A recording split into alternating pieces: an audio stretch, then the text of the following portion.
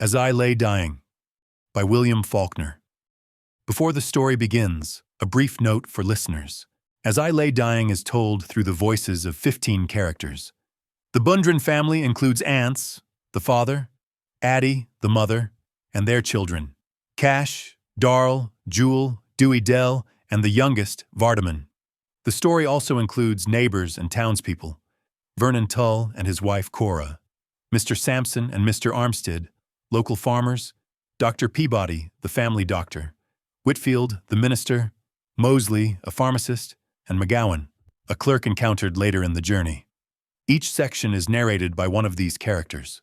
The speaker's name is announced at the beginning of every monologue. Part 1. Darl Bundren. Jewel and I come up from the field, following the path in single file. Although I am 15 feet ahead of him, anyone watching us from the cotton house can see Jewel's frayed and broken straw hat a full head above my own. The path runs straight as a plumb line, worn smooth by feet and baked brick hard by July between the green rows of laid-by cotton, to the cotton house in the center of the field, where it turns and circles the cotton house at 4 soft right angles and goes on across the field again, worn so by feet in fading precision. The cotton house is of rough logs, from between which the chinking has long fallen. Square with a broken roof set at a single pitch, it leans in empty and shimmering dilapidation in the sunlight. A single broad window in 2 opposite walls giving onto the approaches of the path. When we reach it, I turn and follow the path which circles the house. Jewel, 15 feet behind me, looking straight ahead, steps in a single stride through the window. Still staring straight ahead, his pale eyes like wood set into his wooden face.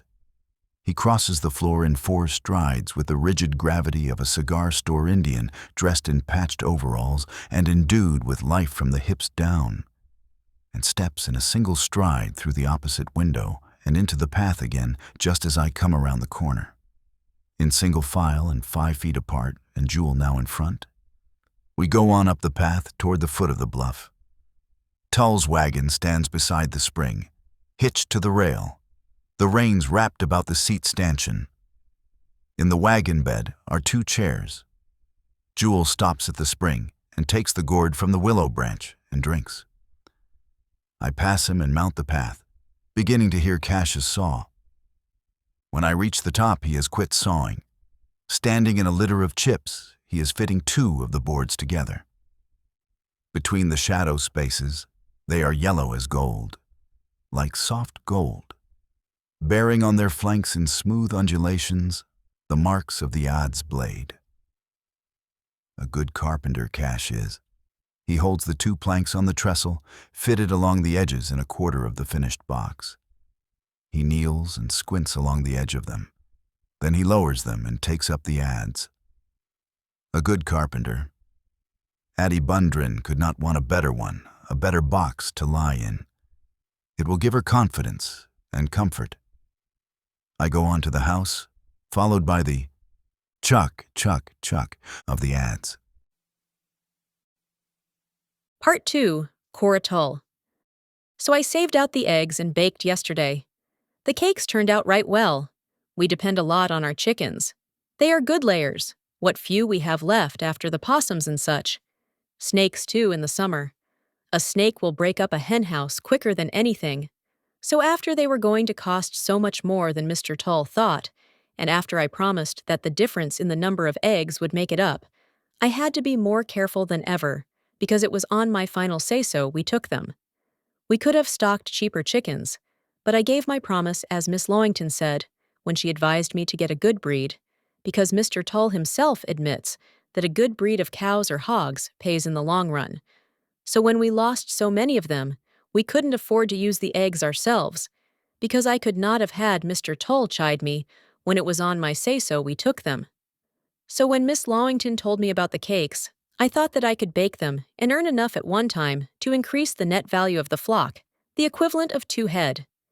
And that by saving the eggs out one at a time, even the eggs wouldn't be costing anything. And that week they laid so well that I not only saved out enough eggs above what we had engaged to sell, to bake the cakes with, I had saved enough so that the flour and the sugar and the stove wood not be costing anything. So I baked yesterday, more careful than ever I baked in my life, and the cakes turned out right well. But when we got to town this morning, Miss Lawington told me the lady had changed her mind and was not going to have the party after all. She ought to take in those cakes anyway, Kate says.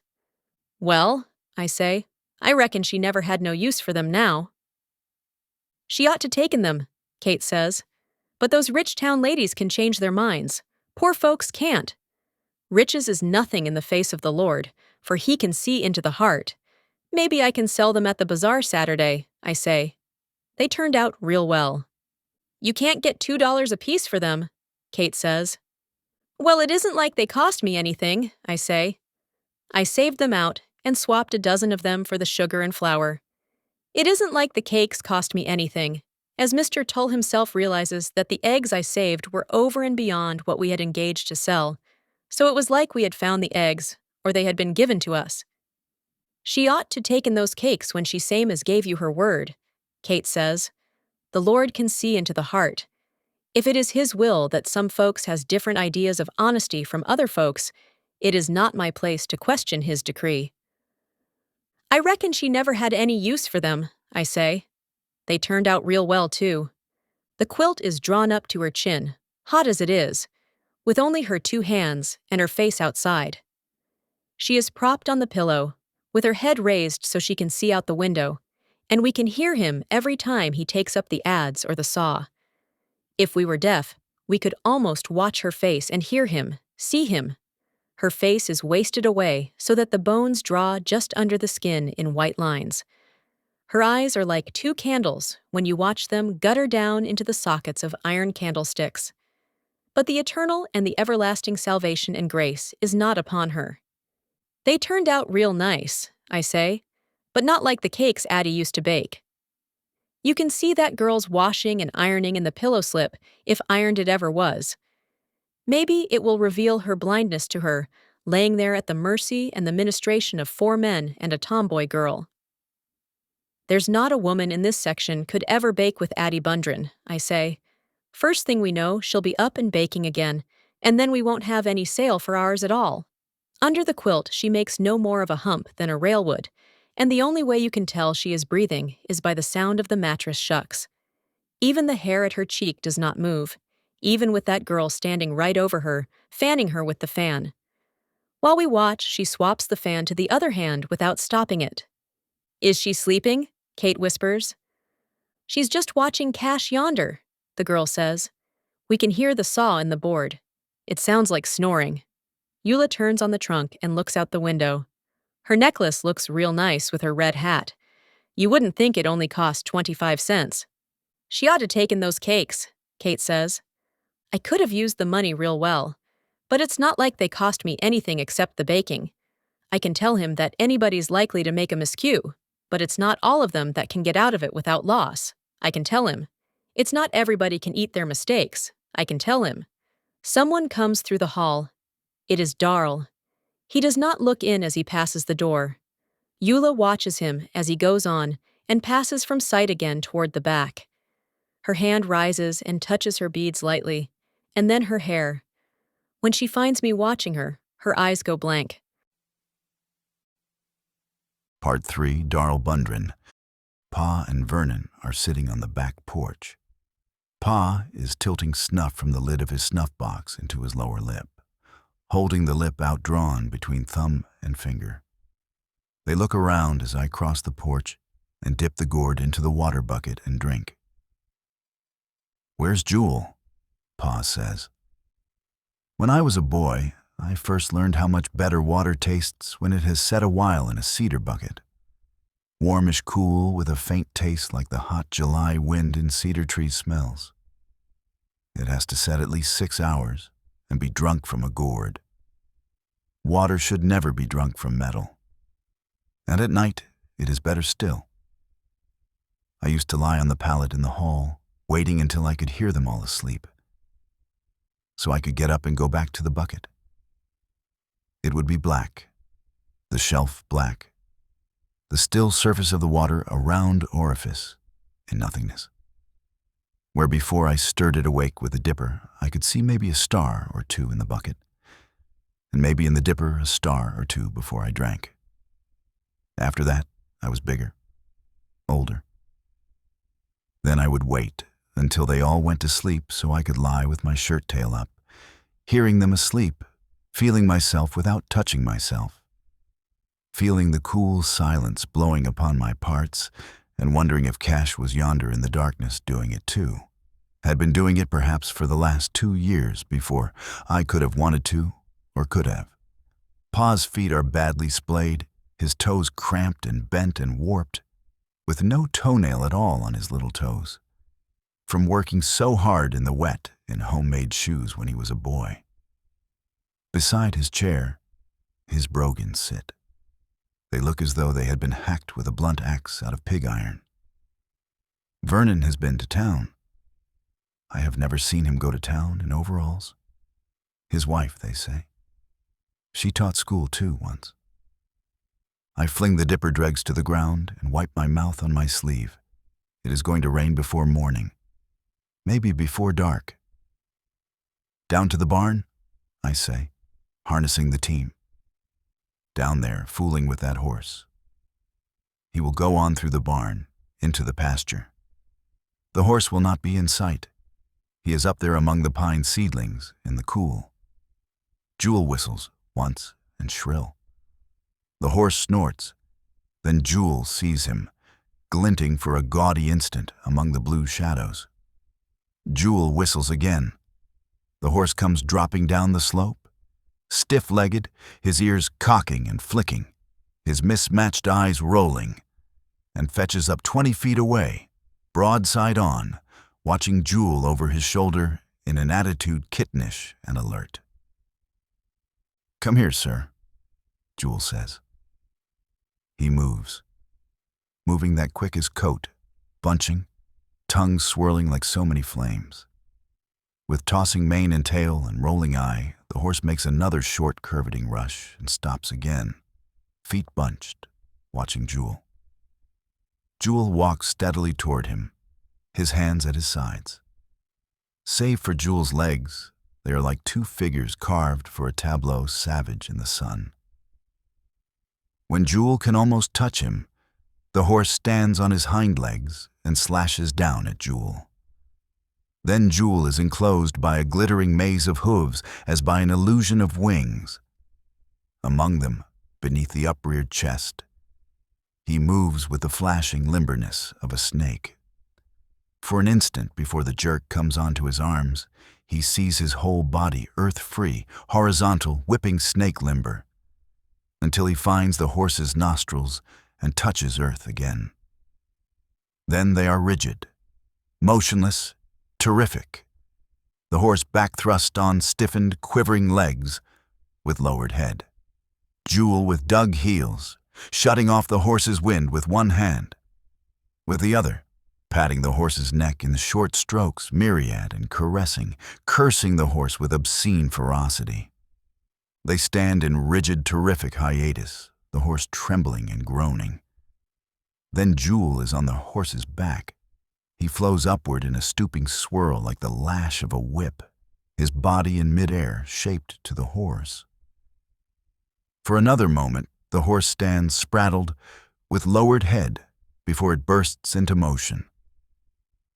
They descend the hill in a series of spine-jolting jumps, Jewel high, leech-like on the withers, to the fence where the horse bunches to a scuttering halt again. "Well," Jewel says, "you can quit now if you got a plenty." Inside the barn, Jewel slides running to the ground before the horse stops. The horse enters the stall, Jewel following. Without looking back, the horse kicks at him, slamming a single hoof into the wall with a pistol-like report. Jewel kicks him in the stomach. The horse arches his neck back. Crop-toothed, Jewel strikes him across the face with his fist and slides onto the trough and mounts upon it. Clinging to the hay rack, he lowers his head and peers out across the stall tops and through the doorway. The path is empty. From here, He cannot even hear Cash sawing. He reaches up and drags down hay in hurried armfuls and crams it into the rack. "Eat," he says. "Get the goddamn stuff out of sight while you got a chance, you puzzle-gutted bastard. You sweet son of a bitch," he says. Part 4. Jewel Bundren. It's because he stays out there, right under the window, hammering and sawing on that goddamn box. Where she's got to see him. Where every breath she draws is full of his knocking and sawing, where she can see him saying, See what a good one I'm making for you. I told him to go somewhere else. I said, good God, do you want to see her in it?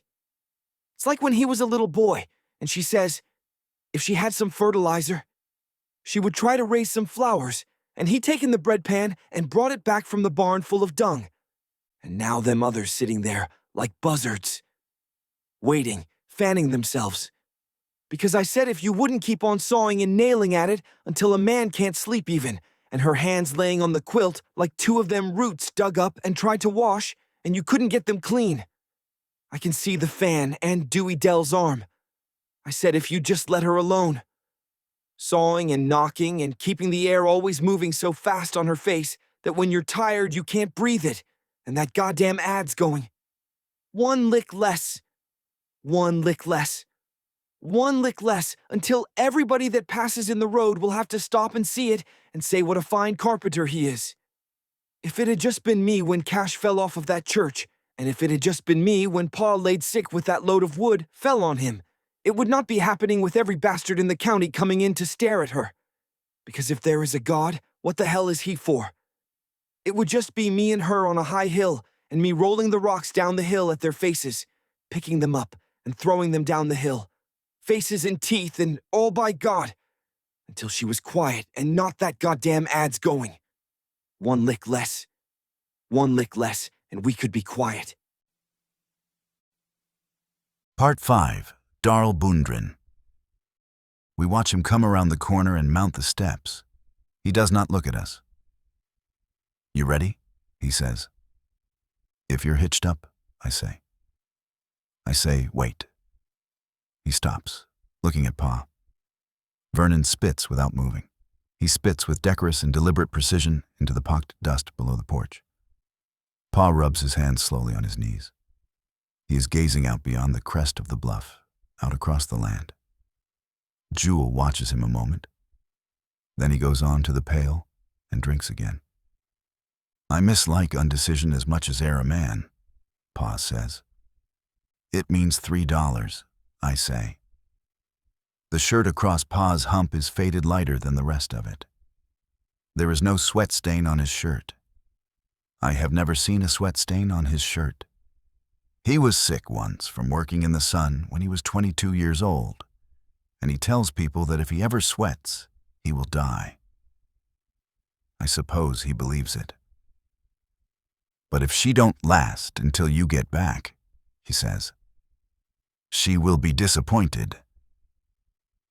Vernon spits into the dust, but it will rain before morning. "She's counted on it," Pa says. "She'll want to start right away. I know her. I promised her I'd keep the team here and ready, and she's counting on it." "We'll need that $3 then, sure," I say. He gazes out over the land, rubbing his hands on his knees. Since he lost his teeth, his mouth collapses in slow repetition when he dips. The stubble gives his lower face that appearance that old dogs have. "You'd better make up your mind soon, so we can get there and get a load on before dark," I say. "Ma ain't that sick," Jewel says. "Shut up, Darl." "That's right," Vernon says. "She seems more like herself today than she has in a week.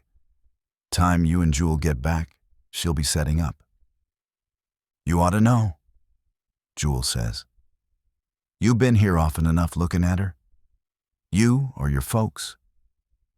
Vernon looks at him. Jewel's eyes look like pale wood in his high-blooded face. He is a head taller than any of the rest of us, always was.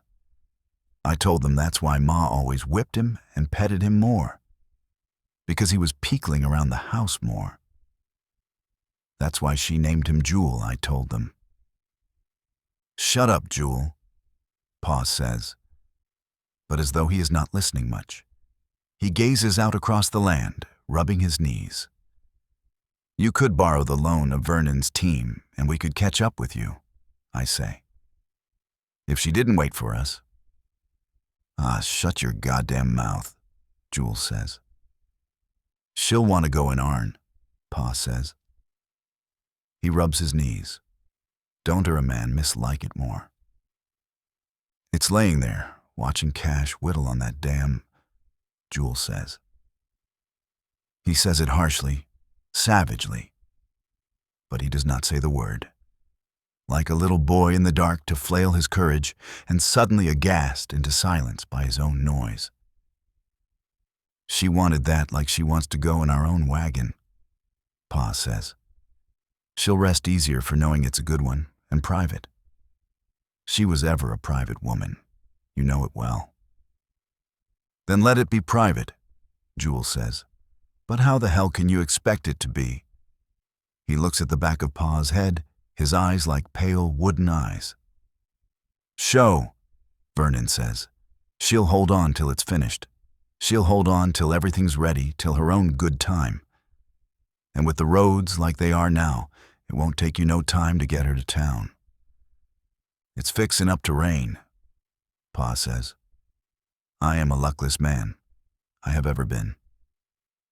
He rubs his hands on his knees. It's that dern doctor, liable to come at any time.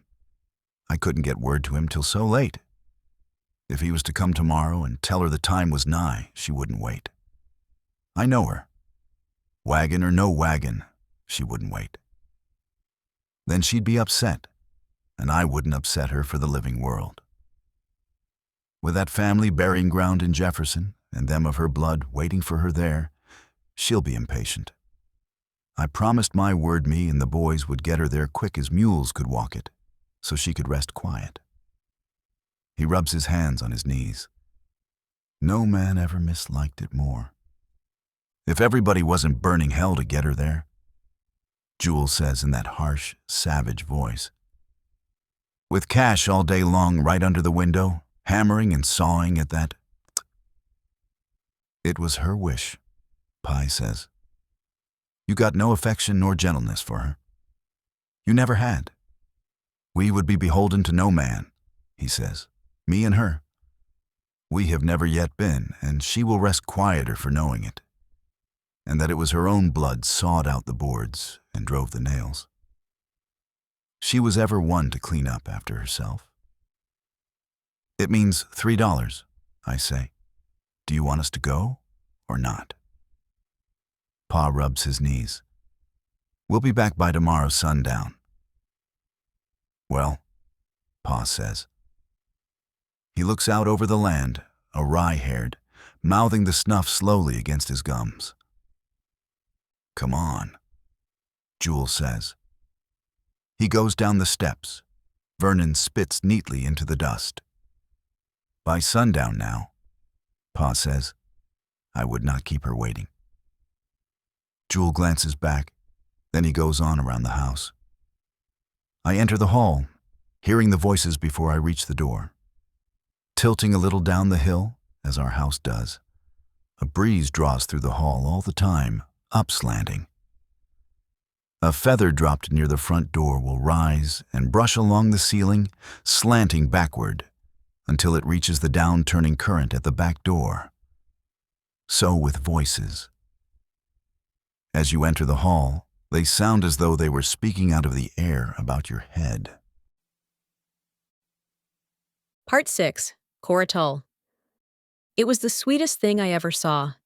It was like he knew he would never see her again, that Anse Bundren was driving him from his mother's deathbed, never to see her in this world again. I always said Darl was different from those others. I always said he was the only one of them that had his mother's nature, had any natural affection.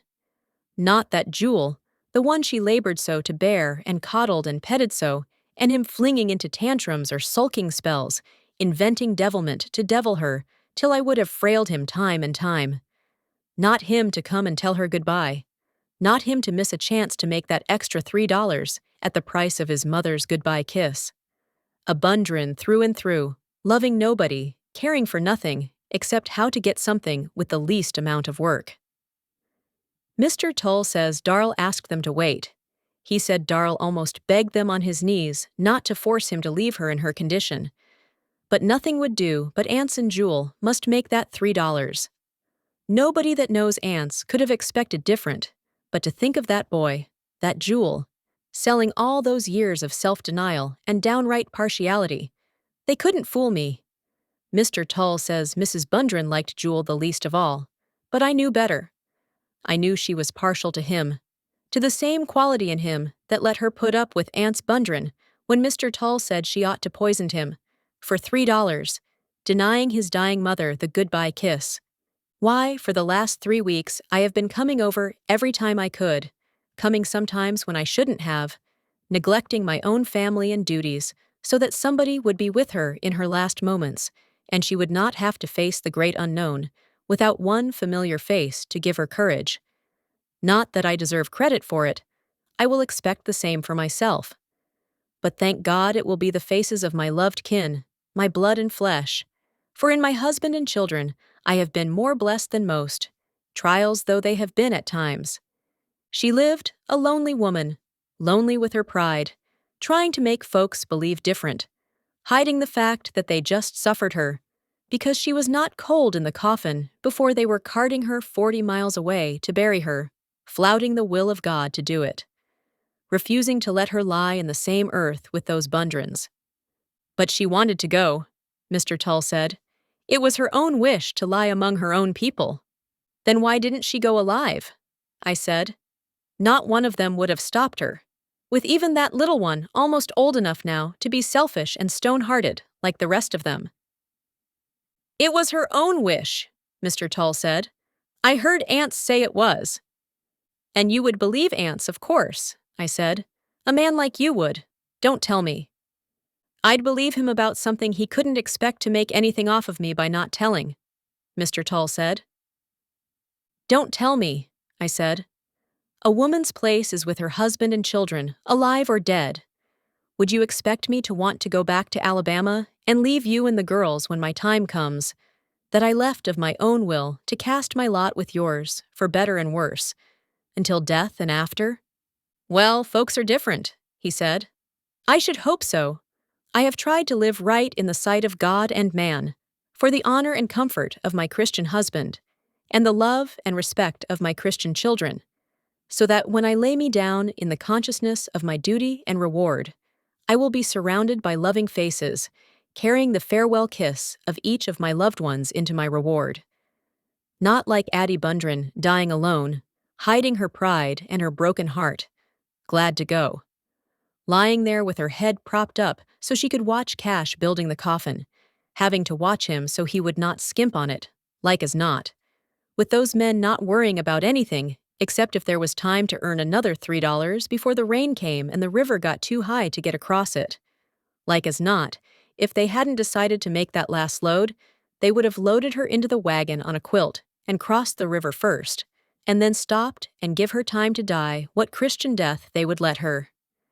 Except Darl. It was the sweetest thing I ever saw. Sometimes I lose faith in human nature for a time. I am assailed by doubt. But always the Lord restores my faith and reveals to me his bounteous love for his creatures. Not Jewel, the one she had always cherished, not him. He was after that $3 extra. It was Darl, the one that folks say is queer, lazy, pottering about the place no better than Anse, with Cash a good carpenter, and always more building than he can get around to, and Jewel always doing something that made him some money, or got him talked about, and that near-naked girl always standing over Addie with a fan so that every time a body tried to talk to her and cheer her up, would answer for her right quick, like she was trying to keep anybody from coming near her at all. It was Darl. He come to the door and stood there, looking at his dying mother. He just looked at her, and I felt the bounteous love of the Lord again and his mercy. I saw that, with Jewel, she had just been pretending, but that it was between her and Darl that the understanding and the true love was.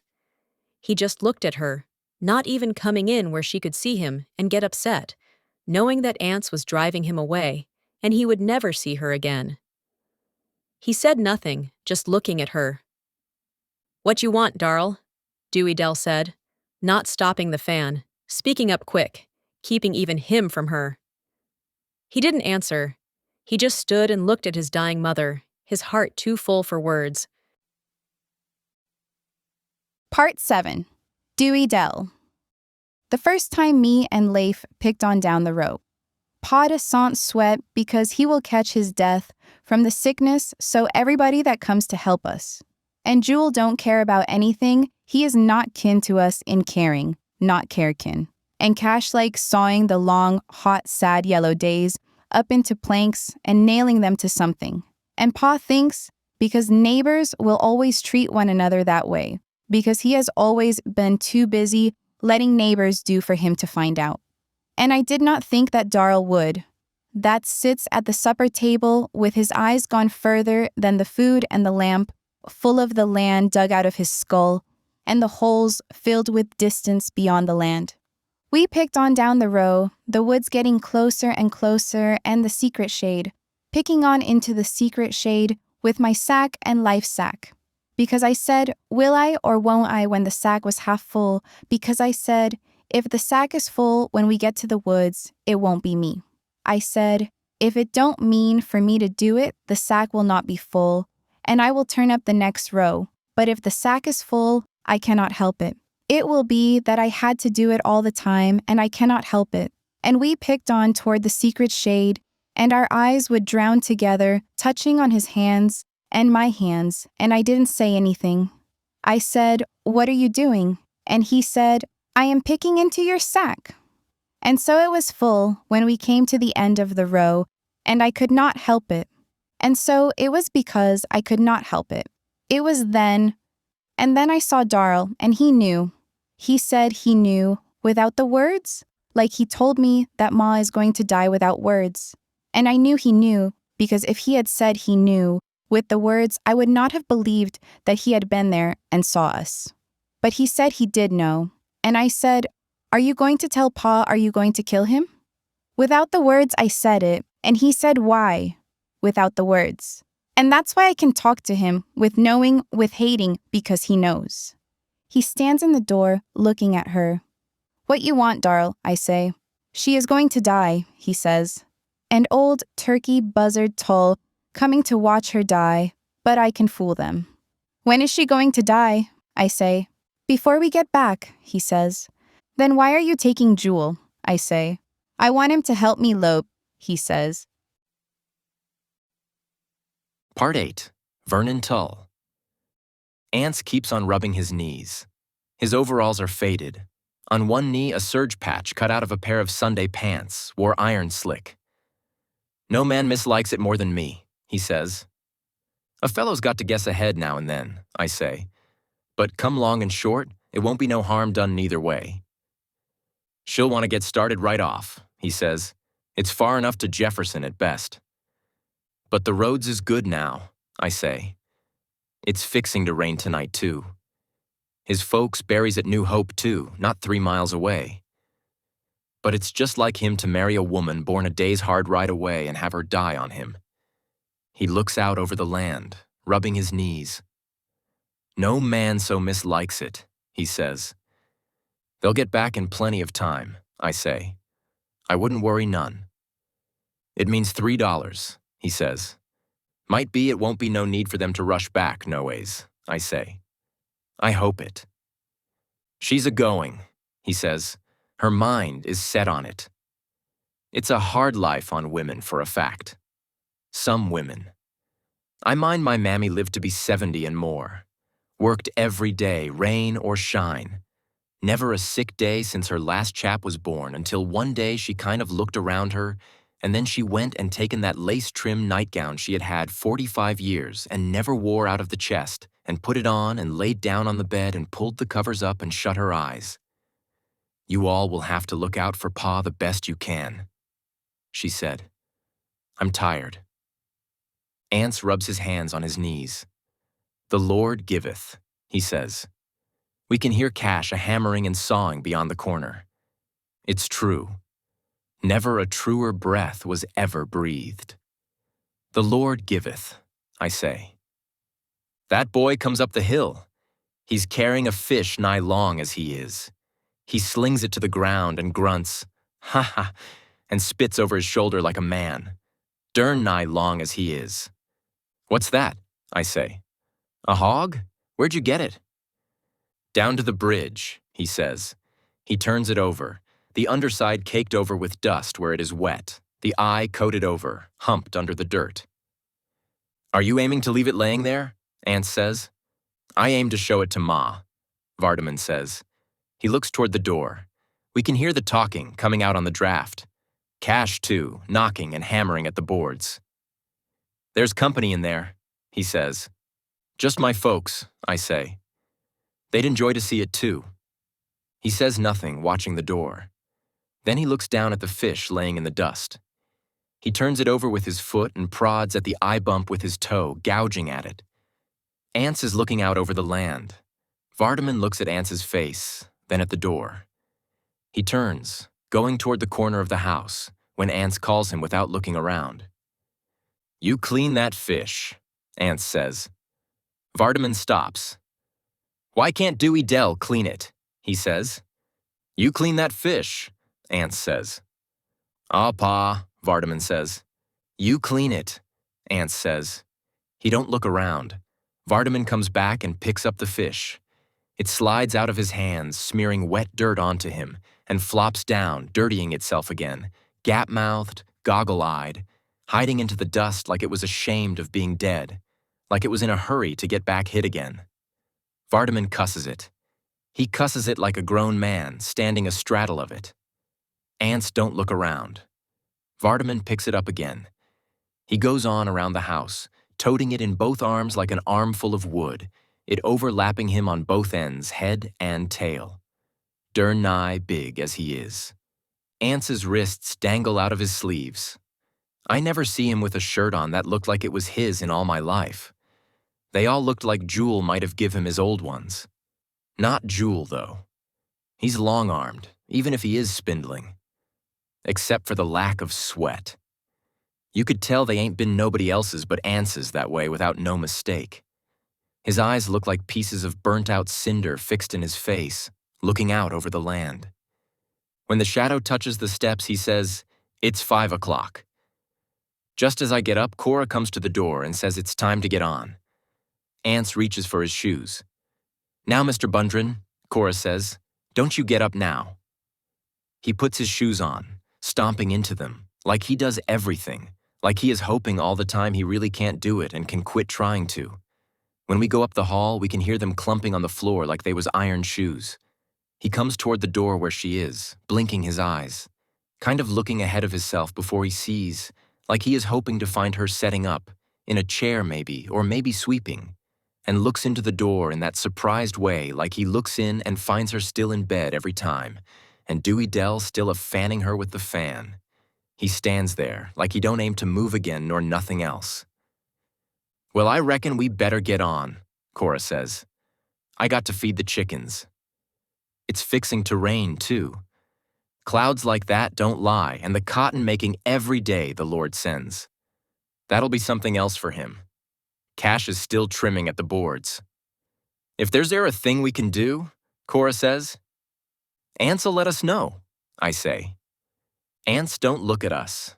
He looks around, blinking, in that surprised way, like he had wore his self down being surprised, and was even surprised at that. If Cash just works that careful on my barn. "I told Anse it likely won't be no need," I say. "I so hope it." "Her mind is set on it," he says. "I reckon she's bound to go." "It comes to all of us," Cora says. "Let the Lord comfort you." "About that corn," I say. I tell him again I will help him out if he gets into a tight, with her sick and all. Like most folks around here, I done holp him so much already I can't quit now. "I aim to get to it today," he says. "Seems like I can't get my mind on nothing." Maybe she'll hold out till you are laid by, I say. If God wills it, he says. Let him comfort you, Cora says. If Cash just works that careful on my barn. He looks up when we pass. Don't reckon I'll get to you this week, he says. Tain't no rush, I say. Whenever you get around to it. We get into the wagon. Cora sets the cake box on her lap. It's fixing to rain, show.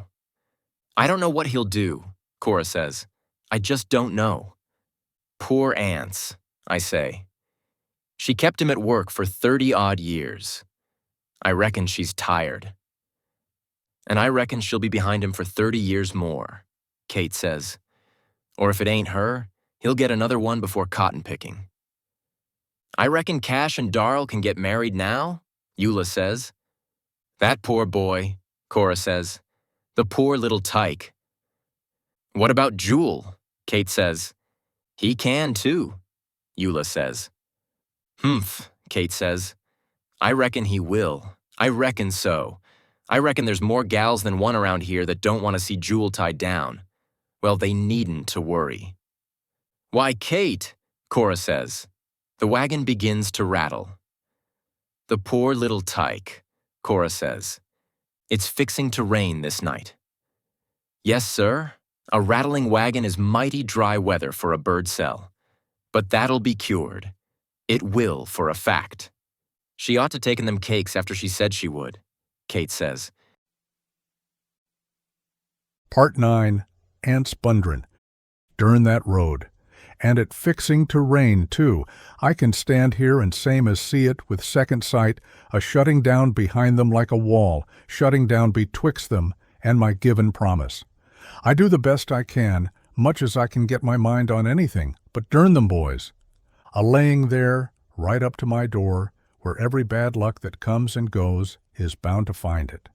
I told Addie it wasn't any luck living on a road when it come by here, and she said, for the world like a woman, get up and move then. But I told her it wasn't no luck in it, because the Lord put roads for traveling, why he laid them down flat on the earth. When he aims for something to be always a-moving, he makes it long ways, like a road or a horse or a wagon, but when he aims for something to stay put, he makes it up and down ways, like a tree or a man. And so he never aimed for folks to live on a road, because which gets there first, I says, the road or the house? Did you ever know him to set a road down by a house, I says. No, you never, I says, because it's always men can't rest till they gets the house set where everybody that passes in a wagon can spit in the doorway, keeping the folks restless and wanting to get up and go somewheres else when he aimed for them to stay put like a tree or a stand of corn. Because if he'd aimed for man to be always a-moving and going somewheres else, wouldn't he put him long ways on his belly like a snake?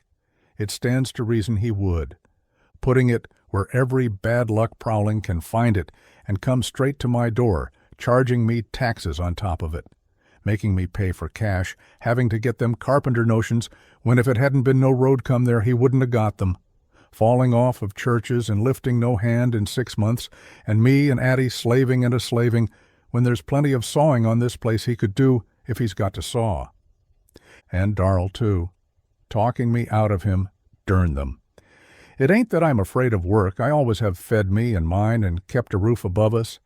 It's that they would shorthand me just because he tends to his own business, just because he's got his eyes full of the land all the time. I says to them, he was all right at first with his eyes full of the land, because the land laid up and down ways then. It wasn't till that ere road come and switched the land around long ways and his eyes still full of the land that they begun to threaten me out of him, trying to shorthand me with the law, making me pay for it. She was well and hale, as e'er a woman ever were, except for that road, just laying down, resting herself in her own bed, asking naught of none. Are you sick, Addie? I said. I am not sick, she said. You lay you down and rest you, I said. I knowed you are not sick, you're just tired. You lay you down and rest. I am not sick, she said. I will get up. Lay still and rest, I said. You are just tired. You can get up tomorrow. and she was laying there, well and hale, as e'er a woman ever were, except for that road. I never sent for you, I said. I take you to witness I never sent for you. I know you didn't, Peabody said. I bound that. Where is she? She's a-laying down, I said. She's just a little tired, but she'll— Get out in here, Anse, he said. Go sit on the porch a while. And now I got to pay for it, me without a tooth in my head, hoping to get ahead enough so I could get my mouth fixed where I could eat God's own victuals as a man should, and her hale and well as there a woman in the land until that day. Got to pay for being put to the need of that $3. Got to pay for the way for them boys to have to go away to earn it. And now I can see same as second sight the rain shutting down betwixt us, a-coming up that road like a dern man, like it wasn't there a other house to rain on in all the living land. I have heard men cuss their luck, and right, for they were sinful men. But I do not say it's a curse on me, because I have done no wrong to be cussed by. I am not religious, I reckon. But peace is my heart, I know it is. I have done things but neither better nor worse than them that pretend other like, and I know that old Marster will care for me as for e'er a sparrow that falls. But it seems hard that a man in his need could be so flouted by a road. Vardaman comes around the house, bloody as a hog to his knees, and that ere fish chopped up with the axe, like as not, or maybe throwed away for him to lie about the dogs at it. Well, I reckon I ain't no call to expect no more of him than of his man-growed brothers.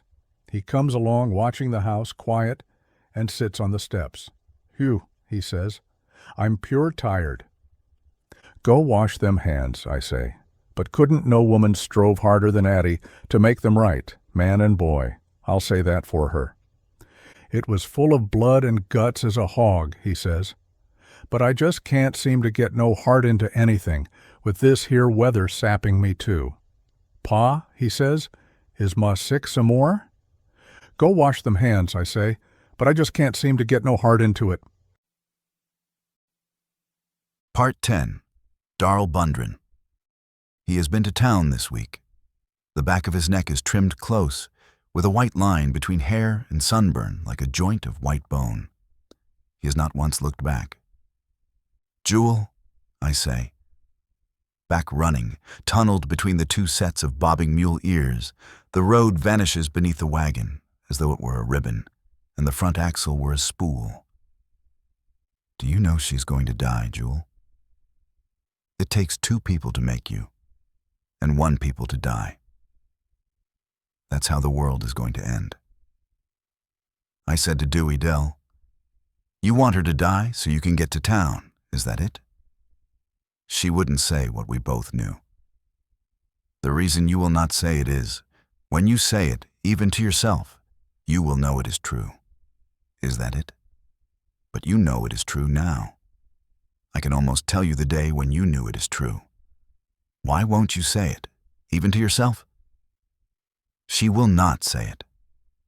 She just keeps on saying, are you going to tell Pa? Are you going to kill him?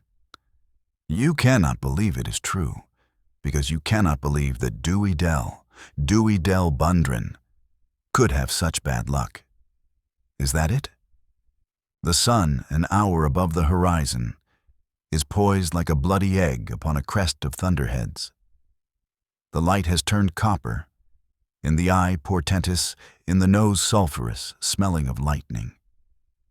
When Peabody comes, they will have to use the rope.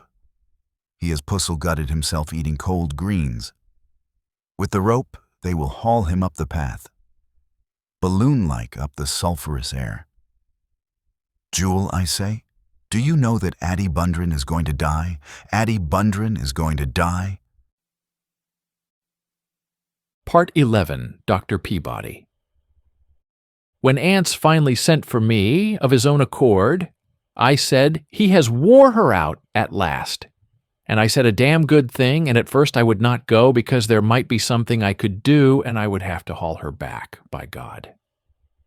I thought maybe they have the same sort of fool ethics in heaven they have in the medical college, and that it was maybe Vernon Tull sending for me again, getting me there in the nick of time, as Vernon always does things, getting the most for Anse's money like he does for his own.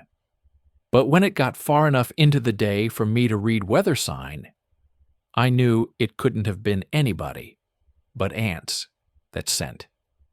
I knew that nobody but a luckless man could ever need a doctor in the face of a cyclone. And I knew that if it had finally occurred to Anse himself that he needed one, it was already too late. When I reach the spring and get down and hitch the team, the sun has gone down behind a bank of black cloud like a top-heavy mountain range, like a load of cinders dumped over there, and there is no wind. I could hear Cash sawing for a mile before I got there.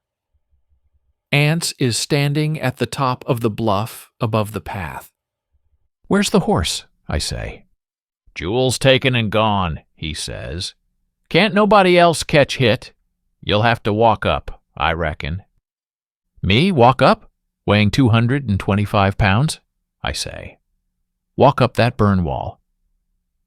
He stands there beside a tree. Too bad the Lord made the mistake of giving trees roots and giving the ants Bundrens. He makes feet and legs. If he'd just swapped them, there wouldn't ever be a worry about this country being deforested someday. Or any other country. "What do you aim for me to do?" I say. "Stay here and get blowed clean out of the county when that cloud breaks?" Even with the horse, it would take me 15 minutes to ride up across the pasture to the top of the ridge and reach the house. The path looks like a crooked limb blown against the bluff. Anse has not been in town in 12 years. And how his mother ever got up there to bear him, he being his mother's son. "Vardaman's getting the rope," he says. After a while, Vardaman appears with the plow line. He gives the end of it to Anse and comes down the path, uncoiling it. "You hold it tight," I say. "I done already wrote this visit onto my books, so I'm going to charge you just the same whether I get there or not." "I got hit," Anse says. "You kin come on up." I'll be damned if I can see why I don't quit. A man 70 years old, weighing 200 and odd pounds, being hauled up and down a damn mountain on a rope. I reckon it's because I must reach the $50,000 mark of dead accounts on my books before I can quit. "What the hell does your wife mean," I say, "taking sick on top of a dern mountain?" "I'm right sorry," he says. He let the rope go, just dropped it, and he has turned toward the house. There is a little daylight up here still, of the color of sulfur matches. The boards look like strips of sulfur. Cash does not look back. Vernon Tull says he brings each board up to the window for her to see it and say it is all right. The boy overtakes us. Anse looks back at him. "Where's the rope?" he says. "It's where you left it," I say. "But never you mind that rope. I got to get back down that bluff. I don't aim for that storm to catch me up here. I'd blow too darn far once I got started." The girl is standing by the bed, fanning her. When we enter, she turns her head and looks at us. She has been dead these 10 days. I suppose it's having been a part of Anse for so long that she cannot even make that change, if change it be. I can remember how when I was young I believed death to be a phenomenon of the body. Now I know it to be merely a function of the mind, and that of the minds of the ones who suffer the bereavement. The nihilists say it is the end, the fundamentalists the beginning, when in reality it is no more than a single tenant or family moving out of a tenement or a town. She looks at us. Only her eyes seem to move. It's like they touch us, not with sight or sense, but like the stream from a hose touches you, the stream at the instant of impact, as dissociated from the nozzle as though it had never been there. She does not look at Anse at all. She looks at me, then at the boy. Beneath the quilt, she is no more than a bundle of rotten sticks. "Well, Miss Addie," I say. The girl does not stop the fan. "How are you, sister?" I say. Her head lies gaunt on the pillow, looking at the boy. "You picked out a fine time to get me out here and bring up a storm. Then I send Anse and the boy out." She watches the boy as he leaves the room. She has not moved save her eyes. He and Anse are on the porch when I come out. The boy sitting on the steps, Anse standing by a post, not even leaning against it, his arms dangling, the hair pushed and matted up on his head like a dipped rooster. He turns his head, blinking at me. "Why didn't you send for me sooner?" I say. "Hit was just one thing and then another," he says. "That air corn me and the boys was aimin' to git up with, and Dewey Dell a-takin' good keer of her, and folks comin' in, a-offerin' to help and sich, till I just thought." "Damn the money," I say. "Did you ever hear of me worrying a fellow before he was ready to pay?" "Hit ain't begrudgin' the money," he says. "I just kept a-thinkin', she's goin', is she?" The dern little tyke is sitting on the top step, looking smaller than ever in the sulphur-colored light. That's the one trouble with this country. Everything, weather, all hangs on too long. Like our rivers, our land, opaque, slow, violent, shaping and creating the life of man in its implacable and brooding image. "I knowed hit," Anse says. "All the while I made show." Her mind is sot on hit. "And a damn good thing, too," I say, with a trifling... He sits on the top step, small, motionless in faded overalls. When I came out, he looked up at me, then at Anse, but now he has stopped looking at us. He just sits there. "Have you told her yet?" Anse says. "What for?" I say. "What the devil for?" "She'll know hit. I knowed that when she see you, she would know hit. Same as writing. You wouldn't need to tell her. Her mind." Behind us, the girl says, "Paw." I look at her face. "You better go quick," I say. When we enter the room, she is watching the door. She looks at me. Her eyes look like lamps blaring up just before the oil is gone. "She wants you to go out," the girl says. "Now, Addie," Anse says, "when he come all the way from Jefferson to get you well." She watches me. I can feel her eyes. It's like she was shoving at me with them. I have seen it before in women. Seen them drive from the room, them coming with sympathy and pity, with actual help, and clinging to some trifling animal to whom they never were more than pack horses. That's what they mean by the love that passeth understanding. That pride, that furious desire to hide that abject nakedness which we bring here with us, carry with us into operating rooms, carry stubbornly and furiously with us into the earth again. I leave the room. Beyond the porch, Cash's saw snores steadily into the board. A minute later, she calls his name, her voice harsh and strong. "Cash," she says. "You, Cash." Part 12. Darl Bundren. Pa stands beside the bed. From behind his leg, Vardaman peers, with his round head and his eyes round and his mouth beginning to open. She looks at Pa. All her failing life appears to drain into her eyes, urgent, irremediable. It's Jewel she wants. Dewey Dell says. "Why, Addie?" Pa says. "Him and Darl went to make one more load. They thought there was time, that you would wait for them, and that $3 and all." He stoops, laying his hand on hers. For a while yet she looks at him, without reproach, without anything at all, as if her eyes alone are listening to the irrevocable cessation of his voice. Then she raises herself, who has not moved in 10 days. Dewey Dell leans down, trying to press her back. "Ma," she says, "Ma." She's looking out the window, at Cash stooping steadily at the board in the failing light, laboring on toward darkness and into it as though the stroking of the saw illumined its own motion. Board and saw engendered. "You, Cash," she shouts, her voice harsh, strong, and unimpaired. "You, Cash." He looks up at the gaunt face framed by the window in the twilight. It is a composite picture of all time since he was a child. He drops the saw and lifts the board for her to see, watching the window in which the face has not moved.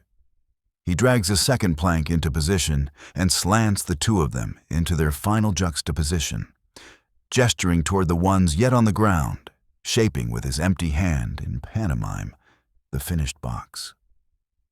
For a while still she looks down at him from the composite picture, neither with censure nor approbation. Then the face disappears. She lies back and turns her head without so much as glancing at Pa. She looks at Vardaman, her eyes, the life in them, rushing suddenly upon them. The two flames glare up for a steady instant. Then they go out as though someone had leaned down and blown upon them. "Ma," Dewey Dell says, "Ma." Leaning above the bed, her hands lifted a little, the fan still moving like it has for 10 days. She begins to keen. Her voice is strong, young, tremulous, and clear, wrapped with its own timbre and volume, the fan still moving steadily up and down, whispering the useless air. Then she flings herself across Addie Bundren's knees, clutching her, shaking her with the furious strength of the young, before sprawling suddenly across the handful of rotten bones that Addie Bundren left, jarring the whole bed into a chattering sibilance of mattress shucks. Her arms outflung, and the fan in one hand still beating with expiring breath into the quilt. From behind Pa's leg, Vardaman peers, his mouth full open and all color draining from his face into his mouth, as though he has by some means fleshed his own teeth in himself, sucking. He begins to move slowly backward from the bed, his eyes round, his pale face fading into the dusk like a piece of paper pasted on a failing wall. And so out of the door. Pa leans above the bed in the twilight, his humped silhouette partaking of that owl-like quality of awry-feathered, disgruntled outrage within which lurks a wisdom too profound or too inert for even thought. "Durn them boys," he says. "Jewel," I say. Overhead the day drives level and gray, hiding the sun by a flight of gray spears. In the rain the mules smoke a little, splashed yellow with mud, the off one clinging in sliding lunges to the side of the road above the ditch. The tilted lumber gleams dull yellow, water-soaked and heavy as lead, tilted at a steep angle into the ditch above the broken wheel. About the shattered spokes and about Jewel's ankles a runnel of yellow, neither water nor earth, swirls, curving with the yellow road, neither of earth nor water, down the hill dissolving into a streaming mass of dark green, neither of earth nor sky. "Jewel," I say. Cash comes to the door, carrying the saw. Pa stands beside the bed, humped, his arms dangling. He turns his head, his shabby profile, his chin collapsing slowly as he works the snuff against his gums. "She's gone," Cash says. "She taken and left us," Pa says. Cash does not look at him. "How nigh are you done?" Pa says. Cash does not answer. He enters, carrying the saw. "I reckon you better get at it," Pa says. "You'll have to do the best you can, with them boys gone off that-a-way." Cash looks down at her face. He's not listening to Pa at all. He does not approach the bed. He stops in the middle of the floor, the saw against his leg, his sweating arms powdered lightly with sawdust, his face composed. If you get in a tight, maybe some of them will get here tomorrow and help you, Pa says. Vernon could. Cash is not listening. He's looking down at her peaceful, rigid face fading into the dusk, as though darkness were a precursor of the ultimate earth.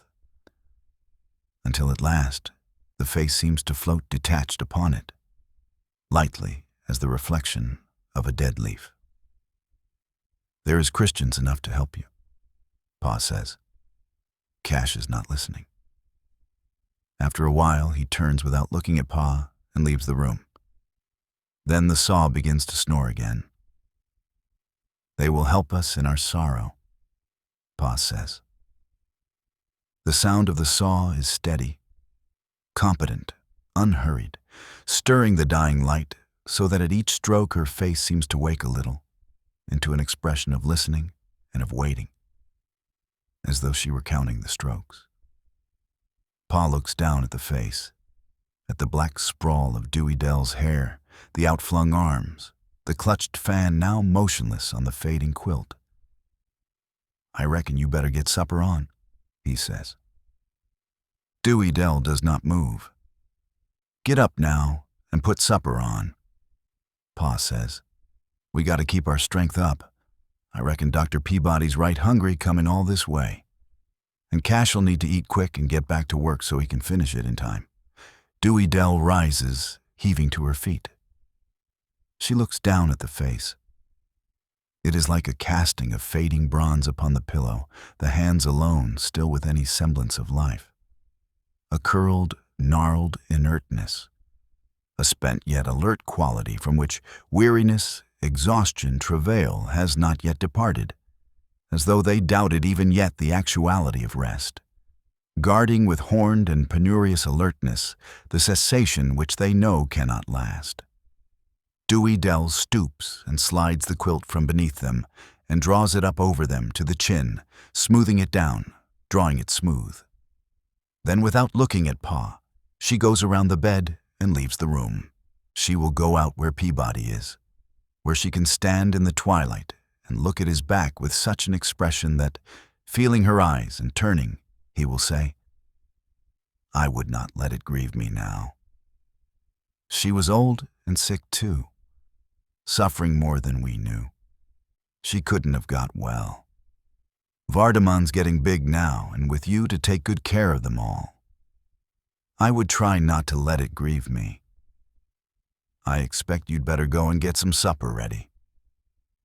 It don't have to be much, but they'll need to eat.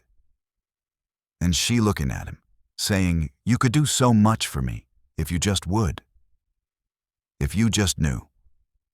I am I, and you are you, and I know it, and you don't know it. And you could do so much for me if you just would, and if you just would.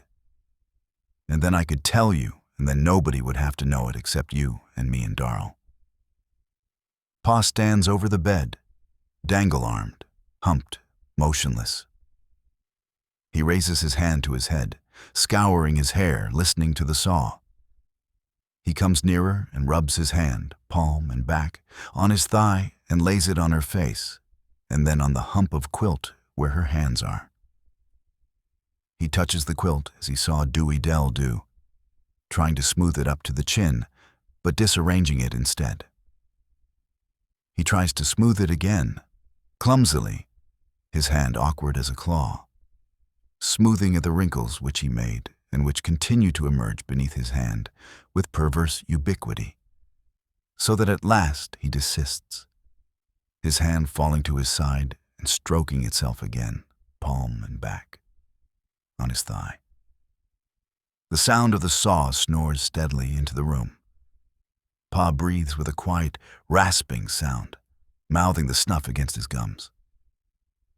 God's will be done, he says. Now I can get them teeth.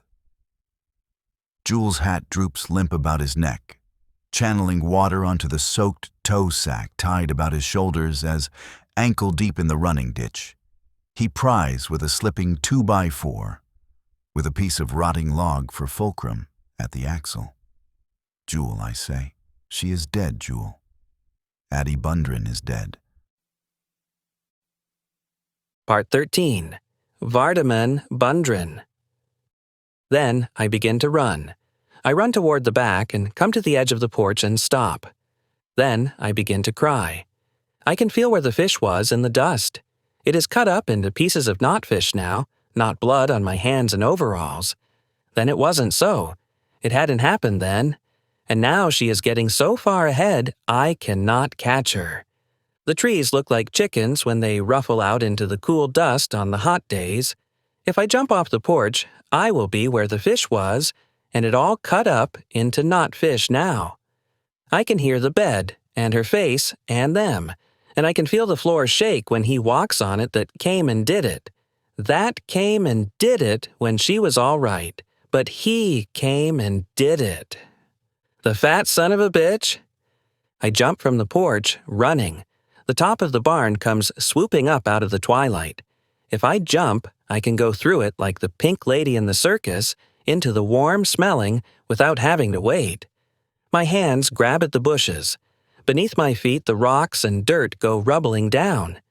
Then I can breathe again in the warm smelling. I enter the stall, trying to touch him, and then I can cry. Then I vomit the crying. As soon as he gets through kicking, I can, and then I can cry. The crying can. He killed her. He killed her. The life in him runs under the skin, under my hand, running through the splotches, smelling up into my nose where the sickness is beginning to cry, vomiting the crying, and then I can breathe, vomiting it. It makes a lot of noise. I can smell the life running up from under my hands, up my arms, and then I can leave the stall.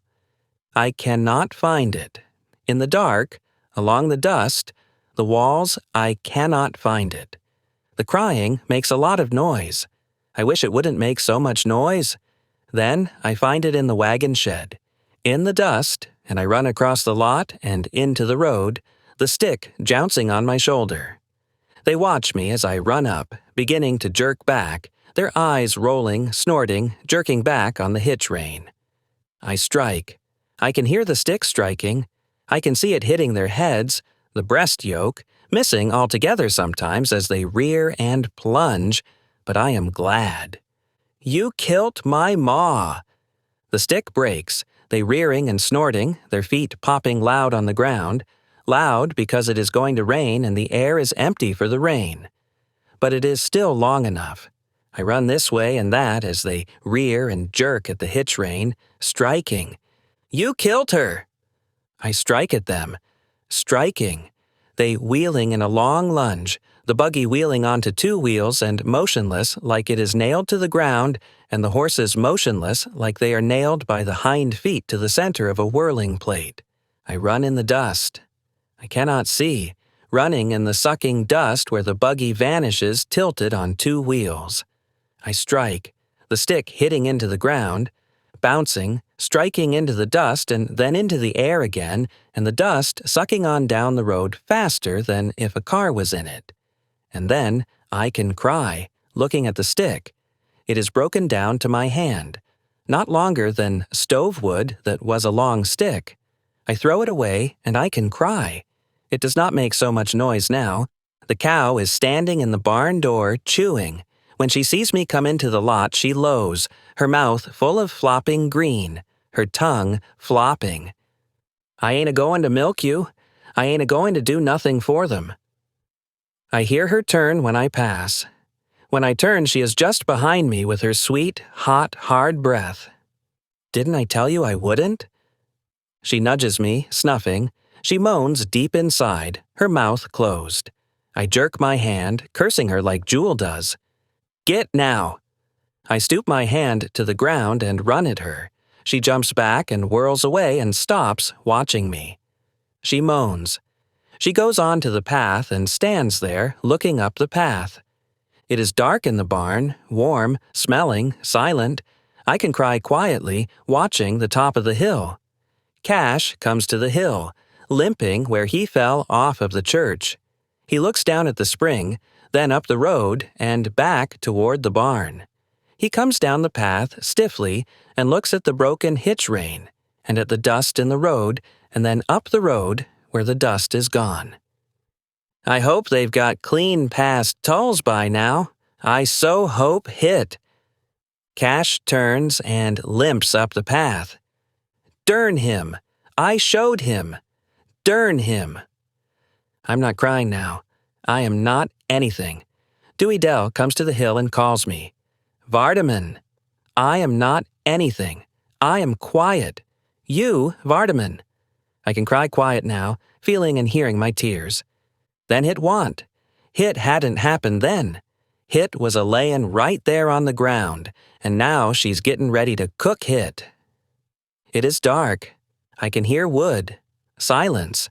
I know them, but not living sounds, not even him. It is as though the dark were resolving him out of his integrity into an unrelated scattering of components, snuffings and stampings, smells of cooling flesh and ammoniac hair, an illusion of a coordinated whole of splotched hide and strong bones within which, detached and secret and familiar, Anne is different from my is. I see him dissolve, legs, a rolling eye, a gaudy splotching like cold flames, and float upon the dark in fading solution, all one yet neither, all either yet none. I can see hearing coil toward him, caressing, shaping his hard shape, fetlock, hip, shoulder, and head, smell and sound. I am not afraid. Cooked and etc., cooked and etc. Part 14. Dewey Dell, Bundren. He could do so much for me if he just would. He could do everything for me. It's like everything in the world for me is inside a tub full of guts, so that you wonder how there can be any room in it for anything else very important. He is a big tub of guts, and I am a little tub of guts. And if there is not any room for anything else important in a big tub of guts, how can it be room in a little tub of guts? But I know it is there because God gave women a sign when something has happened bad. It's because I am alone. If I could just feel it, it would be different, because I would not be alone. But if I were not alone, everybody would know it. And he could do so much for me.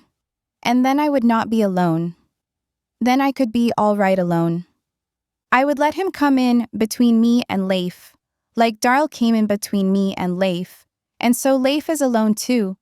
He is Leif, and I am Dewey Dell. And when Mother died, I had to go beyond and outside of me and Leif and Darl to grieve because he could do so much for me, and he don't know it. He don't even know it. From the back porch, I cannot see the barn. Then the sound of Cash's sawing comes in from that way. It is like a dog outside the house, going back and forth around the house to whatever door you come to, waiting to come in. He said, I worry more than you do. And I said, you don't know what worry is, so I can't worry. I try to, but I can't think long enough to worry. I light the kitchen lamp. The fish, cut into jagged pieces, bleeds quietly in the pan. I put it into the cupboard quick, listening into the hall, hearing. It took her 10 days to die. Maybe she don't know it is yet. Maybe she won't go until Cash. Or maybe until Jewel. I take the dish of greens from the cupboard and the bread pan from the cold stove. And I stop, watching the door. Where's Vardaman? Cash says. In the lamp, his sawdusted arms look like sand. I don't know. I ain't seen him. Peabody's team run away. See if you can find Vardaman. The horse will let him catch him. Well, tell them to come to supper. I cannot see the barn. I said, I don't know how to worry. I don't know how to cry. I tried, but I can't.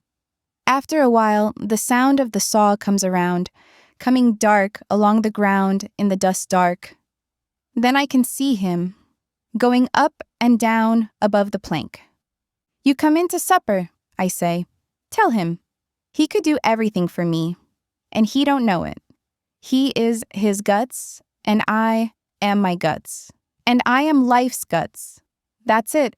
I don't see why he didn't stay in town. We are country people, not as good as town people. I don't see why he didn't. Then I can see the top of the barn. The cow stands at the foot of the path, lowing. When I turn back, Cash is gone. I carry the buttermilk in. Pa and Cash and he are at the table. "Where's that big fish Bud caught, sister?" he says. I set the milk on the table. I never had no time to cook it. "Plain turnip greens is mighty spindling eating for a man my size," he says. Cash is eating. About his head, the print of his hat is sweated into his hair. His shirt is blotched with sweat. He has not washed his hands and arms. "You ought to took time," Pa says. "Where's Vardaman?" I go toward the door. I can't find him. "Here, sister," he says. "Never mind about the fish. It'll save, I reckon. Come on and sit down." "I ain't minding it," I say. "I'm going to milk before it sets in to rain." Pa helps himself and pushes the dish on, but he does not begin to eat. His hands are half closed on either side of his plate, his head bowed a little, his awry hair standing into the lamplight. He looks like right after the maul hits the steer, and it no longer alive, and don't yet know that it is dead. But Cash is eating, and he is too. "You better eat something," he says. He is looking at Pa. "Like Cash and me. You'll need it." Pa says. He rouses up, like a steer that's been kneeling in a pond and you run at it. She would not begrudge me it.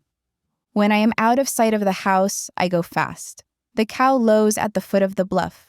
She nuzzles at me, snuffing, blowing her breath in a sweet, hot blast, through my dress, against my hot nakedness, moaning. "You got to wait a little while, then I'll tend to you." She follows me into the barn, where I set the bucket down. She breathes into the bucket, moaning. "I told you, you just got to wait now. I got more to do than I can tend to." The barn is dark. When I pass, he kicks the wall a single blow. I go on. The broken plank is like a pale plank standing on end. Then I can see the slope, feel the air moving on my face again, slow, pale, with lesser dark and with empty seeing, the pine clumps blotched up the tilted slope, secret and waiting. The cow in silhouette against the door nuzzles at the silhouette of the bucket, moaning. Then I pass the stall.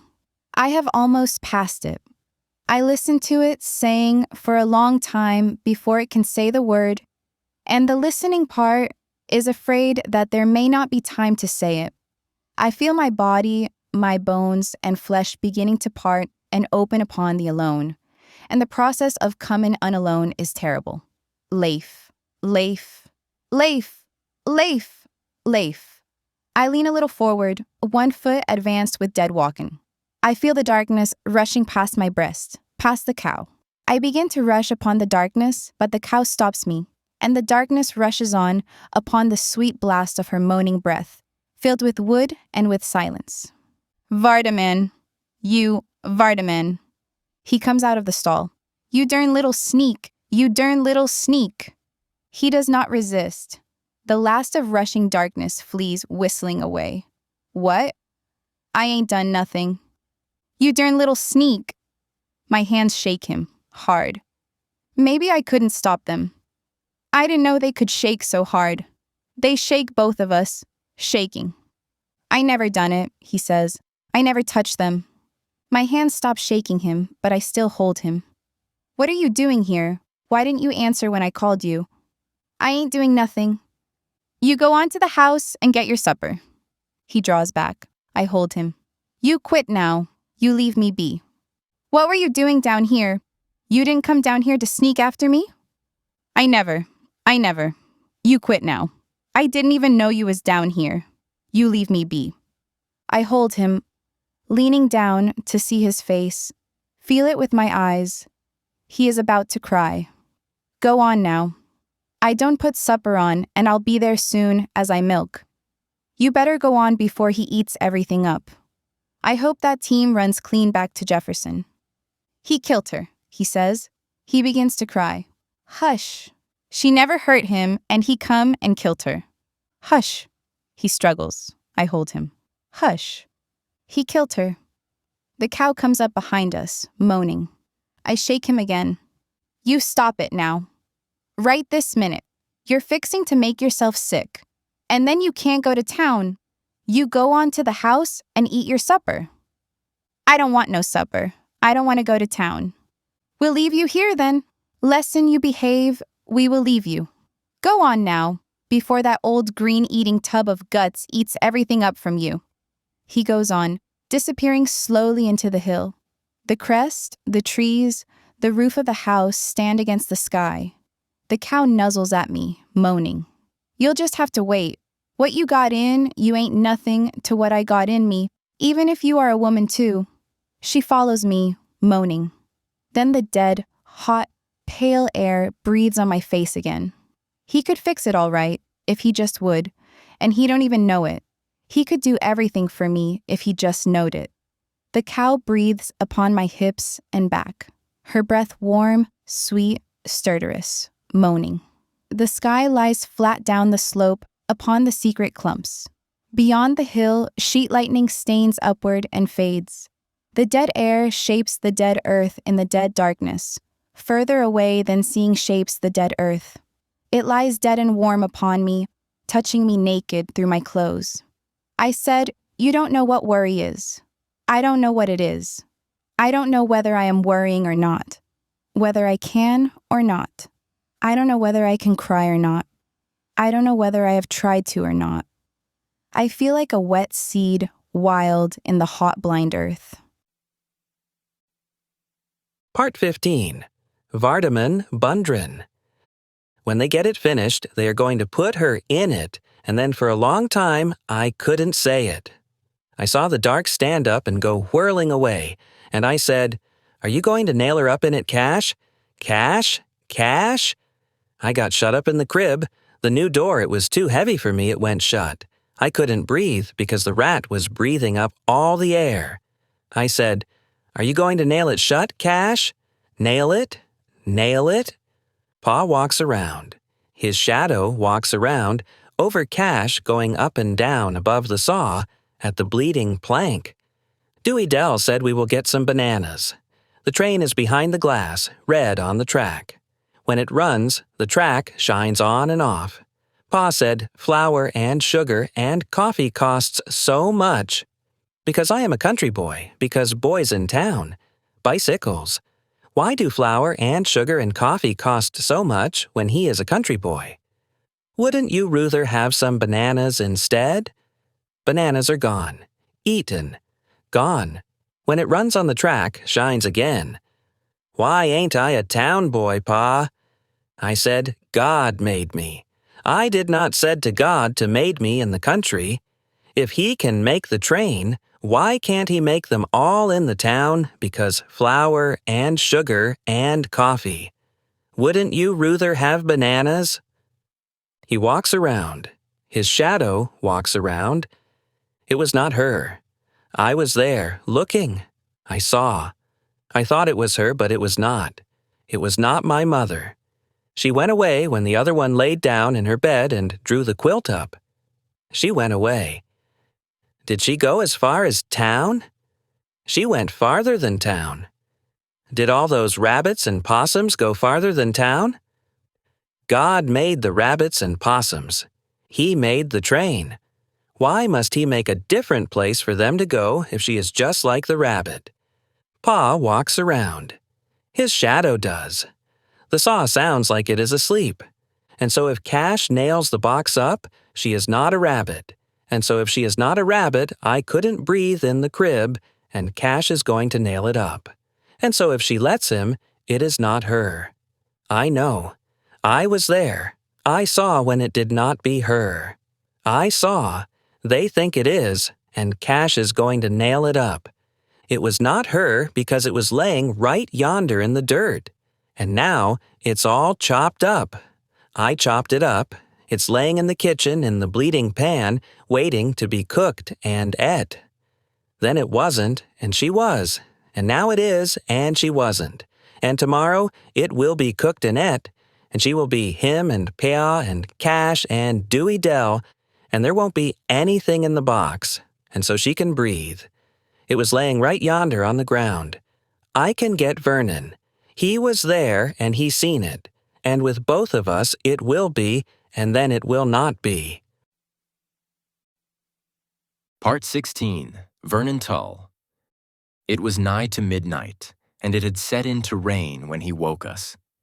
It had been a misdoubtful night, with the storm making. A night when a fellow looks for most anything to happen before he can get the stock fed and himself to the house and supper at and in bed with the rain starting. And when Peabody's team come up, lathered, with the broke harness dragging and the neck yoke betwixt the off critter's legs, Cora says, "It's Addie Bundren. She's gone at last." "Peabody mought have been to one of a dozen houses hereabouts," I says. "Besides, how do you know it's Peabody's team?" "Well, ain't it?" she says. "You hitch up now." "What for?" I says. "If she's gone, we can't do nothing till morning, and it fixing to storm too." "It's my duty," she says.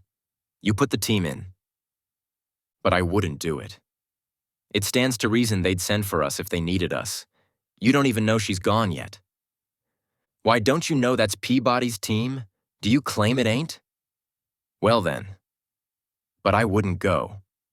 When folks wants a fellow, it's best to wait till they sends for him, I've found. "It's my Christian duty," Cora says. "Will you stand between me and my Christian duty?" "You can stay there all day tomorrow if you want," I says. So when Cora waked me, it had set in to rain.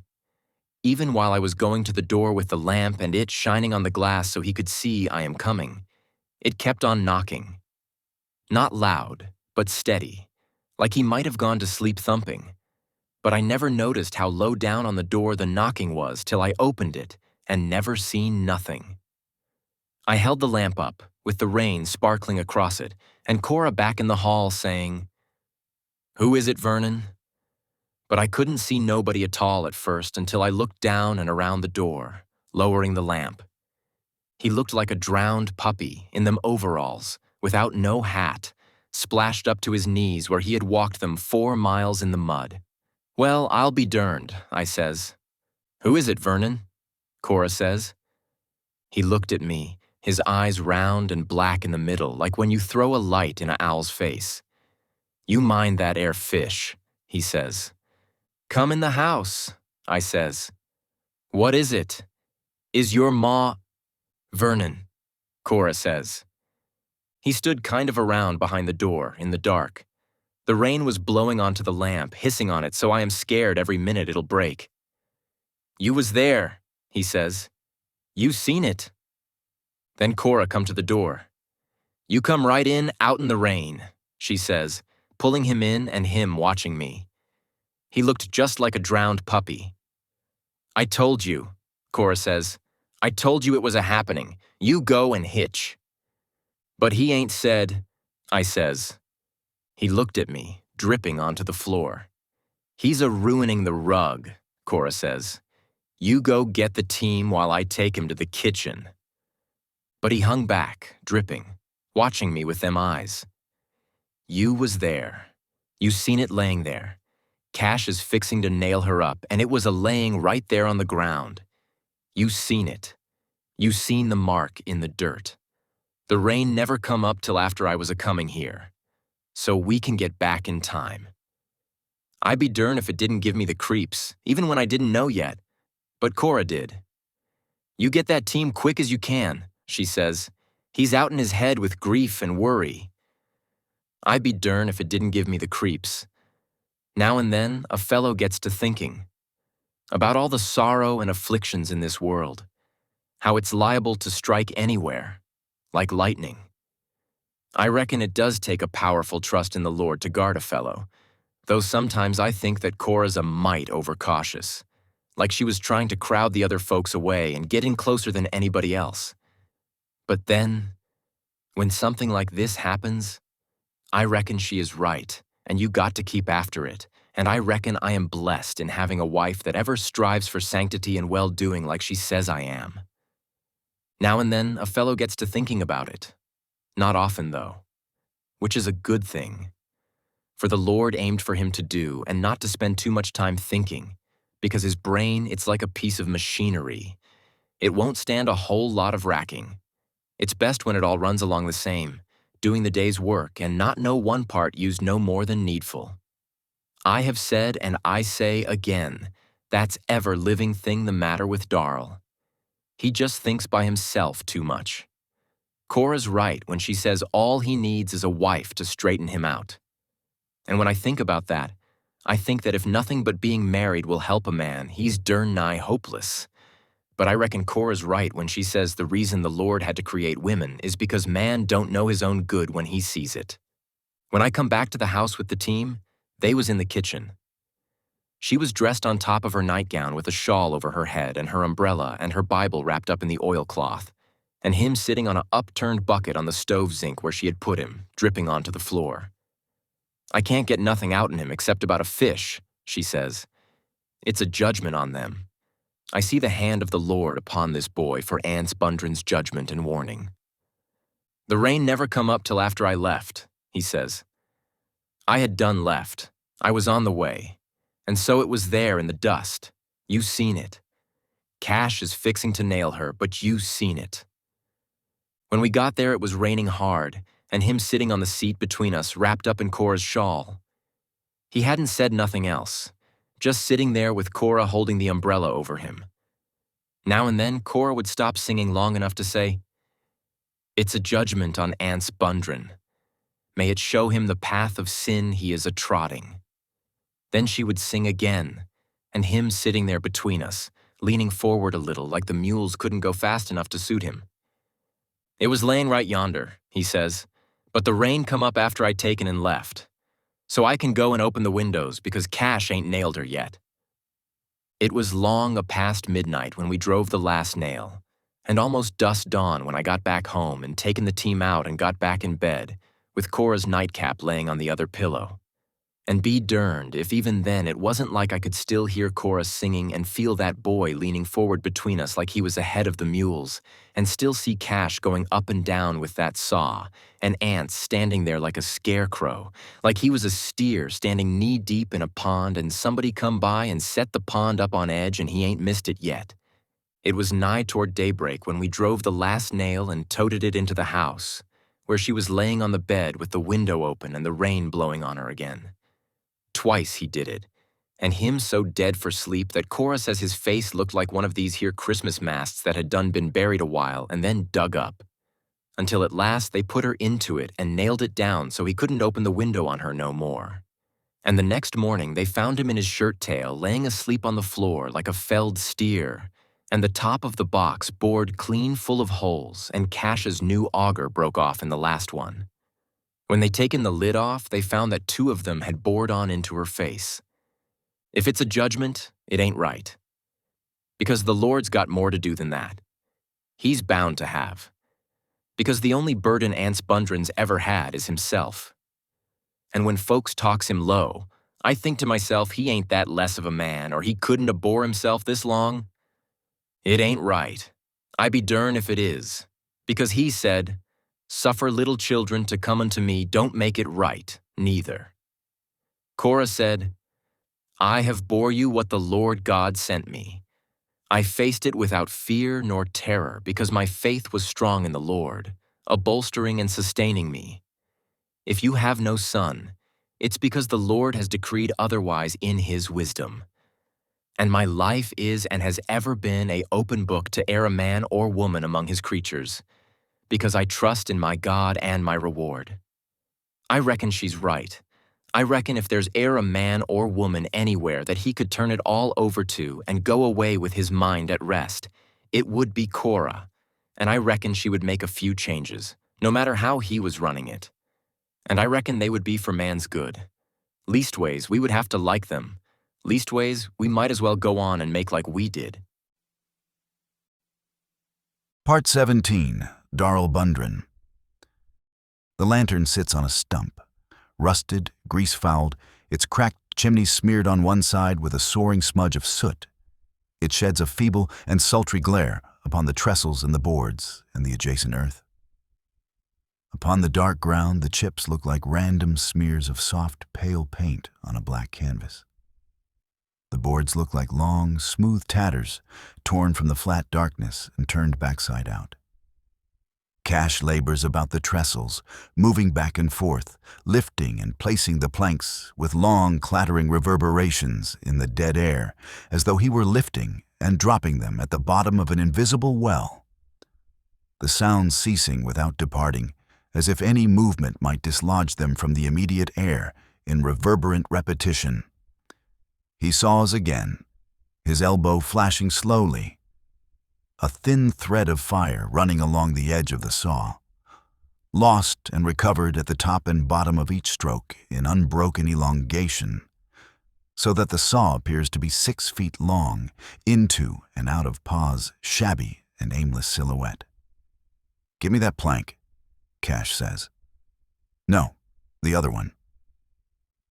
He puts the saw down and comes and picks up the plank he wants, sweeping Pa away with the long, swinging gleam of the balanced board. The air smells like sulfur. Upon the impalpable plane of it, their shadows form as upon a wall, as though like sound they had not gone very far away in falling, but had merely congealed for a moment, immediate and musing.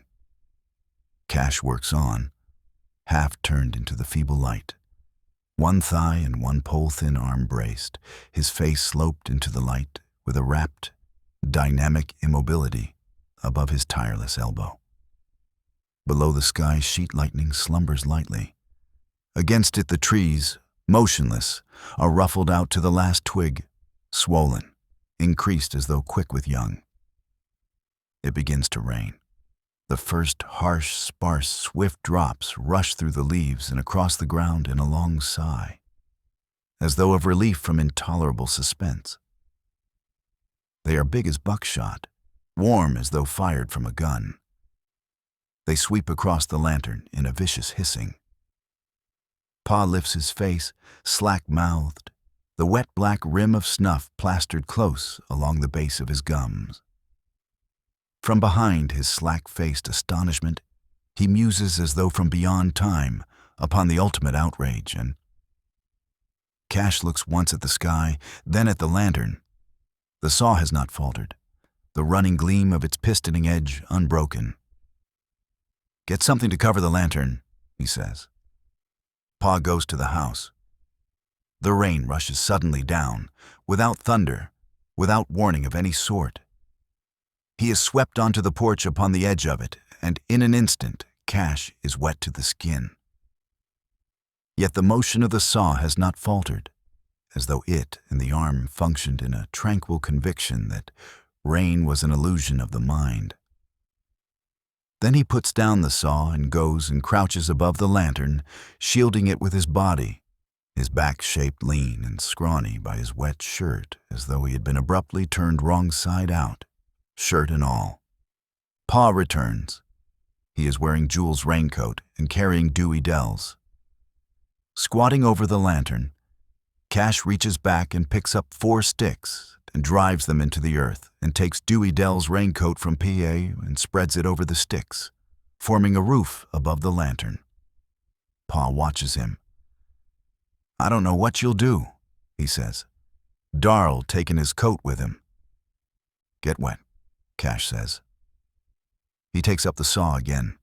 Again it moves up and down, in and out of that unhurried imperviousness as a piston moves in the oil, soaked, scrawny, tireless, with the lean, light body of a boy or an old man. Pa watches him, blinking, his face streaming. Again he looks up at the sky with that expression of dumb and brooding outrage and yet of vindication, as though he had expected no less. Now and then he stirs, moves, gaunt and streaming, picking up a board or a tool and then laying it down. Vernon Tull is there now, and Cash is wearing Mrs. Tull's raincoat, and he and Vernon are hunting the saw. After a while, they find it in Pa's hand. "Why don't you go on to the house, out of the rain?" Cash says. Pa looks at him, his face streaming slowly. It is as though upon a face carved by a savage caricaturist, a monstrous burlesque of all bereavement flowed. "You go on in," Cash says. "Me and Vernon can finish it." Pa looks at them. The sleeves of Jewel's coat are too short for him. Upon his face the rain streams, slow as cold glycerin. "I don't begrudge her the wedding," he says. He moves again and falls to shifting the planks, picking them up, laying them down again carefully, as though they are glass. He goes to the lantern and pulls at the propped raincoat until he knocks it down, and Cash comes and fixes it back. "You get on to the house," Cash says. He leads Pa to the house and returns with the raincoat and folds it and places it beneath the shelter where the lantern sits. Vernon has not stopped. He looks up, still sawing. "You ought to done that at first," he says. "You knowed it was fixing to rain." "It's his fever," Cash says. He looks at the board. "Aye," Vernon says. "He'd a come anyway." Cash squints at the board. On the long flank of it, the rain crashes steadily, myriad, fluctuant. "I'm going to bevel it," he says. "It'll take more time," Vernon says. Cash sets the plank on edge. A moment longer, Vernon watches him. Then he hands him the plane. Vernon holds the board steady while Cash bevels the edge of it with the tedious and minute care of a jeweler.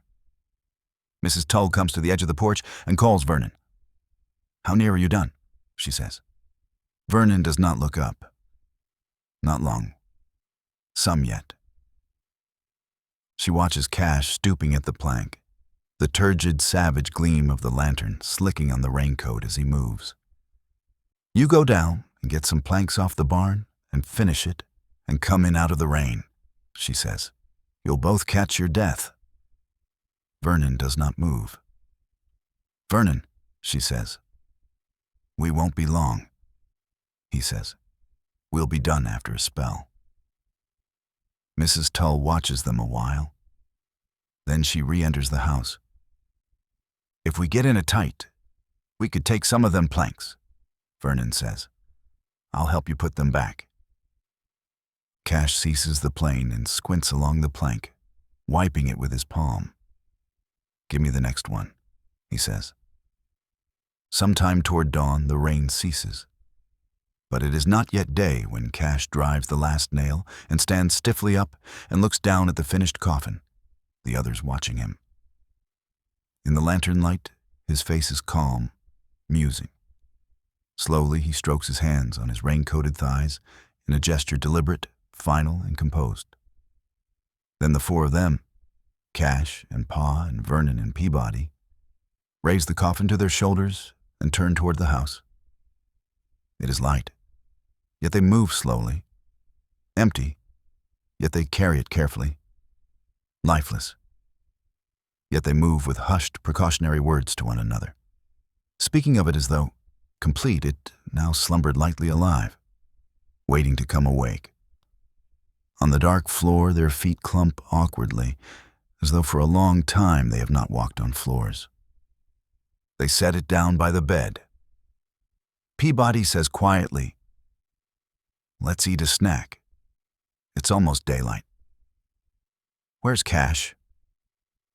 He has returned to the trestles, stooped again in the lantern's feeble glare as he gathers up his tools and wipes them on a cloth carefully and puts them into the box with its leather sling to go over the shoulder.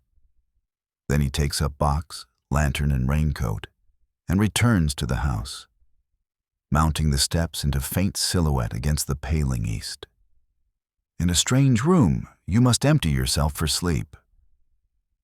And before you are emptied for sleep, what are you? And when you are emptied for sleep, you are not. And when you are filled with sleep, you never were. I don't know what I am. I don't know if I am or not. Jewel knows he is, because he does not know that he does not know whether he is or not. He cannot empty himself for sleep because he is not what he is, and he is what he is not. Beyond the unlamped wall, I can hear the rain shaping the wagon that is ours, the load that is no longer theirs that felled and sawed it, nor yet theirs that bought it, and which is not ours either, lie on our wagon, though it does, since only the wind and the rain shape it only to Jewel and me, that are not asleep. And since sleep is not, and rain and wind are was, it is not. Yet the wagon is, because when the wagon was, Addie Bundren will not be. And Jewel is, so Addie Bundren must be. And then I must be, or I could not empty myself for sleep in a strange room.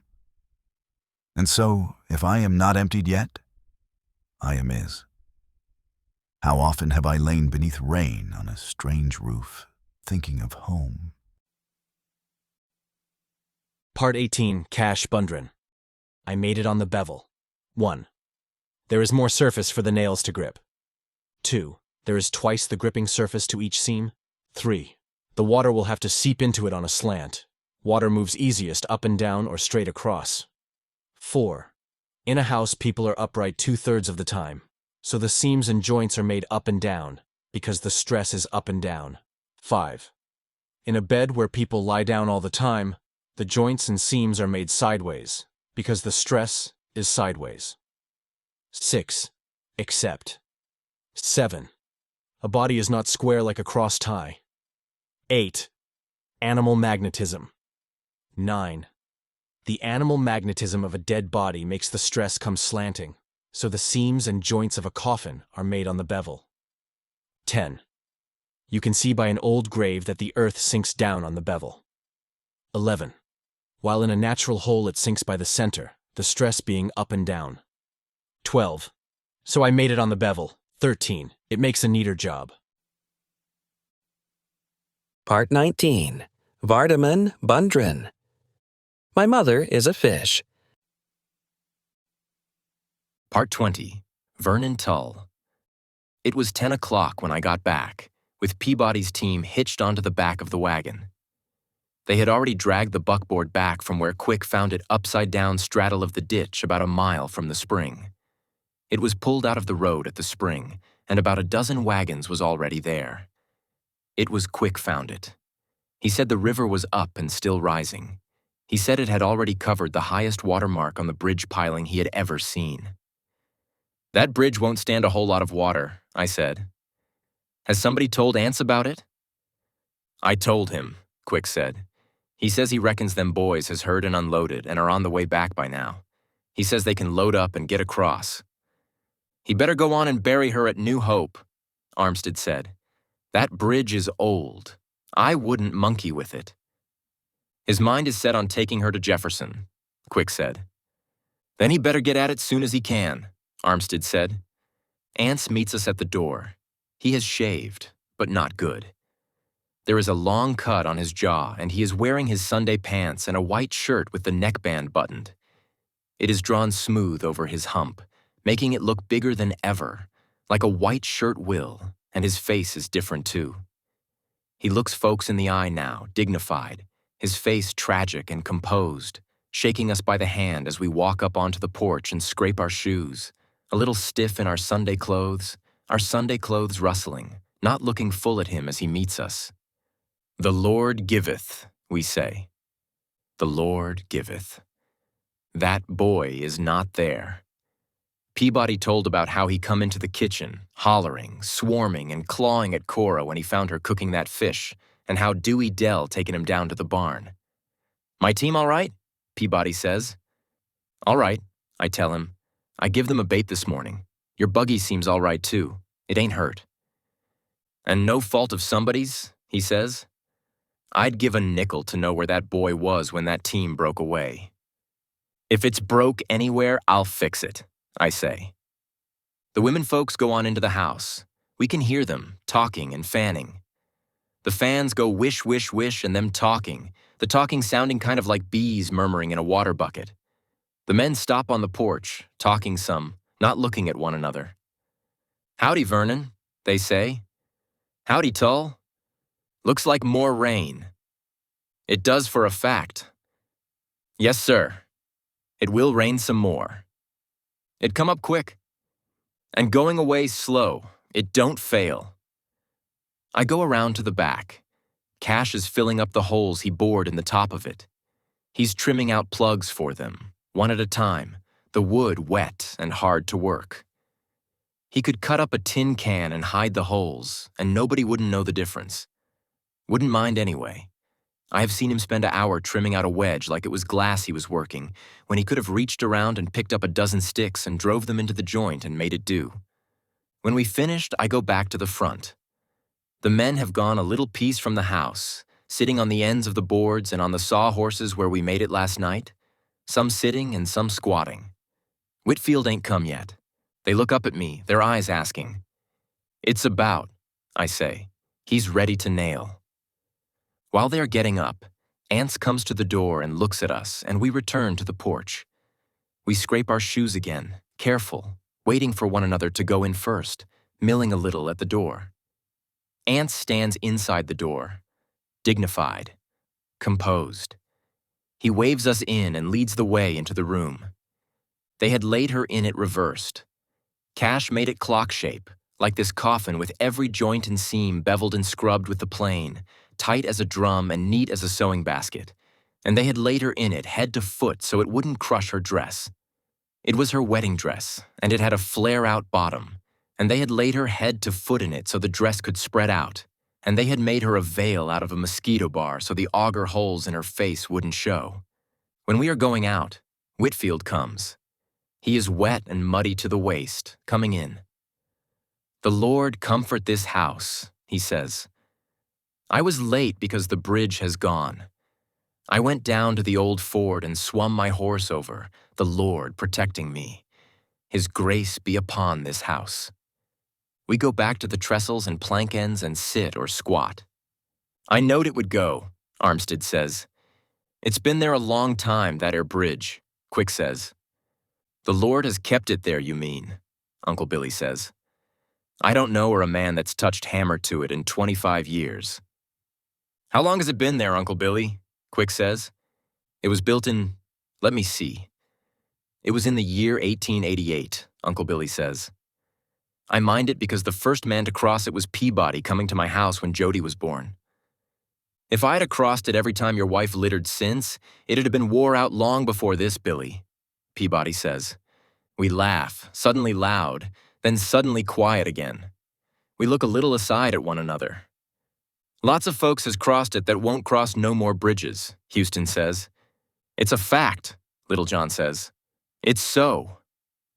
One more ain't no ways, Armstead says. It had taken them 2-3 days to got her to town in the wagon. They'd be gone a week, getting her to Jefferson and back. What's Anse so itching to take her to Jefferson for anyway? Houston says. He promised her, I say. She wanted it. She come from there. Her mind was set on it. And Anse is set on it too, Quick says. Aye, Uncle Billy says. It's like a man that's let everything slide all his life to get set on something that will make the most trouble for everybody he knows. Well, it'll take the Lord to get her over that river now, Peabody says. Anse can't do it. And I reckon he will, Quick says. He's took care of Anse a long time now. It's a fact, Little John says. Too long to quit now, Armstead says. I reckon he's like everybody else around here, Uncle Billy says. He's done it so long now he can't quit. Cash comes out. He has put on a clean shirt. His hair, wet, is combed smooth down on his brow, smooth and black as if he had painted it onto his head. He squats stiffly among us, we watching him. You feeling this weather, ain't you? Armstead says. Cash says nothing. A broke bone always feels it, Little John says. A fellow with a broke bone can tell it a-coming. Lucky Cash got off with just a broke leg, Armstead says. He might have hurt himself bedrid. How far'd you fall, Cash? 28 foot, 4.5 inches about, Cash says. I move over beside him. A fellow can show slip quick on wet planks, Quick says. It's too bad, I say. But you couldn't a-hulp it. It's them dern women, he says. I made it to balance with her. I made it to her measure and weight. If it takes wet boards for folks to fall, it's fixing to be lots of falling before this spell is done. You couldn't have hulp it, I say. I don't mind the folks falling. It's the cotton and corn I mind. Neither does Peabody mind the folks falling. How about it, Doc? It's a fact. Washed clean out in the ground it will be. Seems like something is always happening to it. Course it does. That's why it's worth anything. If nothing didn't happen and everybody made a big crop, do you reckon it would be worth the raising? Well, I'd be darned if I like to see my work washed out in the ground, work I sweat over. It's a fact. A fellow wouldn't mind seeing it washed up if he could just turn on the rain himself. Who is that man can do that? Where is the color of his eyes? Aye. The Lord made it to grow. It's hissin' to wash up if he sees it fittin' so. You couldn't have holp it, I say. It's them dern women, he says. In the house, the women begin to sing. We hear the first line commence, beginning to swell as they take hold, and we rise and move toward the door, taking off our hats and throwing our shoes away. We do not go in. We stop at the steps, clumped, holding our hats between our lax hands in front or behind, standing with one foot advanced and our heads lowered, looking aside, down at our hats in our hands and at the earth, or now and then at the sky, and at one another's grave, composed face. The song ends. The voices quaver away with a rich and dying fall. Whitfield begins. His voice is bigger than him. It's like they are not the same. It's like he is one, and his voice is one, swimming on two horses side by side across the ford and coming into the house. The mud-splashed one and the one that never even got wet, triumphant and sad. Somebody in the house begins to cry. It sounds like her eyes and her voice were turned back inside her, listening. We move, shifting to the other leg, meeting one another's eye and making like they hadn't touched.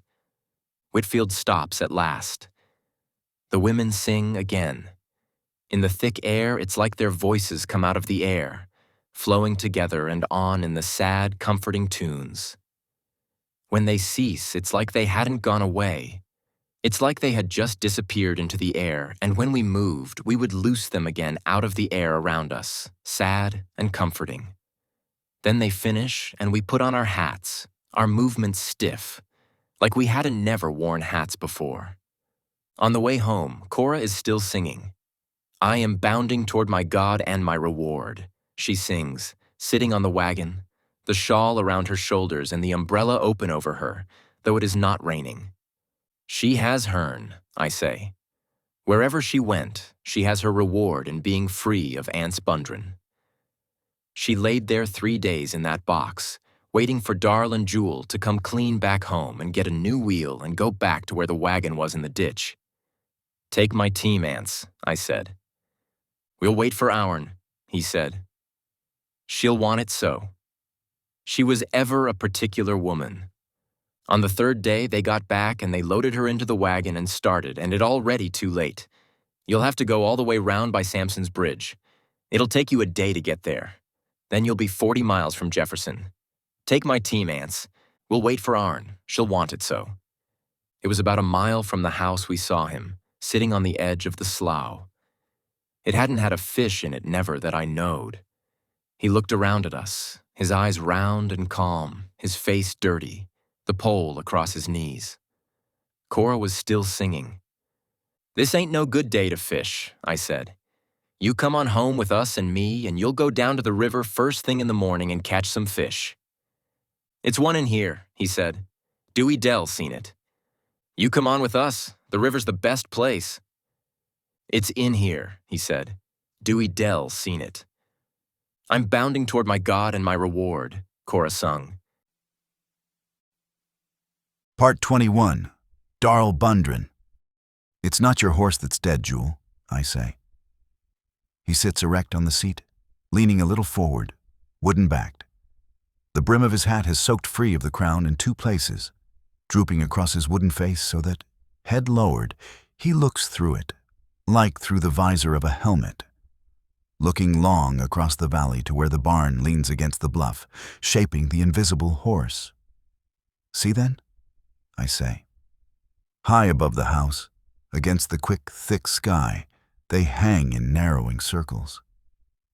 From here they are no more than specks, implacable, patient, portentous. But it's not your horse that's dead.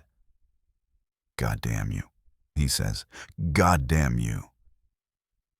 I cannot love my mother because I have no mother. Jewel's mother is a horse. Motionless, the tall buzzards hang in soaring circles, the clouds giving them an illusion of retrograde. Motionless, wooden-backed, wooden-faced, he shapes the horse in a rigid stoop like a hawk, hook-winged. They are waiting for us, ready for the moving of it, waiting for him. He enters the stall and waits until it kicks at him so that he can slip past and mount onto the trough and pause, peering out across the intervening stall tops toward the empty path before he reaches into the loft. God damn him. God damn him. Part 22. Cash Bundren.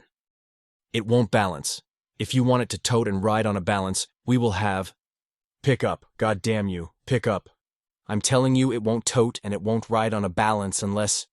Pick up. Pick up. God damn your thick-nosed soul to hell. Pick up. It won't balance. If they want it to tote and ride on a balance, they will have...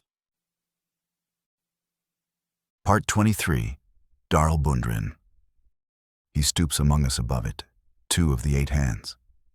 In his face the blood goes in waves.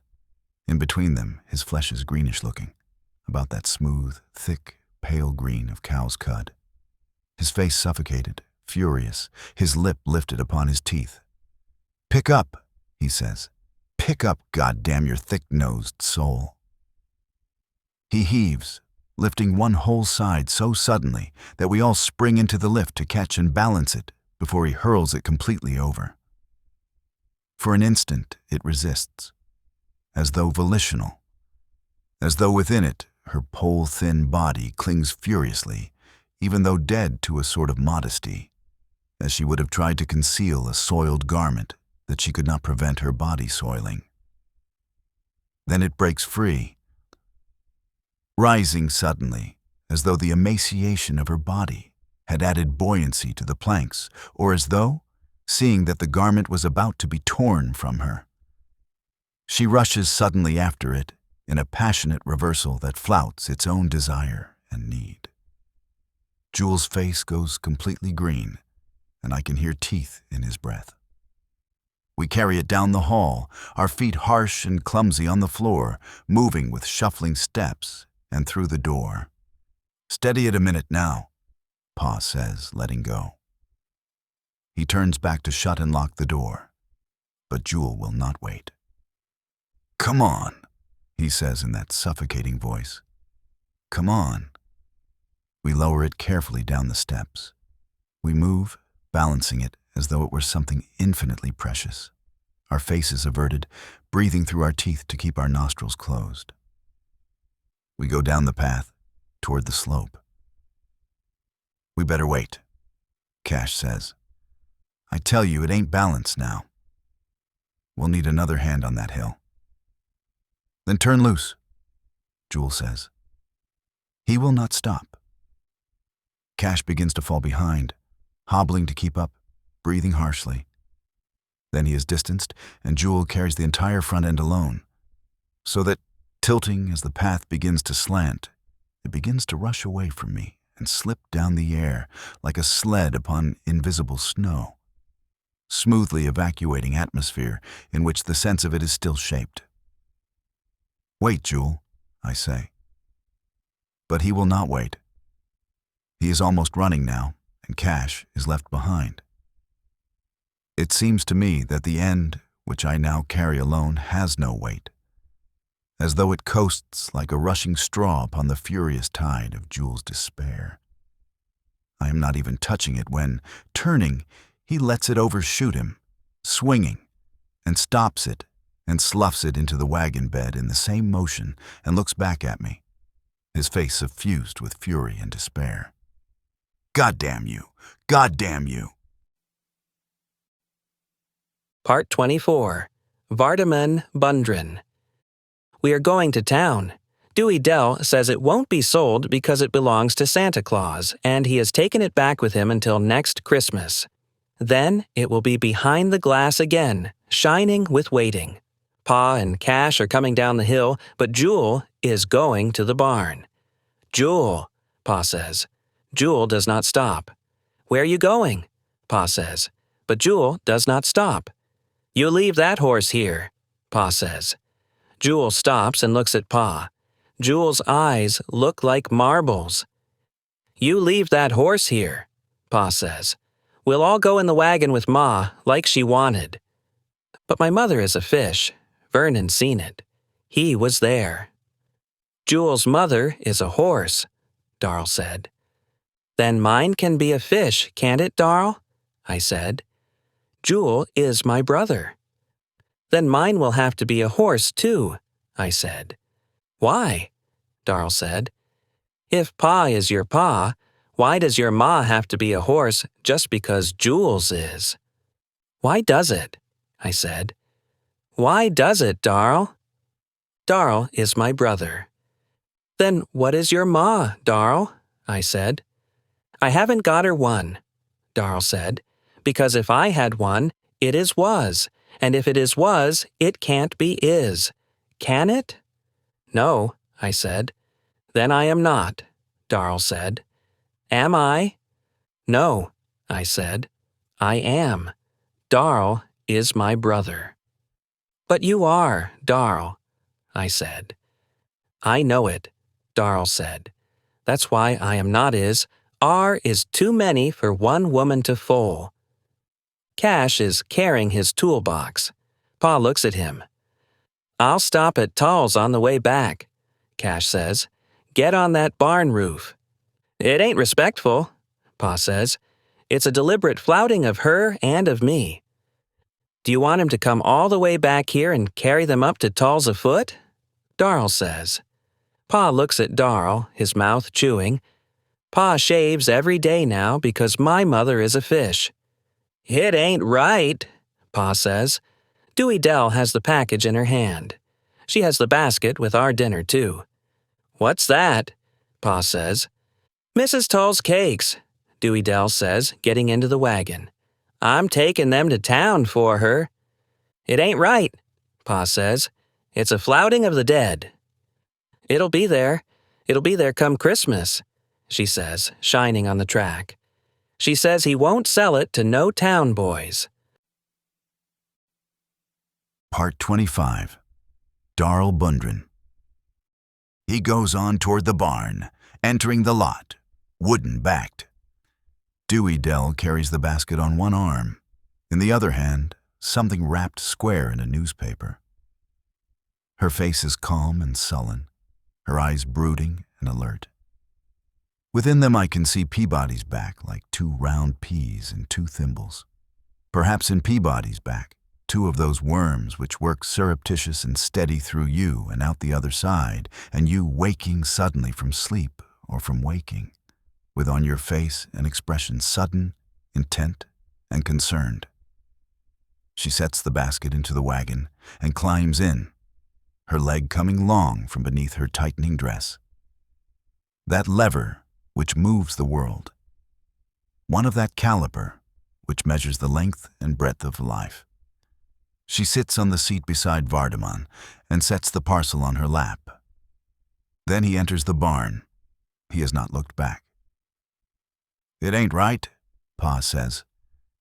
It's little enough for him to do for her. Go on, Cash says. Leave him stay if he wants.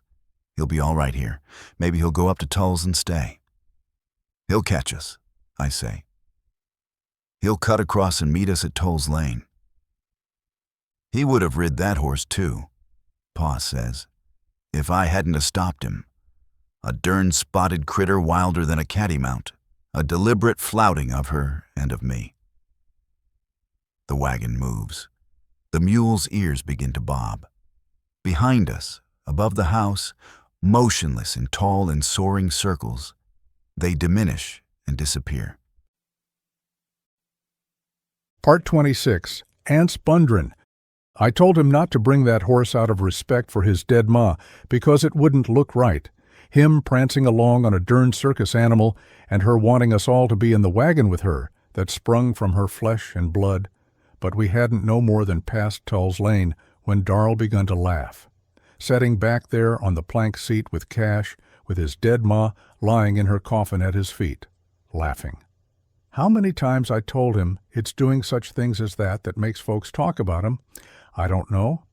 I says I got some regard for what folks says about my flesh and blood, even if you haven't, even if I have raised such a dern passel of boys. And when you fixes it so folks can say such about you, it's a reflection on your ma, I says, not me. I am a man, and I can stand it. It's on your women folks, your ma and sister, that you should care for. And I turned and looked back at him setting there laughing.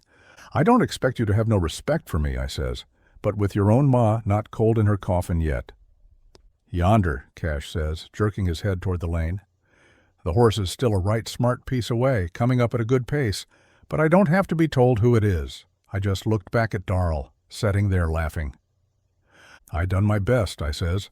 I tried to do as she would wish it. The Lord will pardon me and excuse the conduct of them he sent me. And Darl sitting on the plank seat right above her, where she was laying, laughing. Part 27. Darl Bundren. He comes up the lane fast, yet we are 300 yards beyond the mouth of it when he turns into the road, the mud flying beneath the flickering drive of the hooves. Then he slows a little, light and erect in the saddle, the horse mincing through the mud. Tull is in his lot. He looks at us, lifts his hand. We go on, the wagon creaking, the mud whispering on the wheels. Vernon still stands there. He watches Jewel as he passes, the horse moving with a light, high-kneed driving gait, 300 yards back. We go on, with emotion so soporific, so dreamlike, as to be uninferent of progress, as though time and not space were decreasing between us and it. It turns off at right angles, the wheel marks of last Sunday healed away now, a smooth, red scoriation curving away into the pines. A white signboard with faded lettering. New Hope Church, 3 miles. It wheels up like a motionless hand lifted above the profound desolation of the ocean. Beyond it, the red road lies like a spoke of which Addie Bundren is the rim. It wheels past, empty, unscarred. The white signboard turns away its fading and tranquil assertion. Cash looks up the road quietly, his head turning as we pass it like an owl's head, his face composed. Pa looks straight ahead, humped. Dewey Dell looks at the road too. Then she looks back at me, her eyes watchful and repudiant. Not like that question which was in those of Cash, for a smoldering while. The signboard passes. The unscarred road wheels on. Then Dewey Dell turns her head. The wagon creaks on. Cash spits over the wheel. In a couple of days now it'll be smelling, he says. You might tell Jewel that, I say. He is motionless now, sitting the horse at the junction, upright, watching us, no less still than the signboard that lifts its fading capitulation opposite him. It ain't balanced right for no long ride, Cash says. Tell him that too, I say. The wagon creaks on. A mile farther along, he passes us.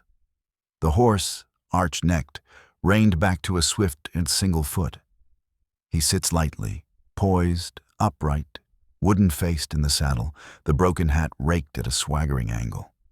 He passes us swiftly without looking at us, the horse driving, its hooves hissing in the mud.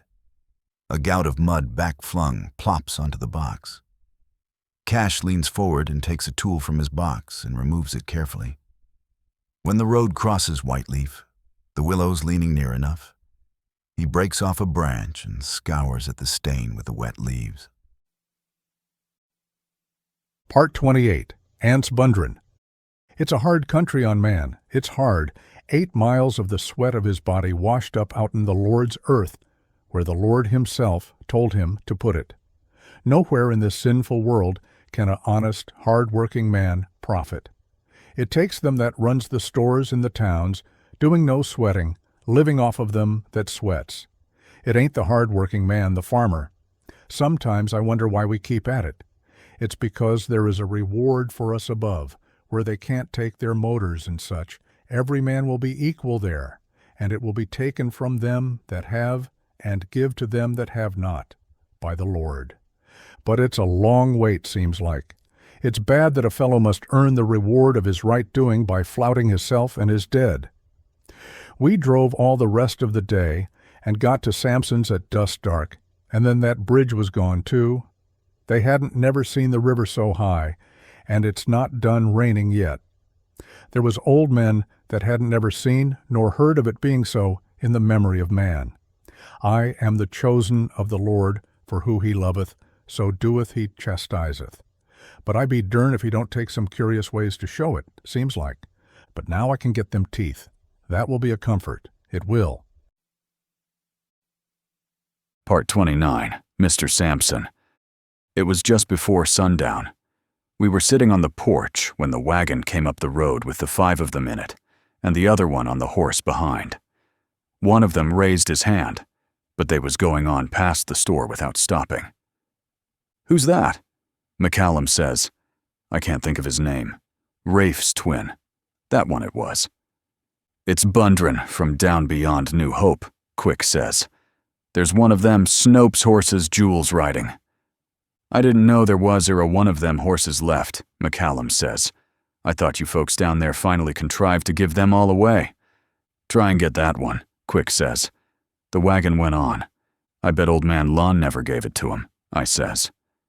"No," Quick says. "He bought it from Pappy." The wagon went on. "They must not have heard about the bridge," he says. "What are they doing up here anyway?" McCallum says. "Taking a holiday since he got his wife buried, I reckon," Quick says. "Heading for town, I reckon, with Tull's bridge gone too. I wonder if they ain't heard about the bridge." "They'll have to fly then," I says. "I don't reckon there's a bridge between here and mouth of Ishattawa." They had something in the wagon, but Quick had been to the funeral 3 days ago, and we naturally never thought anything about it, except that they were heading away from home mighty late, and that they hadn't heard about the bridge. "You better holler at them," McCallum says. Darn it, the name is right on the tip of my tongue. So Quick hollered, and they stopped, and he went to the wagon and told them. He come back with them. "They're going to Jefferson," he says. "The bridge at Tull's is gone too." Like we didn't know it, and his face looked funny around the nostrils. But they just sat there, Bundren and the girl, and the chap on the seat, and Cash and the second one, the one folks talks about, on a plank across the tailgate, and the other one on that spotted horse. But I reckon they was used to it by then, because when I said to Cash that they'd have to pass by New Hope again, and what they'd better do, he just says, "I reckon we can get there." I ain't much for meddling. Let every man run his own business to suit himself, I say. But after I talked to Rachel about them not having a regular man to fix her, and it being July and all, I went back down to the barn and tried to talk to Bundren about it. "I give her my promise," he says. Her mind was set on it. I notice how it takes a lazy man, a man that hates moving, to get set on moving once he does get started off, the same as he was set on staying still. Like it ain't the moving he hates, so much as the starting and the stopping. And like he would be kind of proud of whatever come up to make the moving or the setting still look hard. He sat there on the wagon, hunched up, blinking, listening to us tell about how quick the bridge went and how high the water was, and I be dern if he didn't act like he was proud of it, like he had made the river rise himself. "You say it's higher than you ever see it before?" he says. "God's will be done," he says. "I reckon it won't go down much by morning, neither," he says. You better stay here tonight, I says, and get an early start for New Hope tomorrow morning. I was just sorry for them bone-gaunted mules. I told Rachel, I says, well, would you have had me turn them away at dark, 8 miles from home? What else could I do, I says. It won't be but one night, and they'll keep it in the barn, and they'll surely get started by daylight. And so I says, you stay here tonight, and early tomorrow you can go back to New Hope. I got tools enough, and the boys can go on right after supper and have it dug and ready if they want. And then I found that girl watching me. If her eyes had been pistols, I wouldn't be talking now. I'd be dog if they didn't blaze at me. And so when I went down to the barn, I come on them, her talking so she never noticed when I come up. You promised her, she says. She wouldn't go until you promised. She thought she could depend on you. If you don't do it, it will be a curse on you. Can't no man say I don't aim to keep my word, Bundren says. My heart is open to e'er a man. I don't care what your heart is, she says. She was whispering, kind of, talking fast. You promised her. You've got to. Then she seen me and quit standing there. If they'd been pistols, I wouldn't be talking now. So when I talked to him about it, he says, I give her my promise. Her mind is set on it. But seems to me she'd rather have her ma buried close by, so she could. It's Addie I give the promise to, he says. Her mind is set on it. So I told them to drive it into the barn because it was threatening rain again, and that supper was about ready. Only they didn't want to come in. I thank you, Bundren says. We wouldn't discommode you. We got a little something in the basket. We can make out. Well, I says, since you are so particular about your women folks, I am too. And when folks stops with us at mealtime and won't come to the table, my wife takes it as an insult. So the girl went on to the kitchen to help Rachel, and then Jewel came to me. Show, I says, help yourself out in the loft. Feed him when you bait the mules. I rather pay you for him, he says. What for? I says. I wouldn't begrudge no man a bait for his horse. I rather pay you, he says. I thought he said extra. Extra for what? I says. Won't he eat hay and corn? Extra feed, he says. I feed him a little extra, and I don't want him beholden to no man. You can't buy no feed from me, boy, I says, and if he can eat that loft clean, I'll help you load the barn onto the wagon in the morning. He ain't never been beholden to no man, he says. I rather pay you for it. And if I had my rathers, you wouldn't be here at all, I wanted to say. But I just says, then it's high time he commenced. You can't buy no feed from me. When Rachel put supper on, her and the girl went and fixed some beds, but wouldn't any of them come in. She's been dead long enough to get over that sort of foolishness, I says. Because I got just as much respect for the dead as are a man. But you've got to respect the dead themselves. And a woman that's been dead in a box 4 days, the best way to respect her is to get her into the ground as quick as you can. But they wouldn't do it. It wouldn't be right, Bundren says. Course, if the boys wants to go to bed, I reckon I can set up with her. I don't begrudge her it. So when I went back down there, they were squatting on the ground around the wagon, all of them. Let that chap come to the house and get some sleep anyway, I says. And you better come too, I says to the girl. I wasn't aiming to interfere with them, and I surely hadn't done nothing to her that I knowed. He's done already asleep, Bundren says. They had done, put him to bed in the trough in an empty stall. Well, you come on then, I says to her. But still she never said nothing. They just squatted there. You couldn't hardly see them. How about you boys, I says. You got a full day tomorrow. After a while, Cash says, I thank you. We can make out. We wouldn't be beholden, Bundren says. I thank you kindly. So I left them squatting there. I reckon after 4 days they was used to it. But Rachel wasn't. It's a outrage, she says. A outrage. What could he have done? I says.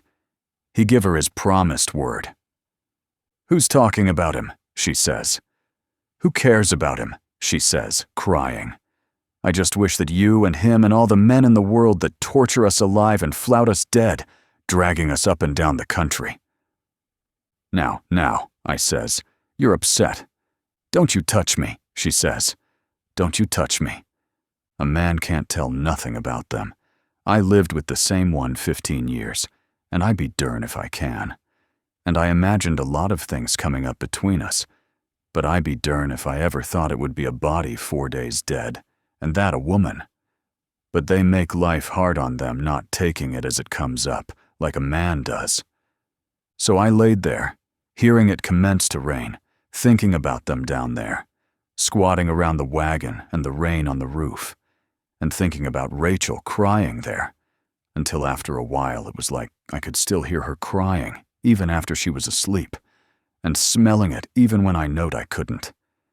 I couldn't decide even then whether I could or not, or if it wasn't just knowing it was what it was.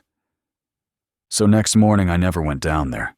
I heard them hitching up, and then, when I knowed they must be about ready to take out, I went out the front and went down the road toward the bridge until I heard the wagon come out of the lot and go back toward New Hope. And then when I come back to the house, Rachel jumped on me because I wasn't there to make them come in to breakfast. You can't tell about them. Just about when you decide they mean one thing. I be dern if you not only haven't got to change your mind, like as not, you got to take a raw hiding for thinking they meant it. But it was still like I could smell it. And so I decided then that it wasn't smelling it, but it was just knowing it was there, like you will get fooled now and then. But when I went to the barn, I knew different. When I walked into the hallway, I saw something. It kind of hunkered up when I come in, and I thought, at first, it was one of them got left. Then I saw what it was. It was a buzzard. It looked around and saw me, and went on down the hall, spraddle-legged, with its wings kind of hunkered out, watching me first over one shoulder and then over the other, like a old bald-headed man. When it got outdoors, it begun to fly. It had to fly a long time before it ever got up into the air, with it thick and heavy and full of rain like it was. If they was bent on going to Jefferson, I reckon they could have gone around up by Mount Vernon, like McCallum did. He'll get home about day after tomorrow horseback. Then they'd be just 18 miles from town. But maybe this bridge being gone too has learned him the Lord's sense and judgment. That McCallum. He's been trading with me off and on for 12 years. I have known him from a boy up, know his name as well as I do my own. But be dern if I can say it. Part 30, Dewey Dell Bundren. The signboard comes in sight. It is looking out at the road now because it can wait. New Hope. 3 miles, it will say. New Hope, 3 miles. New Hope, 3 miles. And then the road will begin, curving away into the trees, empty with waiting, saying, New Hope, 3 miles. I heard that my mother is dead. I wish I had time to let her die. I wish I had time to wish I had. It is because in the wild and outraged earth, too soon, too soon, too soon. It's not that I wouldn't and will not. It's that it is too soon. Too soon, too soon. Now it begins to say it. New Hope, 3 miles. New Hope, 3 miles. That's what they mean by the womb of time, the agony and the despair of spreading bones, the hard girdle in which lie the outraged entrails of events. Cash's head turns slowly as we approach. His pale, empty, sad, composed and questioning face following the red and empty curve. Beside the back wheel, Jules sits the horse, gazing straight ahead. The land runs out of Darl's eyes. They swim to pinpoints. They begin at my feet and rise along my body to my face, and then my dress is gone. I sit naked on the seat above the unhurrying mules, above the travail. Suppose I tell him to turn. He will do what I say. Don't you know he will do what I say? Once I waked with a black void rushing under me. I could not see. I saw Vardaman rise and go to the window and strike the knife into the fish. The blood gushing, hissing like steam, but I could not see.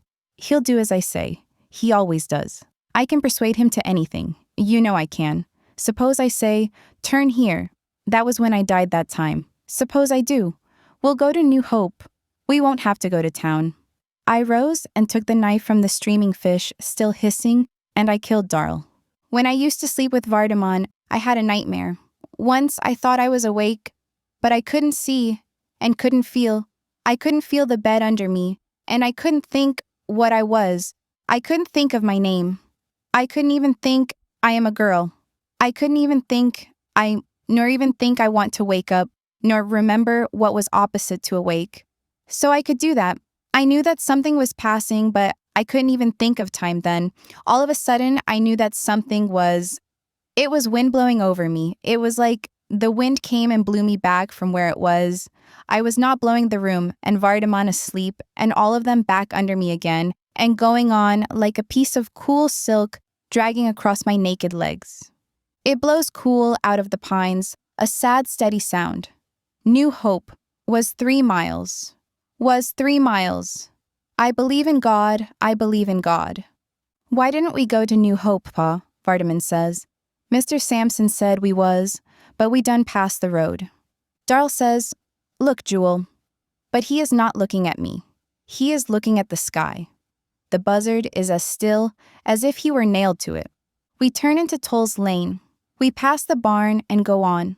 The wheels whispering in the mud, passing the green rows of cotton in the wild earth, and Vernon little across the field behind the plow. He lifts his hand as we pass and stands there looking after us for a long while. Look, Jewel, Darl says. Jewel sits on his horse like they were both made out of wood, looking straight ahead. I believe in God, God. God, I believe in God. Part 31. Vernon Tull.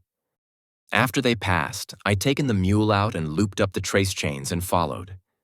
They were setting in the wagon at the end of the levee. Anse was sitting there, looking at the bridge where it was swagged down into the river with just the 2 ends in sight. He was looking at it like he had believed all the time that folks had been lying to him about it being gone, but like he was hoping all the time it really was. Kind of pleased astonishment he looked, setting on the wagon in his Sunday pants, mumbling his mouth, looking like a uncurried horse dressed up. I don't know. The boy was watching the bridge where it was mid-sunk and logs and such drifted up over it, and it's swagging and shivering like the whole thing would go any minute. Big-eyed, he was watching it, like he was to a circus. And the gal, too. When I come up, she looked around at me, her eyes kind of blaring up and going hard like I had made to touch her. Then she looked at Anse again, and then back at the water again. It was nigh up to the levee on both sides.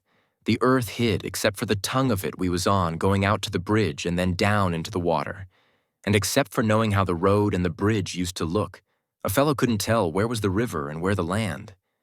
It was just a tangle of yellow and the levee not less wider than a knife back kind of, with us setting in the wagon and on the horse and the mule.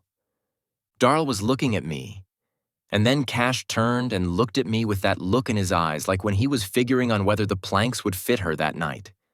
Like he was measuring them inside of him and not asking you to say what you thought, and not even letting on he was listening if you did say it, but listening all right. Jewel hadn't moved. He sat there on the horse, leaning a little forward, with that same look on his face when him and Darl passed the house yesterday, coming back to get her. If it was just up, we could drive across, Anse says. We could drive right on across it. Sometimes a log would get shoved over the jam and float on, rolling and turning, and we could watch it go on to where the ford used to be.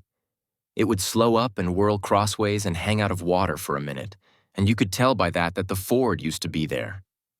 But that don't show nothing, I say. It could be a bar of quicksand built up there. We watch the log. Then the gal is looking at me again. Mr. Whitfield crossed it, she says. He was a horseback, I say. And 3 days ago. It's riz 5 foot since. If the bridge was just up, Anse says, the log bobs up and goes on again. There is a lot of trash and foam, and you can hear the water. But it's down, Anse says. Cash says, a careful fellow could walk across yonder on the planks and logs. But you couldn't tote nothing, I say. Likely time you set foot on that mess, it'll all go too. What you think, Darl? He's looking at me. He don't say nothing, just looks at me with them queer eyes of his'n that makes folks talk. I always say it ain't never been what he'd done so much or said or anything so much as how he looks at you. It's like he had got into the inside of you some way. Like somehow you was looking at yourself and your doings out in his eyes. Then I can feel that gal watching me like I had made to touch her. She says something to Anse. Mr. Whitfield, she says. I give her my promised word in the presence of the Lord, Anse says. I reckon it ain't no need to worry. But still he does not start the mules. We set there above the water. Another log bobs up over the jam and goes on. We watch it check up and swing slow for a minute where the ford used to be. Then it goes on. It might start falling tonight, I say. You could lay over one more day. Then Jewel turns sideways on the horse. He has not moved until then, and he turns and looks at me. His face is kind of green. Then it would go red, and then green again. Get to hell on back to your damn plowing, he says. Who the hell asked you to follow us here? I never meant no harm, I say. Shut up, Jewel, Cash says. Jewel looks back at the water, his face gritted, going red and green and then red. Well, Cash says after a while, what you want to do. Anse don't say nothing. He sets humped up, mumbling his mouth. If it was just up, we could drive across it, he says. Come on, Jewel says, moving the horse. Wait, Cash says. He looks at the bridge. We look at him, except Anse and the gal. They are looking at the water. Dewey Dell and Vardaman and Pa better walk across on the bridge, Cash says. Vernon can help them, Jewel says, and we can hitch his mule ahead of ourn. You ain't gonna take my mule into that water, I say. Jewel looks at me. His eyes look like pieces of a broken plate. I'll pay for your damn mule. I'll buy it from you right now. My mule ain't going into that water, I say. Jewel's going to use his horse, Darl says. Why won't you risk your mule, Vernon? Shut up, Darl, Cash says. You and Jewel both. My mule ain't going into that water, I say. Part 32, Darl Bundren. He sits the horse, glaring at Vernon, his lean face suffused up to and beyond the pale rigidity of his eyes. The summer when he was 15, he took a spell of sleeping.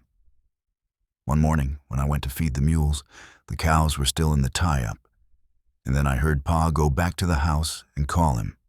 When we came on back to the house for breakfast, he passed us carrying the milk buckets, stumbling along like he was drunk, and he was milking when we put the mules in and went on to the field without him.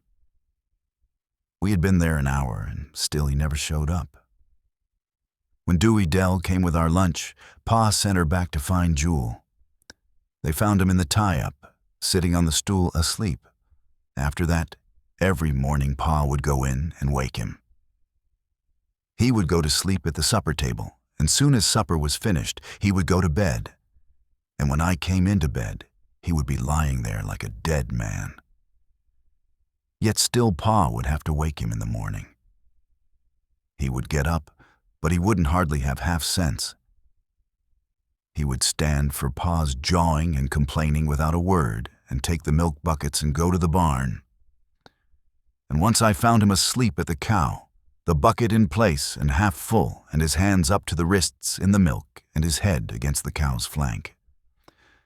After that, Dewey Dell had to do the milking. He still got up when Pa waked him, going about what we told him to do in that dazed way. It was like he was trying hard to do them, that he was as puzzled as anyone else. "Are you sick?" Ma said. Don't you feel all right? Yes, Jewel said. I feel all right. He's just lazy, trying me, Pa said. And Jewel's standing there, asleep on his feet like as not. Ain't you? He said, waking Jewel up again to answer. No, Jewel said. You take off and stay in the house today, Ma said. With that whole bottom piece to be busted out? Pa said. If you ain't sick, what's the matter with you? Nothing, Jewel said. I'm all right. All right, Pa said. You're asleep on your feet this minute. No, Jewel said. I'm all right. I want him to stay at home today, Ma said. I'll need him, Pa said. It's tight enough, with all of us to do it. You'll just have to do the best you can with Cash and Darl, Ma said. I want him to stay in today. But he wouldn't do it. I'm all right, he said, going on. But he wasn't all right. Anybody could see it. He was losing flesh, and I have seen him go to sleep chopping. Watched the hoe going slower and slower up and down, with less and less of an arc, until it stopped, and he leaning on it, motionless in the hot shimmer of the sun. Ma wanted to get the doctor, but Pa didn't want to spend the money without it was needful. And Jewel did seem all right, except for his thinness and his way of dropping off to sleep at any moment. He ate hearty enough, except for his way of going to sleep in his plate, with a piece of bread halfway to his mouth and his jaws still chewing. But he swore he was all right. It was Ma that got Dewey Dell to do his milking, paid her somehow, and the other jobs around the house that Jewel had been doing before supper, she found some way for Dewey Dell and Vardaman to do them, and doing them herself when Pa wasn't there. She would fix him special things to eat and hide them for him. And that may have been when I first found it out, that Addie Bundren should be hiding anything she did, who had tried to teach us that deceit was such that, in a world where it was, nothing else could be very bad or very important, not even poverty. And at times, when I went in to go to bed, she would be sitting in the dark by Jewel where he was asleep. And I knew that she was hating herself for that deceit, and hating Jewel because she had to love him so that she had to act the deceit. One night she was taken sick, and when I went to the barn to put the team in and drive to Tull's, I couldn't find the lantern. I remembered noticing it on the nail the night before, but it wasn't there now at midnight. So I hitched in the dark and went on and came back with Mrs. Tull just after daylight. And there the lantern was, hanging on the nail where I remembered it and couldn't find it before. And then one morning, while Dewey Dell was milking just before sunup, Jewel came into the barn from the back, through the hole in the back wall, with the lantern in his hand. I told Cash, and Cash and I looked at one another. Rutting, Cash said. Yes, I said. But why the lantern? And every night, too. No wonder he's losing flesh. Are you going to say anything to him? Won't do any good, Cash said. What he's doing now won't do any good either. I know, but he'll have to learn that himself. Give him time to realize that it'll save, that there'll be just as much more tomorrow, and he'll be all right. I wouldn't tell anybody, I reckon. No, I said. I told Dewey Dell not to. Not Ma, anyway. No, not Ma. After that, I thought it was right comical. He acting so bewildered and willing and dead for sleep and gaunt as a beanpole, and thinking he was so smart with it. And I wondered who the girl was. I thought of all I knew that it might be, but I couldn't say for sure. "'Tain't any girl," Cash said. "It's a married woman somewhere. Ain't any young girl got that much daring and staying power. That's what I don't like about it. Why? I said. She'll be safer for him than a girl would. More judgment. He looked at me, his eyes fumbling, the words fumbling at what he was trying to say. It ain't always the safe things in this world that a fellow... ... You mean, the safe things are not always the best things? Aye, best. He said, fumbling again. It ain't the best things, the things that are good for him. A young boy, a fellow kinda hates to see. Wallowing in somebody else's mire. That's what he was trying to say. When something is new and hard and bright, there ought to be something a little better for it than just being safe. Since the safe things are just the things that folks have been doing so long they have worn the edges off, and there's nothing to the doing of them that leaves a man to say, that was not done before, and it cannot be done again. So we didn't tell, not even when after a while he'd appear suddenly in the field beside us and go to work, without having had time to get home and make out he had been in bed all night. He would tell Ma that he hadn't been hungry at breakfast or that he had eaten a piece of bread while he was hitching up the team. But Cash and I knew that he hadn't been home at all on those nights, and he had come up out of the woods when we got to the field. But we didn't tell. Summer was almost over then. We knew that when the nights began to get cool, she would be done if he wasn't. But when fall came and the nights began to get longer, the only difference was that he would always be in bed for Pa to wake him, getting him up at last in that first state of semi-idiocy like when it first started, worse than when he had stayed out all night. She's sure a stayer, I told Cash. I used to admire her, but I downright respect her now. It ain't a woman, he said. You know, I said. But he was watching me. What is it then? That's what I aim to find out, he said. You can trail him through the woods all night if you want to, I said. I'm not. I ain't trailing him, he said. What do you call it then? I ain't trailing him, he said. I don't mean it that way. And so, a few nights later, I heard Jewel get up and climb out the window. And then I heard Cash get up and follow him. The next morning when I went to the barn, Cash was already there, the mules fed, and he was helping Dewey Dell milk. And when I saw him, I knew that he knew what it was. Now and then, I would catch him watching Jewel with a queer look, like having found out where Jewel went and what he was doing, had given him something to really think about at last. But it was not a worried look. It was the kind of look I would see on him when I would find him doing some of Jewel's work around the house, work that Pa still thought Jewel was doing, and that Ma thought Dewey Dell was doing. So I said nothing to him, believing that when he got done digesting it in his mind, he would tell me. But he never did. One morning, it was November then, 5 months since it started, Jewel was not in bed, and he didn't join us in the field. That was the first time Ma learned anything about what had been going on. She sent Vardaman down to find where Jewel was, and after a while she came down too.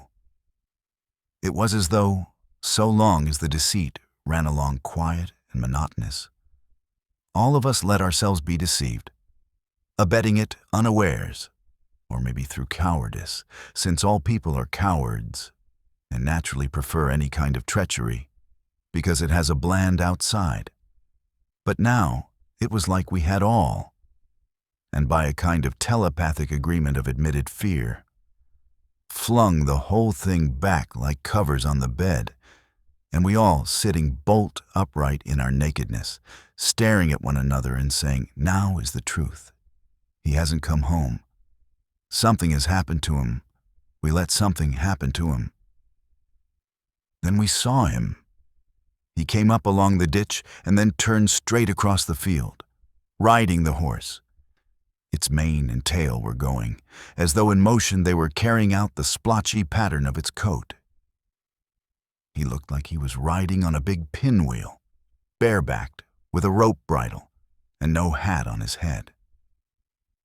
It was a descendant of those Texas ponies Flem Snopes brought here 25 years ago, and auctioned off for $2 a head, and nobody but old Lon Quick ever caught his, and still owned some of the blood because he could never give it away. He galloped up and stopped, his heels in the horse's ribs, and it dancing and swirling like the shape of its mane and tail, and the splotches of its coat had nothing whatever to do with the flesh and bone horse inside them. And he sat there, looking at us. "Where did you get that horse?" Pa said. "Bought it," Jules said. "From Mr. Quick." "Bought it?" Pa said. "With what? Did you buy that thing on my word?" "It was my money," Jules said. "I earned it. You won't need to worry about it." "Jewel," Ma said. "Jewel." "It's all right," Cash said. "He earned the money. He cleaned up that 40 acres of new ground Quick laid out last spring. He did it single-handed, working at night by lantern. I saw him, so I don't reckon that horse cost anybody anything except Jewel. I don't reckon we need worry."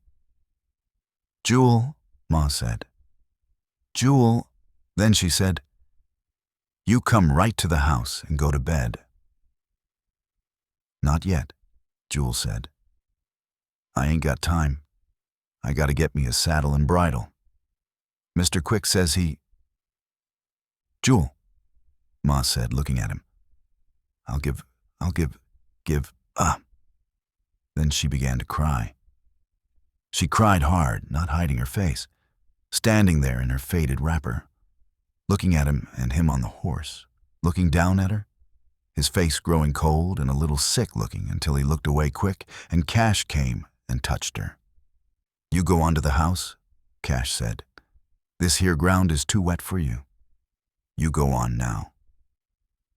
She put her hands to her face then, and after a while she went on, stumbling a little on the plow marks. But pretty soon she straightened up and went on. She didn't look back. When she reached the ditch, she stopped and called Vardaman. He was looking at the horse, kind of dancing up and down by it. "Let me ride, Jewel," he said. "Let me ride, Jewel." Jewel looked at him. Then he looked away again, holding the horse reined back. Pa watched him, mumbling his lip. "So you bought a horse," he said. "You went behind my back and bought a horse. You never consulted me. You know how tight it is for us to make by, yet you bought a horse for me to feed. Taken the work from your flesh and blood and bought a horse with it." Jewel looked at Pa, his eyes paler than ever. "He won't never eat a mouthful of yours," he said. "Not a mouthful. I'll kill him first. Don't you never think it. Don't you never." "Let me ride, Jewel," Vardaman said. "Let me ride, Jewel." He sounded like a cricket in the grass, a little one. "Let me ride, Jewel." That night, I found Ma sitting beside the bed where he was sleeping, in the dark. She cried hard. Maybe because she had to cry so quiet. Maybe because she felt the same way about tears she did about deceit, hating herself for doing it, hating him because she had to. And then I knew that I knew. I knew that as plain on that day as I knew about Dewey Dell on that day. Part 33, Vernon Tull. So they finally got Anse to say what he wanted to do, and him and the gal and the boy got out of the wagon. But even when we were on the bridge, Anse kept on looking back, like he thought maybe, once he was out in the wagon, the whole thing would kind of blow up and he would find himself back yonder in the field again, and her laying up there in the house, waiting to die and it to do all over again. "You ought to let them take in your mule," he says, and the bridge shaking and swaying under us, going down into the moiling water like it went clean through to the other side of the earth. and the other end coming up out in the water like it wasn't the same bridge at all, and that them that would walk up out in the water on that side must come from the bottom of the earth. But it was still whole. You could tell that by the way, when this end swagged, it didn't look like the other end swagged at all. Just like the other trees and the bank yonder were swinging back and forth slow, like on a big clock. And them logs scraping and bumping at the sunk part and tilting end up and shooting clean out in the water and tumbling on toward the ford and the wading, slick, whirling, and foamy. What good would that have done? I says. If your team can't find the ford and haul it across, what good would 3 mules or even 10 mules do? I ain't asking it of you, he says. I can always do for me and mine. I ain't asking you to risk your mule. It ain't your dead. I am not blaming you. They ought to went back and laid over until tomorrow, I says. The water was cold. It was thick, like slush ice. Only it kind of lived. One part of you knowed it was just water, the same thing that had been running under this same bridge for a long time. Yet when them logs would come spewing up out in it, you were not surprised, like they was a part of water, of the waiting and the threat.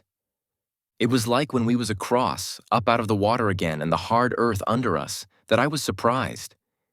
It was like we hadn't expected the bridge to end on the other bank, on something tame like the hard earth again that we had tromped on before this time and knowed well. Like it couldn't be me here because I'd have had better sense than to done what I just done. And when I looked back and saw the other bank and saw my mule standing there where I used to be, and knew that I'd have to get back there some way, I knew it couldn't be, because I just couldn't think of anything that could make me cross that bridge ever even once.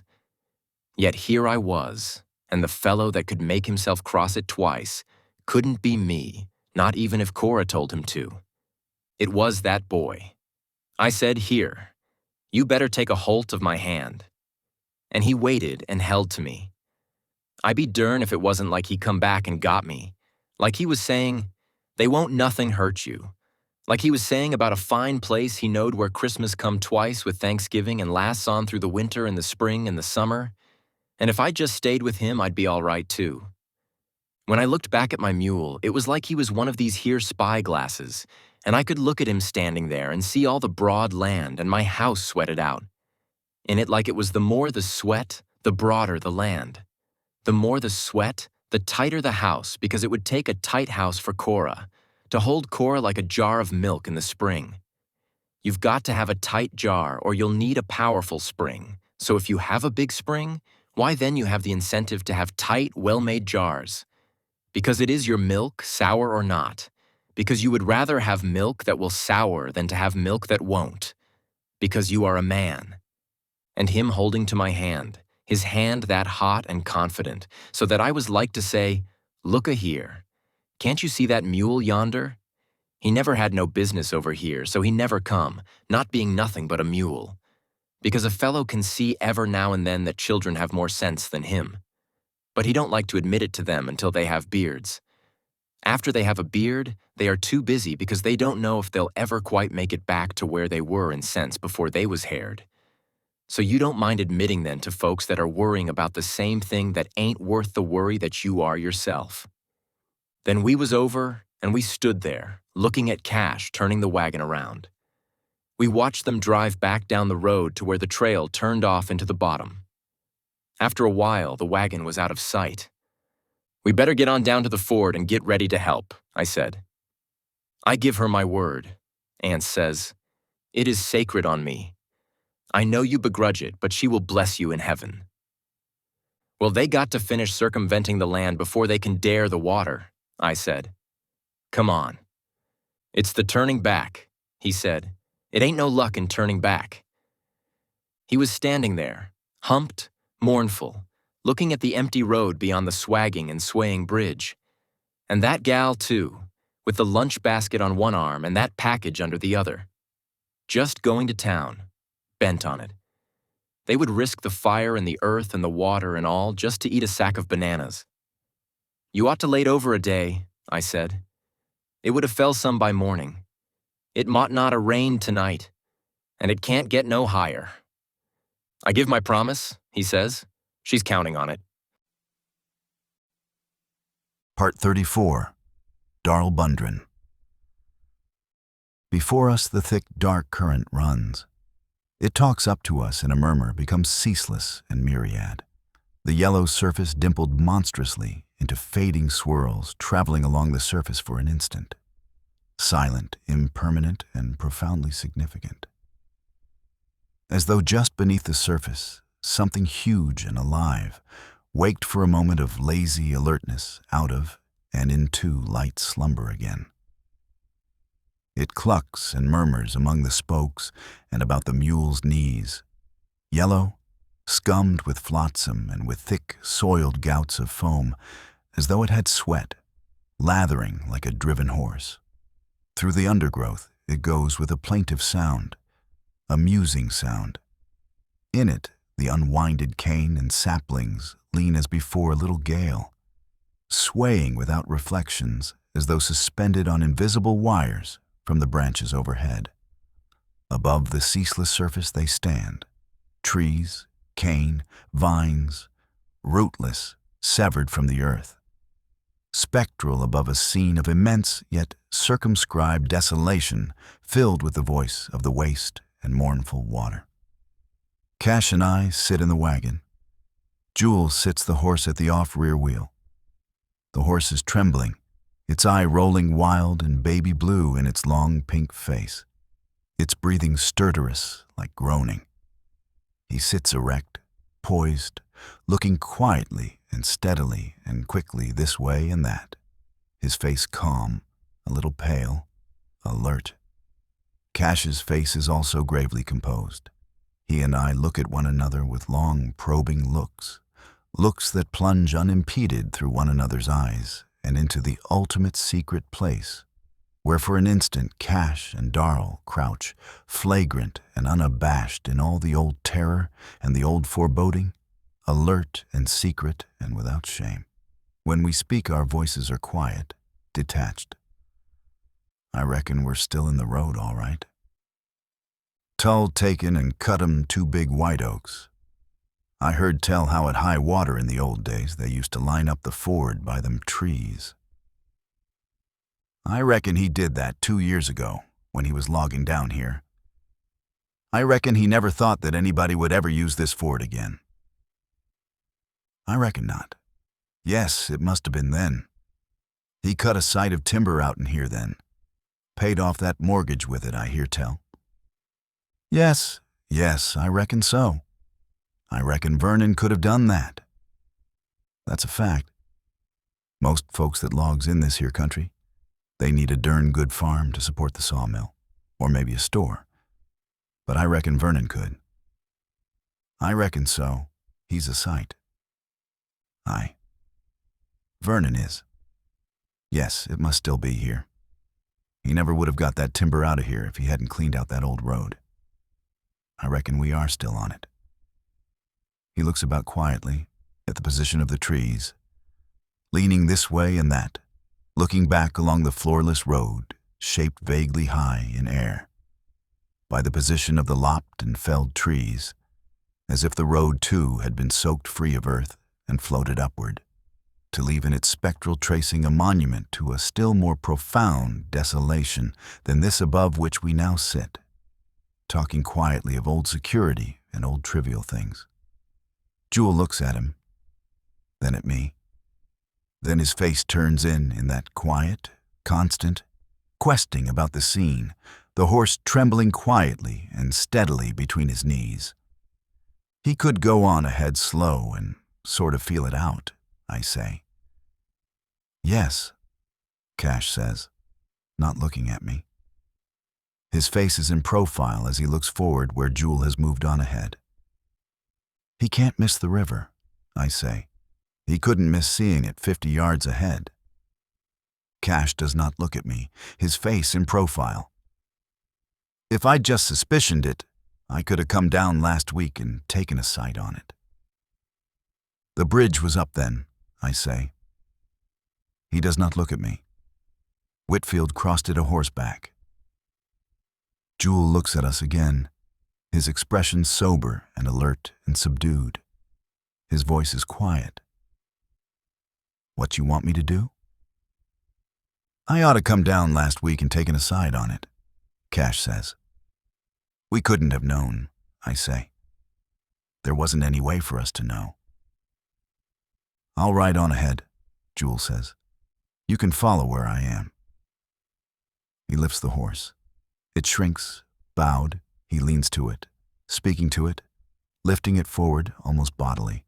It's setting its feet down with gingerly splashings, trembling, breathing harshly. He speaks to it, murmurs to it. Go on, he says. I ain't gonna let nothing hurt you. Go on now. Jewel, Cash says.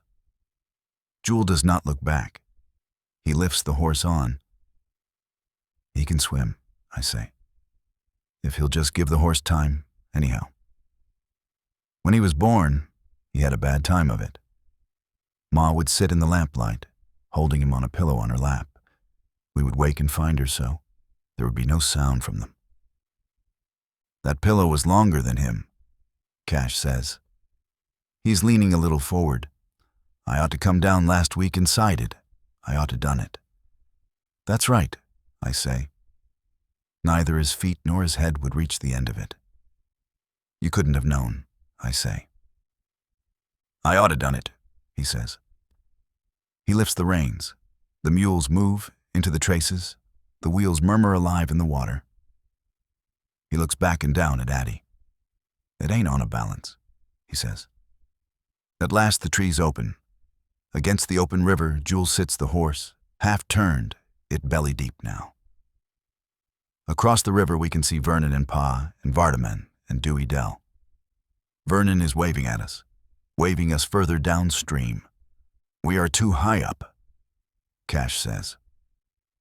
Vernon is shouting too, but we cannot make out what he says for the noise of the water.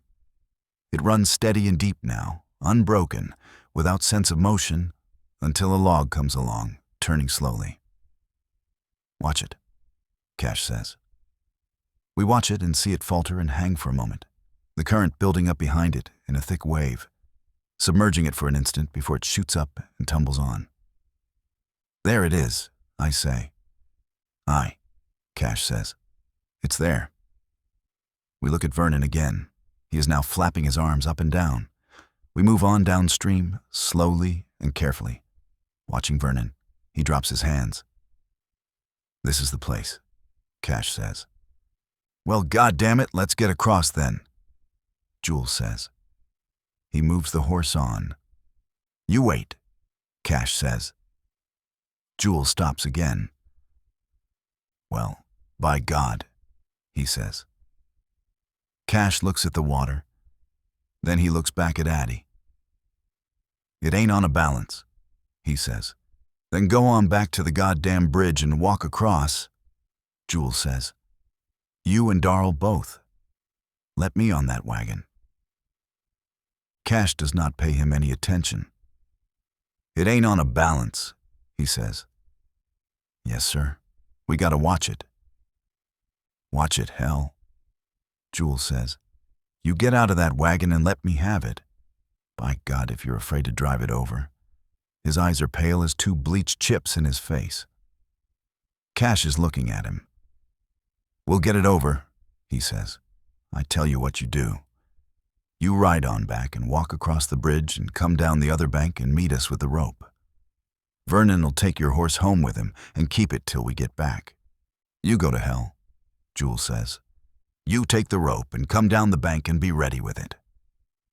Cash says, 3 can't do no more than 2 can. 1 to drive and 1 to steady it. God damn you, Jewel says. Let Jewel take the end of the rope and cross upstream of us and brace it, I say. Will you do that, Jewel? Jewel watches me, hard. He looks quick at Cash, then back at me, his eyes alert and hard. I don't give a damn. Just so we do something. Settin' here, not lifting a goddamn hand, ... Let's do that, Cash, I say. I reckon we'll have to, Cash says.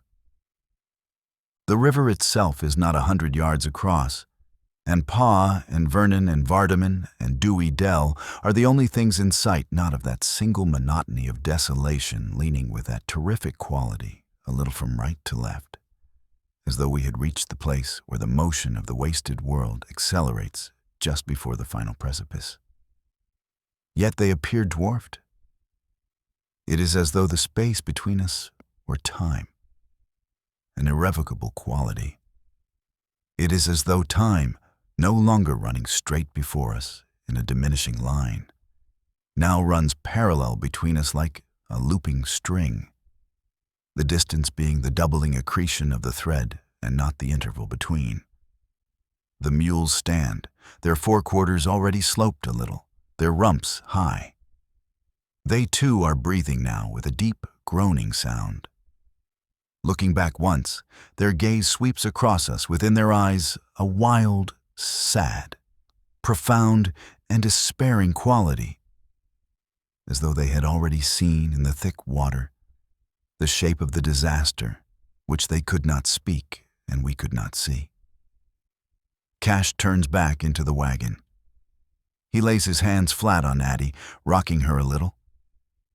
His face is calm, down-sloped, calculant, concerned. He lifts his box of tools and wedges it forward under the seat.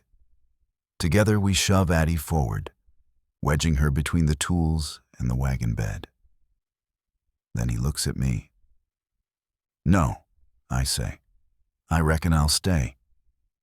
Might take both of us."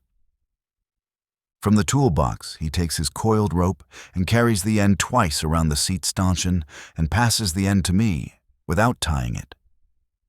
The other end he pays out to Jewel, who takes a turn about his saddle horn. He must force the horse down into the current. It moves, high-kneed, arch-necked, boring and chafing. Jewel sits lightly forward, his knees lifted a little. Again his swift, alert, calm gaze sweeps upon us and on. He lowers the horse into the stream, speaking to it in a soothing murmur. The horse slips, goes under to the saddle, surges to its feet again, the current building up against Jewel's thighs. "Watch yourself," Cash says. "I'm on it now," Jewel says. "You can come ahead now." Cash takes the reins and lowers the team carefully and skillfully into the stream. I felt the current take us, and I knew we were on the ford by that reason, since it was only by means of that slipping contact that we could tell that we were in motion at all.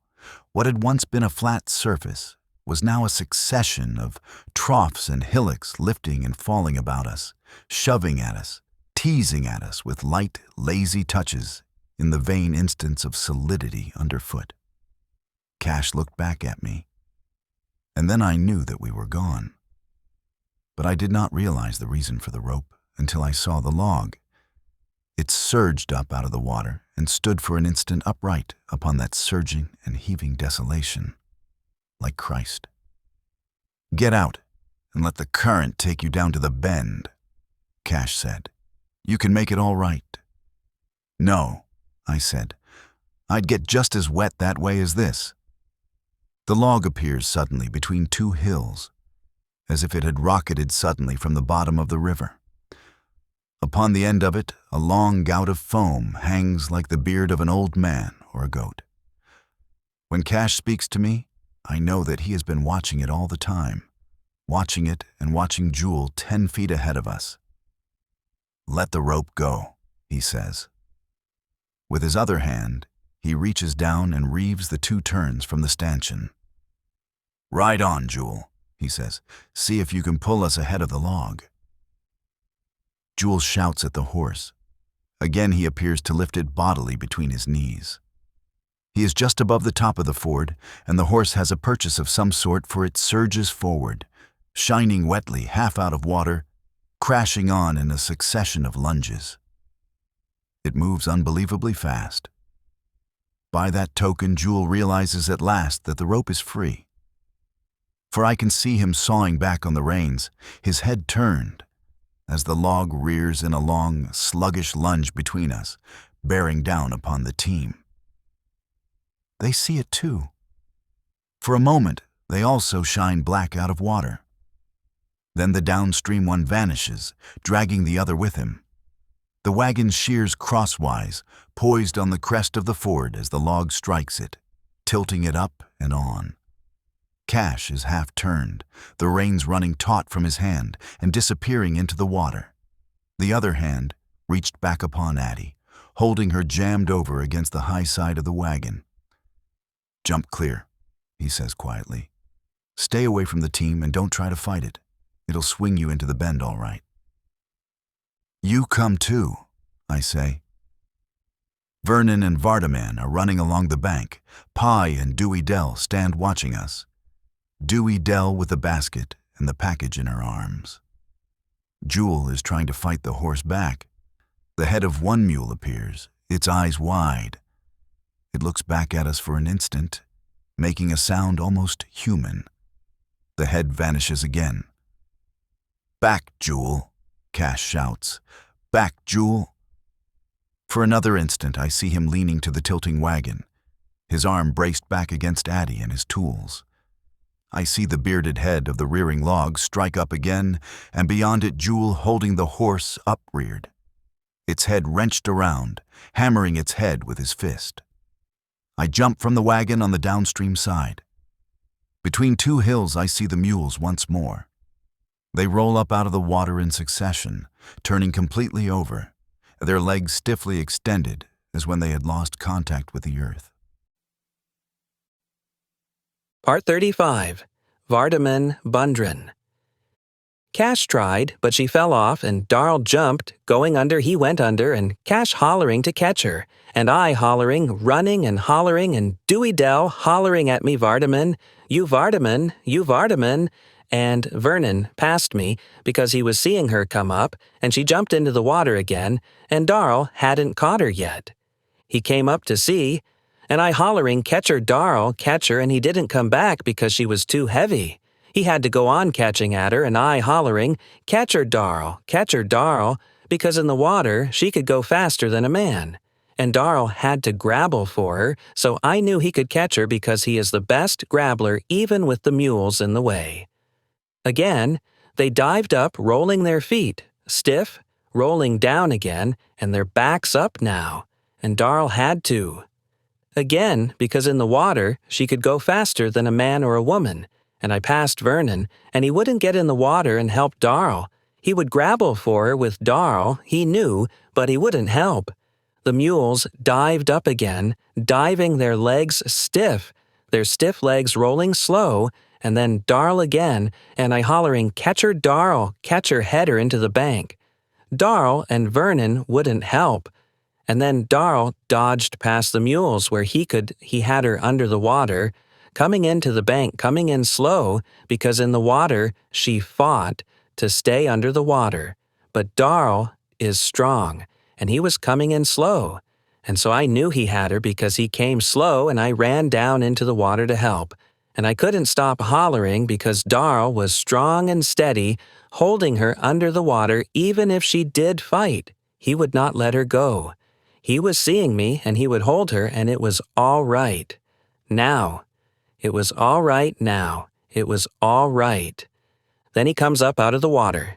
He comes a long way up slow before his hands do, but he's got to have her got to so I can bear it. Then his hands come up, and all of him above the water. I can't stop. I have not got time to try. I will try to when I can, but his hands came empty out of the water, emptying the water, emptying away. "Where is Ma, Darl?" I said. "You never got her. You knew she is a fish, but you let her get away. You never got her. Darl, Darl, Darl." I began to run along the bank, watching the mules dive up slow again and then down again. Part 36. Vernon Tull. When I told Cora how Darl jumped out of the wagon and left Cash sitting there trying to save it and the wagon turning over, and Jewel that was almost to the bank fighting that horse back where it had more sense than to go, she says, "And you're one of the folks that says Darl is the queer one, the one that ain't bright, and him the only one of them that had sense enough to get off that wagon." I notice Anse was too smart to bin on it at all. He couldn't have done no good if he'd been there, I said. They was going about it right, and they would have made it if it hadn't have been for that log. Log, fiddlesticks, Cora said. It was the hand of God. Then how can you say it was foolish, I said. Nobody can't guard against the hand of God. It would be sacrilege to try to. Then why dare it, Cora says. Tell me that. Anse didn't, I said. That's just what you faulted him for. His place was there, Cora said. If he had been a man, he would have been there instead of making his sons do what he dursn't. I don't know what you want then, I said. One breath you say they was daring the hand of God to try it, and the next breath you jump on Anse because he wasn't with them. Then she begun to sing again, working at the washtub, with that singing look in her face like she had done give up folks and all their foolishness and had done went on ahead of them, marching up the sky, singing. The wagon hung for a long time while the current built up under it, shoving it off the ford, and Cash leaning more and more, trying to keep the coffin braced so it wouldn't slip down and finish tilting the wagon over. Soon as the wagon got tilted good, to where the current could finish it, the log went on. It headed around the wagon and went on good as a swimming man could have done. It was like it had been sent there to do a job and done it and went on. When the mules finally kicked loose, it looked for a minute like maybe Cash would get the wagon back. It looked like him and the wagon wasn't moving at all, and just Jewel fighting that horse back to the wagon.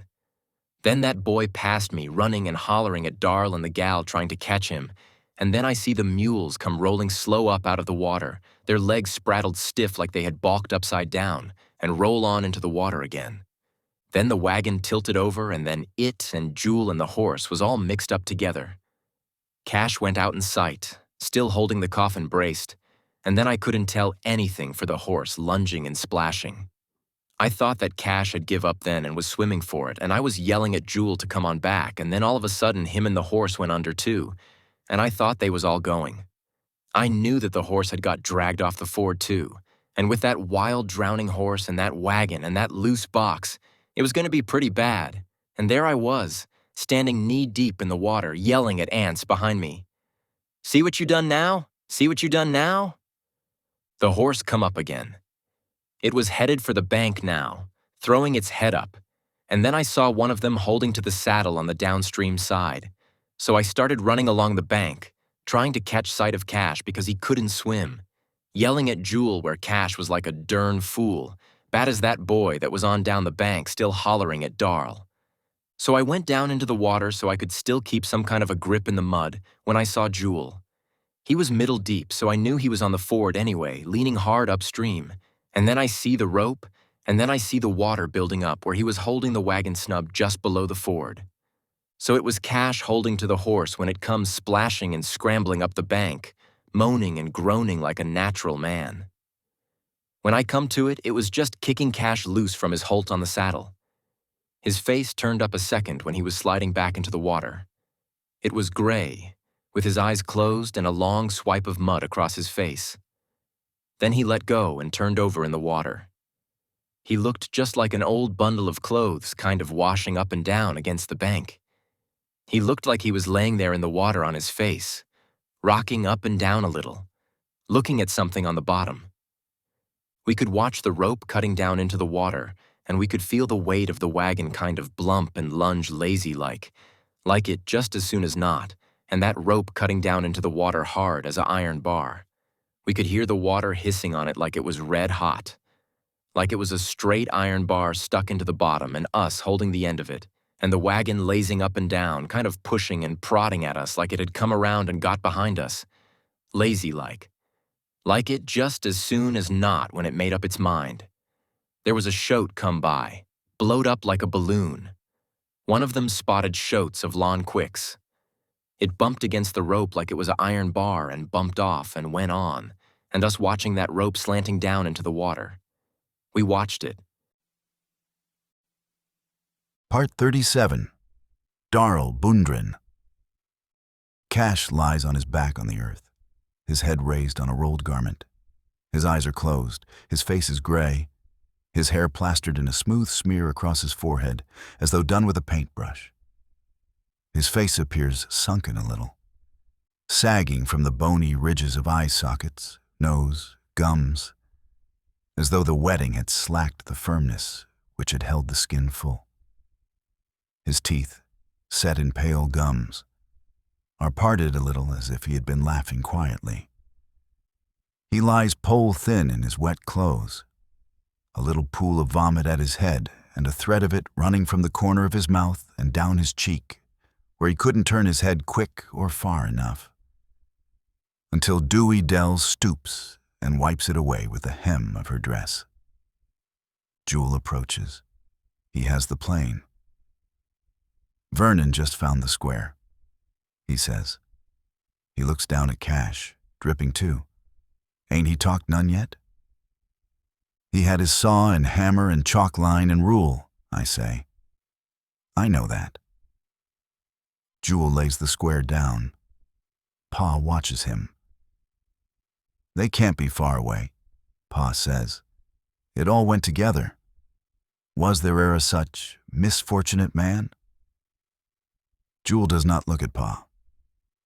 You better call Vardaman back here, he says. He looks at Cash, then he turns and goes away. Get him to talk soon as he can, he says, so he can tell us what else there was. We return to the river. The wagon is hauled clear, the wheels chocked. Carefully, we all helped. It is as though upon the shabby, familiar, inert shape of the wagon there lingered somehow, latent yet still immediate, that violence which had slain the mules that drew it not an hour since, above the edge of the flood. In the wagon bed it lies profoundly.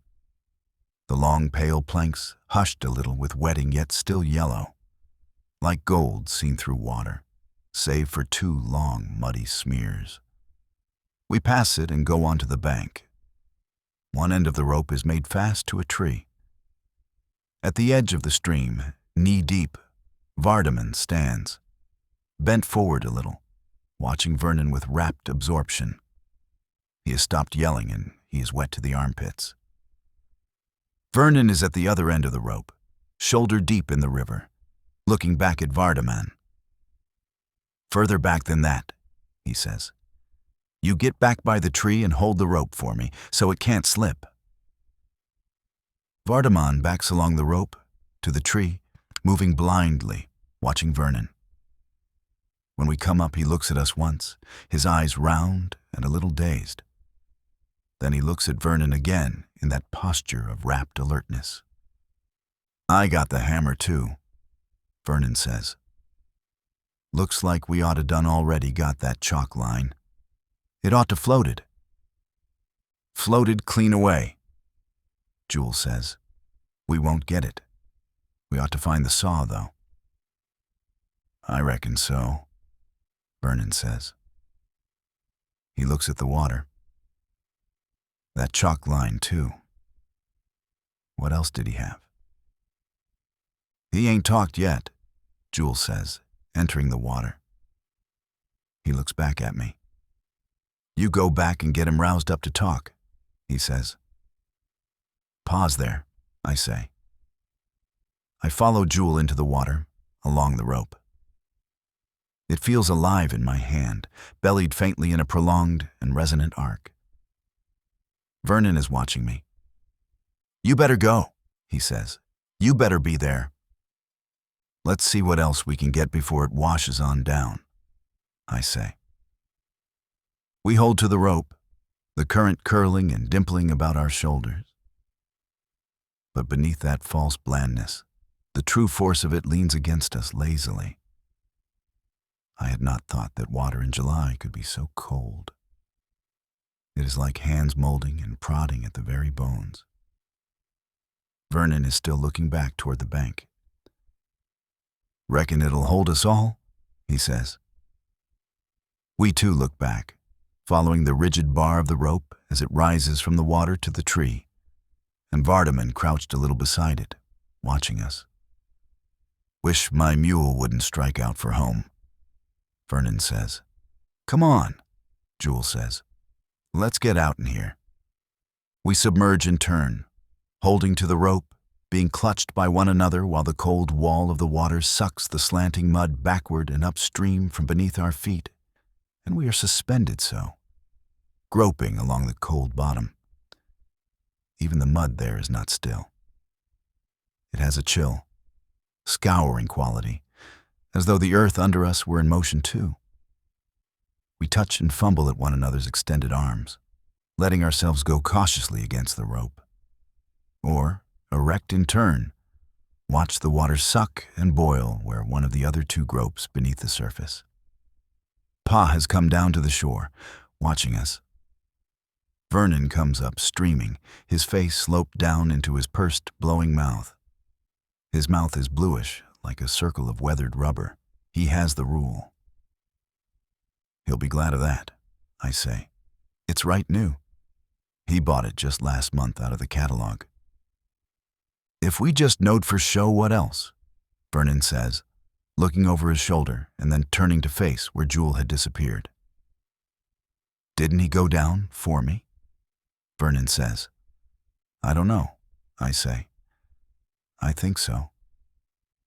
Yes, he did. We watch the thick curling surface, streaming away from us in slow whirls. Give him a pull on the rope, Vernon says. He's on your end of it, I say. Ain't nobody on my end of it, he says. Pull it in, I say. But he has already done that, holding the end above the water, and then we see Jewel. He is 10 yards away. He comes up, blowing, and looks at us, tossing his long hair back with a jerk of his head. Then he looks toward the bank. We can see him filling his lungs. Jewel? Vernon says, not loud, but his voice going full and clear along the water, peremptory yet tactful. It'll be back here. Better come back. Jewel dives again. We stand there, leaning back against the current, watching the water where he disappeared, holding the dead rope between us like two men holding the nozzle of a fire hose, waiting for the water. Suddenly Dewey Dell is behind us in the water. You make him come back, she says. Jewel, she says. He comes up again, tossing his hair back from his eyes. He is swimming now, toward the bank, the current sweeping him downstream, quartering. You, Jewel, Dewey Dell says. We stand holding the rope and see him gain the bank and climb out. As he rises from the water, he stoops and picks up something. He comes back along the bank. He has found the chalk line. He comes opposite us and stands there, looking about as if he were seeking something. Pa goes on down the bank. He's going back to look at the mules again, where their round bodies float and rub quietly together in the slack water within the bend. What did you do with the hammer, Vernon? Jewel says. I give it to him, Vernon says, jerking his head at Vardaman. Vardaman is looking after Pa. Then he looks at Jewel. With a square. Vernon is watching Jewel. He moves toward the bank, passing Dewey Dell and me. You get on out of here, I say. She says nothing, looking at Jewel and Vernon. Where's the hammer? Jewel says. Vardaman scuttles up the bank and fetches it. It's heavier than the saw, Vernon says. Jewel is tying the end of the chalk line about the hammer shaft. Hammer's got the most wood in it, Jewel says. He and Vernon face one another, watching Jewel's hands. And flatter too, Vernon says. It'd float 3-to-1 almost. Try the plane. Jewel looks at Vernon. Vernon is tall too, long and lean. Eye to eye they stand in their close, wet clothes. Lon Quick could look even at a cloudy sky and tell the time to 10 minutes. Big Lon, I mean, not little Lon. Why don't you get out of the water? I say. It won't float like a saw, Jewel says. It'll float nigher to a saw than a hammer will, Vernon says. Bet you. Jewel says. I won't bet, Vernon says. They stand there, watching Jewel's still hands. Hell, Jewel says. Get the plane, then. So they get the plane and tie it to the chalk line and enter the water again. Pa comes back along the bank. He stops for a while and looks at us, hunched, mournful, like a failing steer or an old tall bird. Vernon and Jewel return, leaning against the current. Get out of the way, Jewel says to Dewey Dell. Get out of the water. She crowds against me a little so they can pass. Jewel holding the plane high as though it were perishable, the blue string trailing back over his shoulder. They pass us and stop. They fall to arguing quietly about just where the wagon went over. Darl ought to know, Vernon says. They look at me. I don't know, I says. I wasn't there that long. Hell, Jewel says. They move on, gingerly, leaning against the current, reading the ford with their feet. Have you got a hold of the rope? Vernon says. Jewel does not answer. He glances back at the shore, calculant, then at the water. He flings the plane outward, letting the string run through his fingers turning blue where it runs over them. When the line stops, he hands it back to Vernon. Better let me go this time, Vernon says. Again, Jewel does not answer. We watch him duck beneath the surface. Jewel, Dewey Dell whimpers. It ain't so deep there, Vernon says. He does not look back. He is watching the water where Jewel went under. When Jewel comes up, he has the saw. When we pass the wagon, Pa is standing beside it, scrubbing at the 2 mud smears with a handful of leaves. Against the jungle, Jewel's horse looks like a patchwork quilt hung on a line. Cash has not moved. We stand above him, holding the plane, the saw, the hammer, the square, the rule, the chalk line, while Dewey Dell squats and lifts Cash's head. Cash, she says. Cash. He opens his eyes, staring profoundly up at our inverted faces. If ever was such a misfortunate man, Pa says. Look, Cash, we say, holding the tools up so he can see. What else did you have? He tries to speak, rolling his head, shutting his eyes. Cash, we say. Cash. It is to vomit he is turning his head. Dewey Dell wipes his mouth on the wet hem of her dress, then he can speak. It's his saw set, Jewel says. The new one he bought when he bought the rule. He moves, turning away. Vernon looks up after him, still squatting. Then he rises and follows Jewel down to the water. If ever was such a misfortunate man, Pa says. He looms tall above us as we squat. He looks like a figure carved clumsily from tough wood by a drunken caricaturist. It's a trial, he says, but I don't begrudge her it. No man can say I begrudge her it. Dewey Dell has laid Cash's head back on the folded coat, twisting his head a little to avoid the vomit. Beside him, his tools lie. A fellow might call it lucky it was the same leg he broke when he fell off in that church, Pa says. But I don't begrudge her it. Jewel and Vernon are in the river again. From here, they do not appear to violate the surface at all. It is as though it had severed them both at a single blow, the 2 torsos moving with infinitesimal and ludicrous care upon the surface. It looks peaceful, like machinery does after you have watched it and listened to it for a long time, as though the clotting which is you had dissolved into the myriad original motion, and seeing and hearing in themselves blind and deaf, fury in itself quiet with stagnation, squatting, Dewey Dell's wet dress shapes for the dead eyes of three blind men those mammalian ludicrosities which are the horizons and the valleys of the earth. Part 38, Cash Bundren. It wasn't on a balance. I told them that if they wanted it to tote and ride on a balance, they would have to... Part 39, Cora Tull. One day we were talking. She had never been pure religious, not even after that summer at the camp meeting when Brother Whitfield wrestled with her spirit, singled her out, and strove with the vanity in her mortal heart, and I said to her many a time, God gave you children to comfort your hard human lot, and for a token of his own suffering and love, for in love you conceived and bore them. I said that because she took God's love and her duty to him too much as a matter of course, and such conduct is not pleasing to him. I said, he gave us the gift to raise our voices in his undying praise, because I said there is more rejoicing in heaven over one sinner than over 100 that never sinned. And she said, my daily life is an acknowledgement and expiation of my sin. And I said, who are you to say what is sin and what is not sin?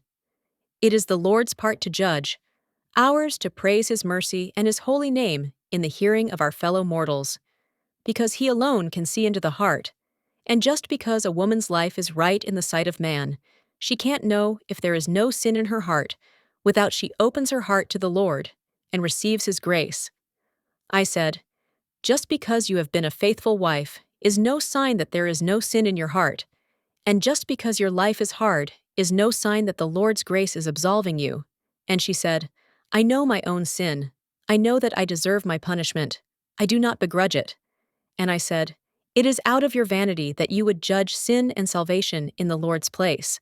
It is our mortal lot to suffer and to raise our voices in praise of him who judges the sin and offers the salvation through our trials and tribulations time out of mind. Amen. Not even after Brother Whitfield, a godly man, if ever one breathed God's breath, prayed for you and strove as never a man could except him, I said. Because it is not us that can judge our sins or know what is sin in the Lord's eyes. She has had a hard life, but so does every woman.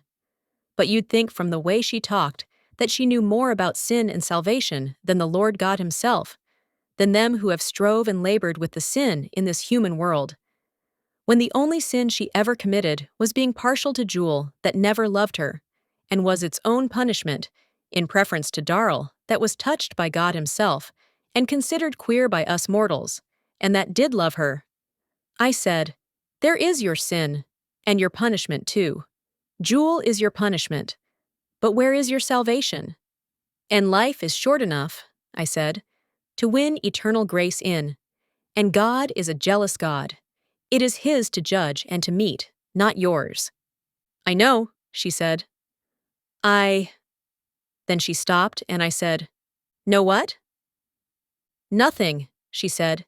He is my cross, and he will be my salvation. He will save me from the water and from the fire. Even though I have laid down my life, he will save me. How do you know, without you open your heart to him and lift your voice in his praise? I said. Then I realized that she did not mean God. I realized that out of the vanity of her heart, she had spoken sacrilege, and I went down on my knees right there. I begged her to kneel and open her heart and cast from it the devil of vanity and cast herself upon the mercy of the Lord. But she wouldn't. She just sat there, lost in her vanity and her pride that had closed her heart to God and set that selfish mortal boy in his place. Kneeling there, I prayed for her. I prayed for that poor blind woman as I had never prayed for me and mine. Part 40. Addie Bundren. In the afternoon, when school was out and the last one had left with his little dirty snuffling nose, instead of going home, I would go down the hill to the spring where I could be quiet and hate them. It would be quiet there then, with the water bubbling up and away, and the sun slanting quiet in the trees, and the quiet smelling of damp and rotting leaves and new earth, especially in the early spring, for it was worse then. I could just remember how my father used to say that the reason for living was to get ready to stay dead a long time. And when I would have to look at them day after day, each with his and her secret and selfish thought, and blood strange to each other blood, and strange to mine, and think that this seemed to be the only way I could get ready to stay dead, I would hate my father for having ever planted me. I would look forward to the times when they faulted, so I could whip them. When the switch fell, I could feel it upon my flesh. When it welted and ridged, it was my blood that ran, and I would think with each blow of the switch, now you are aware of me. Now I am something in your secret and selfish life, who have marked your blood with my own forever and ever. And so I took Anse. I saw him pass the schoolhouse 3 or 4 times before I learned that he was driving 4 miles out of his way to do it. I noticed then how he was beginning to hump a tall man and young, so that he looked already like a tall bird hunched in the cold weather on the wagon seat. He would pass the schoolhouse, the wagon creaking slow, his head turning slow to watch the door of the schoolhouse as the wagon passed, until he went on around the curve and out of sight. One day I went to the door and stood there when he passed. When he saw me, he looked quickly away and did not look back again. In the early spring, it was worst. Sometimes I thought that I could not bear it, lying in bed at night with the wild geese going north and their honking coming faint and high and wild out of the wild darkness, and during the day it would seem as though I couldn't wait for the last one to go so I could go down to the spring. And so when I looked up that day and saw Anse standing there in his Sunday clothes, turning his hat round and round in his hands, I said, "If you've got any women folks, why in the world don't they make you get your hair cut?" "I ain't got none," he said. Then he said suddenly, driving his eyes at me like 2 hounds in a strange yard, "That's what I come to see you about." "And make you hold your shoulders up," I said. "You haven't got any, but you've got a house. They tell me you've got a house and a good farm, and you live there alone, doing for yourself, do you?" He just looked at me, turning the hat in his hands. "A new house," I said. "Are you going to get married?" And he said again, holding his eyes to mine, "That's what I come to see you about." Later he told me, "I ain't got no people, so that won't be no worry to you. I don't reckon you can say the same." "No, I have people. In Jefferson." His face fell a little. "Well, I got a little property. I'm four-handed. I got a good honest name. I know how town folks are, but maybe when they talk to me, ... They might listen," I said, "but they'll be hard to talk to." He was watching my face. "They're in the cemetery." "But your living kin," he said, "they'll be different." "Will they?" I said. "I don't know. I never had any other kind." So I took Anse, and when I knew that I had cash, I knew that living was terrible and that this was the answer to it. That was when I learned that words are no good, that words don't ever fit even what they are trying to say at. When he was born, I knew that motherhood was invented by someone who had to have a word for it, because the ones that had the children didn't care whether there was a word for it or not. I knew that fear was invented by someone that had never had the fear, pride who never had the pride. I knew that it had been, not that they had dirty noses, but that we had had to use one another by words like spiders dangling by their mouths from a beam, swinging and twisting and never touching, and that only through the blows of the switch could my blood and their blood flow as one stream. I knew that it had been. Not that my aloneness had to be violated over and over each day, but that it had never been violated until cash came, not even by Anse in the nights. He had a word too. Love, he called it. But I had been used to words for a long time. I knew that that word was like the others, just a shape to fill a lack. That when the right time came, you wouldn't need a word for that any more than for pride or fear. Cash did not need to say it to me, nor I to him. And I would say, let Anse use it if he wants to, so that it was Anse or love or Anse. It didn't matter. I would think that even while I lay with him in the dark and Cash asleep in the cradle, within the swing of my hand, I would think that if he were to wake and cry, I would suckle him too. Anse or love. It didn't matter. My aloneness had been violated and then made whole again by the violation. Time, ants, love, what you will, outside the circle. Then I found that I had Darl. At first, I would not believe it. Then I believed that I would kill Anse. It was as though he had tricked me, hidden within a word like within a paper screen, and struck me in the back through it. But then I realized that I had been tricked by words older than Anse, or love, and that the same word had tricked Anse too, and that my revenge would be that he would never know I was taking revenge. And when Darl was born, I asked Anse to promise to take me back to Jefferson when I died, because I knew that father had been right, even when he couldn't have known he was right any more than I could have known I was wrong. "Nonsense," Anse said. "You and me ain't nigh done chapping yet, with just two." He did not know that he was dead then. Sometimes I would lie by him in the dark, hearing the land that was now of my blood and flesh, and I would think, Anse. Why Anse? Why are you Anse? I would think about his name, until after a while I could see the word as a shape, a vessel, and I would watch him liquefy and flow into it, like cold molasses flowing out of the darkness into the vessel, until the jar stood full and motionless. A significant shape profoundly without life, like an empty door frame. And then I would find that I had forgotten the name of the jar. I would think, the shape of my body where I used to be a virgin is in the shape of and I couldn't think Anse, couldn't remember Anse. It was not that I could think of myself as no longer unvirgin, because I was 3 now. And when I would think Cash and Darl that way until their names would die and solidify into a shape and then fade away, I would say, all right, it doesn't matter. It doesn't matter what they call them. And so, when Cora Tull would tell me I was not a true mother, I would think how words go straight up in a thin line, quick and harmless, and how terribly doing goes along the earth, clinging to it, so that after a while, the two lines are too far apart for the same person to straddle from one to the other.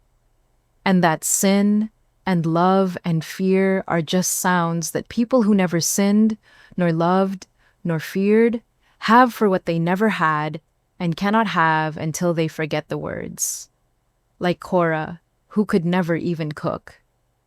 She would tell me what I owed to my children, and to Anse, and to God. I gave Anse the children. I did not ask for them. I did not even ask him for what he could have given me, not Anse. That was my duty to him, to not ask that, and that duty I fulfilled. I would be I. I would let him be the shape and echo of his word. That was more than he asked, because he could not have asked for that and been Anse, using himself so with a word.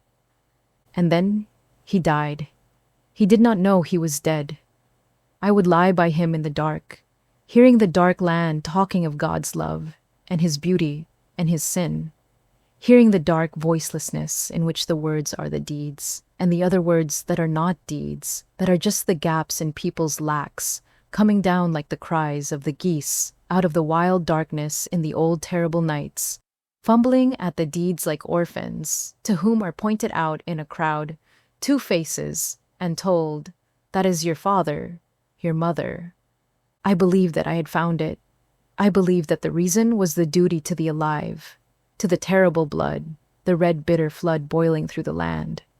I would think of sin, as I would think of the clothes we both wore in the world's face, of the circumspection necessary because he was he and I was I. The sin, the more utter and terrible since he was the instrument ordained by God who created the sin, to sanctify that sin he had created. While I waited for him in the woods, waiting for him before he saw me, I would think of him as dressed in sin. I would think of him as thinking of me as dressed also in sin, he the more beautiful since the garment which he had exchanged for sin was sanctified. I would think of the sin as garments which we would remove in order to shape and coerce the terrible blood to the forlorn echo of the dead word high in the air. Then I would lay with Anse again. I did not lie to him. I just refused, just as I refused my breast to Cash and Darl after their time was up. Hearing the dark land talking the voiceless speech. I hid nothing. I tried to deceive no one. I would not have cared. I merely took the precautions that he thought necessary for his sake, not for my safety, but just as I wore clothes in the world's face. And I would think then, when Cora talked to me, of how the high dead words in time seemed to lose even the significance of their dead sound. Then it was over. Over in the sense that he was gone, and I knew that. See him again though I would never again see him coming swift and secret to me in the woods, dressed in sin, like a gallant garment, already blowing aside with the speed of his secret coming. But for me it was not over. I mean, over in the sense of beginning and ending, because to me there was no beginning nor ending to anything then. I even held Anse refraining still, not that I was holding him recessional, but as though nothing else had ever been. My children were of me alone, of the wild blood boiling along the earth, of me and of all that lived, of none and of all. Then I found that I had Jewel. When I waked to remember to discover it, he was 2 months gone.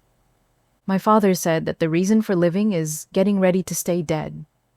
I knew at last what he meant, and that he could not have known what he meant himself, because a man cannot know anything about cleaning up the house afterward. And so I have cleaned my house. With Jewel, I lay by the lamp, holding up my own head, watching him cap and suture it before he breathed. The wild blood boiled away, and the sound of it ceased. Then there was only the milk, warm and calm, and I lying calm in the slow silence, getting ready to clean my house. I gave Anse Dewey Dell to negative Jewel. Then I gave him Vardaman to replace the child I had robbed him of. And now he has 3 children that are his and not mine. And then I could get ready to die. One day I was talking to Cora. She prayed for me because she believed I was blind to sin, wanting me to kneel and pray too. Because people to whom sin is just a matter of words, to them salvation is just words too. Part 41, Whitfield. When they told me she was dying, all that night I wrestled with Satan, and I emerged victorious. I woke to the enormity of my sin. I saw the true light at last, and I fell on my knees and confessed to God and asked his guidance and received it. Rise, he said. Repair to that home in which you have put a living lie. Among those people with whom you have outraged my word, confess your sin aloud. It is for them, for that deceived husband, to forgive you, not I. So I went. I heard that Tull's bridge was gone. I said, Thanks, O Lord, O mighty ruler of all. For by those dangers and difficulties which I should have to surmount, I saw that he had not abandoned me, that my reception again into his holy peace and love would be the sweeter for it. Just let me not perish, before I have begged the forgiveness of the man whom I betrayed. I prayed, let me not be too late. Let not the tale of mine and her transgression come from her lips instead of mine. She had sworn then that she would never tell it, but eternity is a fearsome thing to face. Have I not wrestled thigh to thigh with Satan myself? Let me not have also the sin of her broken vow upon my soul. Let not the waters of thy mighty wrath encompass me until I have cleansed my soul in the presence of them whom I injured. It was his hand that bore me safely above the flood, that fended from me the dangers of the waters. My horse was frightened, and my own heart failed me as the logs and the uprooted trees bore down upon my littleness. But not my soul. Time after time I saw them averted at destruction's final instant, and I lifted my voice above the noise of the flood. Praise to thee, O mighty Lord and King. By this token shall I cleanse my soul and gain again into the fold of thy undying love. I knew then that forgiveness was mine. The flood, the danger, behind, and as I rode on across the firm earth again, and the scene of my Gethsemane drew closer and closer, I framed the words which I should use. I would enter the house, I would stop her before she had spoken, I would say to her husband, Anse, I have sinned, do with me as you will. It was already as though it were done. My soul felt freer, quieter than it had in years. Already I seemed to dwell in abiding peace again as I rode on. To either side I saw his hand. In my heart I could hear his voice. Courage, I am with thee. Then I reached Tull's house. His youngest girl came out and called to me as I was passing. She told me that she was already dead. I have sinned, O Lord. Thou knowest the extent of my remorse and the will of my spirit. But he is merciful. He will accept the will for the deed, who knew that when I framed the words of my confession, it was to Anse I spoke them, even though he was not there.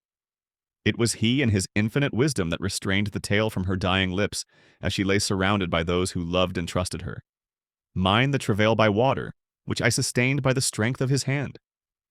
Praise to thee in thy bounteous and omnipotent love, O praise. I entered the house of bereavement, the lowly dwelling where another erring mortal lay, while her soul faced the awful and irrevocable judgment. Peace to her ashes. God's grace upon this house, I said. Part 42. Darl Bundren. On the horse, he rode up to Armstead's and came back on the horse, leading Armstead's team. We hitched up and laid Cash on top of Addie. When we laid him down, he vomited again, but he got his head over the wagon bed in time. He'd taken a lick in the stomach, too, Vernon said. The horse may have kicked him in the stomach, too, I said. Did he kick you in the stomach, Cash? He tried to say something. Dewey Dell wiped his mouth again. What's he say? Vernon said. What is it, Cash?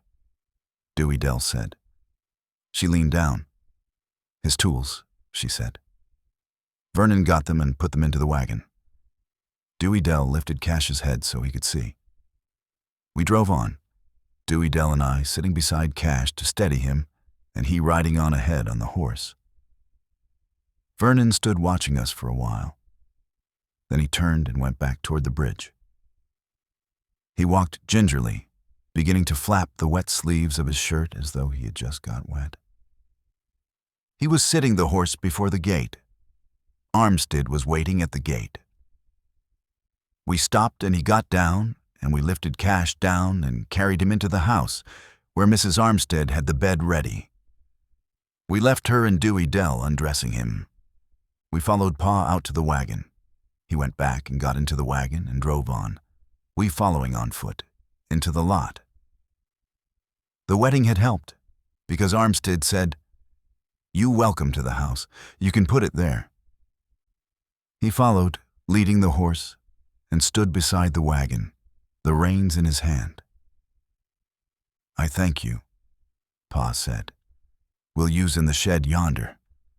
I know it's an imposition on you." "You're welcome to the house," Armstead said. He had that wooden look on his face again, that bold, surly, high-colored, rigid look, like his face and eyes were two colors of wood, the wrong one pale and the wrong one dark. His shirt was beginning to dry, but it still clung close upon him when he moved. "She would appreciate it," Pa said. We took the team out and rolled the wagon back under the shed. One side of the shed was open. "It won't rain under," Armstead said. "But if you'd rather..." Back of the barn was some rusted sheets of tin roofing. We took 2 of them and propped them against the open side. "You're welcome to the house," Armstead said. "I thank you," Pa said. "I'd take it right kind if you'd give them a little snack." "Show," Armstead said. "Lula'll have supper ready soon as she gets Cash comfortable." He had gone back to the horse, and he was taking the saddle off, his damp shirt lapping flat to him when he moved. Pa wouldn't come in the house. "Come in and eat," Armstead said. "It's nigh ready." "I wouldn't crave nothing," Pa said.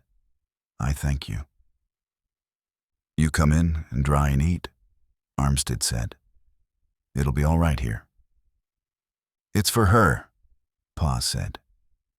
"It's for her sake I am taking the food. I got no team, no nothing. But she will be grateful to e'er one of you." "Sho," Armstead said. "You folks come in and dry." But after Armstead gave Pa a drink, he felt better. And when we went in to see about Cash, he hadn't come in with us. When I looked back, he was leading the horse into the barn. He was already talking about getting another team. And by supper time, he had good as bought it. He is down there in the barn, sliding fluidly past the gaudy lunging swirl into the stall with it. He climbs onto the manger and drags the hay down and leaves the stall and seeks and finds the currycomb. Then he returns and slips quickly past the single crashing thump and up against the horse, where it cannot overreach. He applies the currycomb, holding himself within the horse's striking radius with the agility of an acrobat, cursing the horse in a whisper of obscene caress. Its head flashes back, tooth-cropped, its eyes roll in the dusk like marbles on a gaudy velvet cloth as he strikes it upon the face with the back of the currycomb. Part 43, Mr. Armstead. But time I give him another sup of whiskey and supper was about ready. He had done already bought a team from somebody, on a credit. Picking and choosing he were by then, saying how he didn't like this span and wouldn't put his money in nothing so-and-so owned, not even a hen coop. You might try Snopes, I said. He's got 3-4 span. Maybe one of them would suit you. Then he begun to mumble his mouth, looking at me like it was me that owned the only span of mules in the country and wouldn't sell them to him, when I knew that, like as not, it would be my team that would ever get them out of the lot at all. Only I don't know what they would do with them, if they had a team. Little John had told me that the levee through Haley Bottom had done gone for 2 miles, and that the only way to get to Jefferson would be to go around by Motson. But that was Anse's business. He's a close man to trade with, he says, mumbling his mouth. But when I give him another sup after supper, he cheered up some. He was aiming to go back to the barn and set up with her. Maybe he thought that if he just stayed down there ready to take out, Santa Claus would maybe bring him a span of mules. But I reckon I can talk him around, he says. A man'll always help a fellow in a tight, if he's got her a drop of Christian blood in him. Of course you're welcome to the use of mine, I said, me knowing how much he believed that was the reason. I thank you, he said. She'll want to go in our'n, and him knowing how much I believed that was the reason. After supper, Jewel rode over to the bend to get Peabody. I heard he was to be there today at Varner's. Jewel come back about midnight. Peabody had gone down below Inverness somewhere, but Uncle Billy come back with him, with his satchel of horse physic. Like he says, a man ain't so different from a horse or a mule, come long, come short, except a mule or a horse has got a little more sense. What you been into now, boy? He says, looking at Cash. Get me a mattress and a chair and a glass of whiskey, he says. He made Cash drink the whiskey, then he run Anse out of the room. Lucky it was the same leg he broke last summer, Anse says, mournful, mumbling and blinking. That's something. We folded the mattress across Cash's legs and set the chair on the mattress, and me and Jewel sat on the chair, and the gal held the lamp and Uncle Billy taking a chew of tobacco and went to work. Cash fought pretty hard for a while, until he fainted. Then he laid still, with big balls of sweat standing on his face like they had started to roll down and then stopped to wait for him.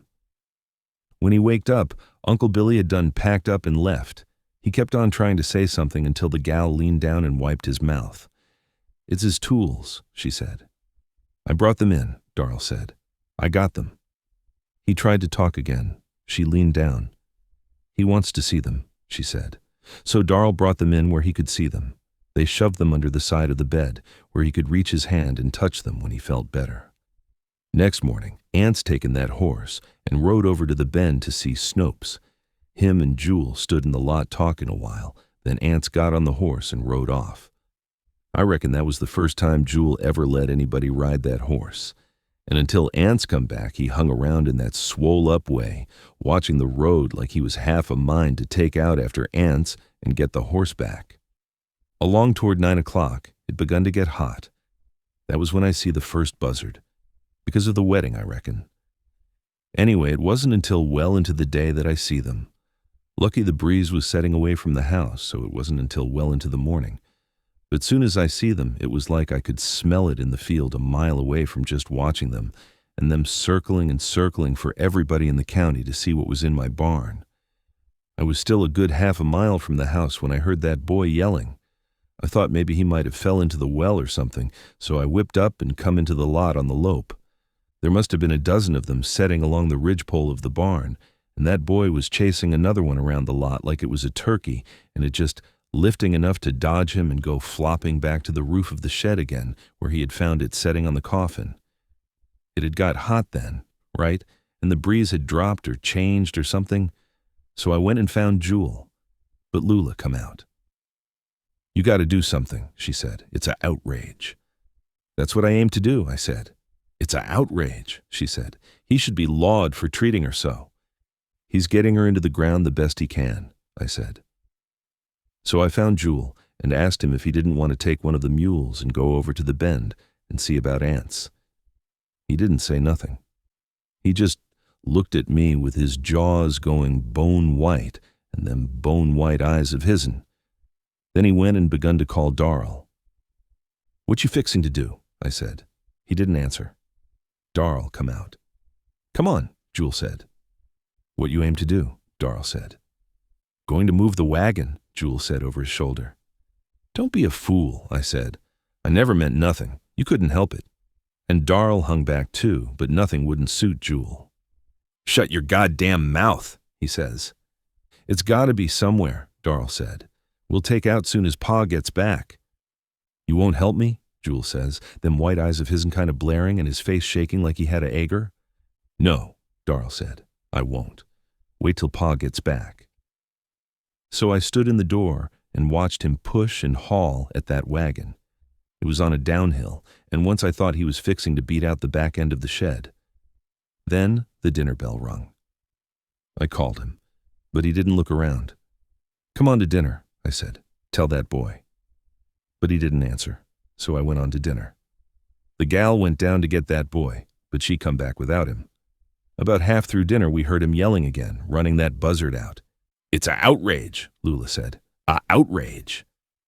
"He's doing the best he can," I said. "A fellow don't trade with Snopes in 30 minutes. They'll set in the shade all afternoon to dicker." "Do?" she says. "Do? He's done too much already." And I reckon he had. Trouble is, his quitting was just about to start our doing. He couldn't buy no team from nobody, let alone Snopes, without he had something to mortgage he didn't know would mortgage yet. And so when I went back to the field, I looked at my mules, and same as told them goodbye for a spell. When I come back that evening and the sun shining all day on that shed, I wasn't so sure I would regret it. He come riding up just as I went out to the porch where they all was. He looked kind of funny, kind of more hangdog than common, and kind of proud too, like he had done something he thought was cute, but wasn't so show now how other folks would take it. "I got a team," he said. "You bought a team from Snopes?" I said. "I reckon Snopes ain't the only man in this country that can drive a trade," he said. "Show," I said. He was looking at Jewel with that funny look, but Jewel had done got down from the porch and was going toward the horse, to see what Anse had done to it, I reckon. "Jewel," Anse says. Jewel looked back. "Come here," Anse says. Jewel come back a little and stopped again. "What you want?" he said. "So you got a team from Snopes," I said. "He'll send them over tonight, I reckon. You'll want an early start tomorrow, long as you'll have to go by Matson." Then he quit looking like he had been for a while. He got that badgered look like he used to have, mumbling his mouth. "I do the best I can," he said. "For God, if there were a man in the living world suffered the trials and floutings I have suffered. A fellow that just beats Snopes in a trade ought to feel pretty good," I said. "What did you give him, Anse?" He didn't look at me. "I give a chattel mortgage on my cultivator and cedar," he said. "But they ain't worth $40. How far do you aim to get with a $40 team?" They were all watching him now, quiet and steady. Jewel was stopped, halfway back, waiting to go on to the horse. "I give other things," Anse said. He begun to mumble his mouth again, standing there like he was waiting for somebody to hit him, and him with his mind already made up not to do nothing about it. "What other things?" Darl said. "Hell," I said, "you take my team. You can bring them back. I'll get along some way." "So that's what you were doing in Cash's clothes last night," Darl said. He said it just like he was reading it out in the paper, like he never give a dern himself one way or the other. Jewel had come back now, standing there, looking at Anse with them marble eyes of his'n. Cash aimed to buy that talking machine from Surat with that money, Darl said. Anse stood there, mumbling his mouth. Jewel watched him. He ain't never blinked yet. But that's just $8 more, Darl said, in that voice like he was just listening and never give a darn himself. That still won't buy a team. Anse looked at Jewel quick, kind of sliding his eyes that way. Then he looked down again. God knows if there were e'er a man, he says. Still, they didn't say nothing. They just watched him, waiting, and him sliding his eyes toward their feet and up their legs, but no higher. And the horse, he says. What horse? Jewel said. Anse just stood there. I be dern. If a man can't keep the upper hand of his sons, he ought to run them away from home, no matter how big they are. And if he can't do that, I be dern if he oughtn't to leave himself. I be dern if I wouldn't. You mean, you tried to swap my horse? Jewel says. Anse stands there, dangle-armed. For 15 years I ain't had a tooth in my head, he says. God knows it. He knows in 15 years I ain't at the victuals he aimed for man to eat to keep his strength up, and me saving a nickel here and a nickel there so my family wouldn't suffer it, to buy them teeth so I could eat God's appointed food. I give that money. I thought that if I could do without eating, my sons could do without riding. God knows I did. Jewel stands with his hands on his hips looking at Anse. Then he looks away.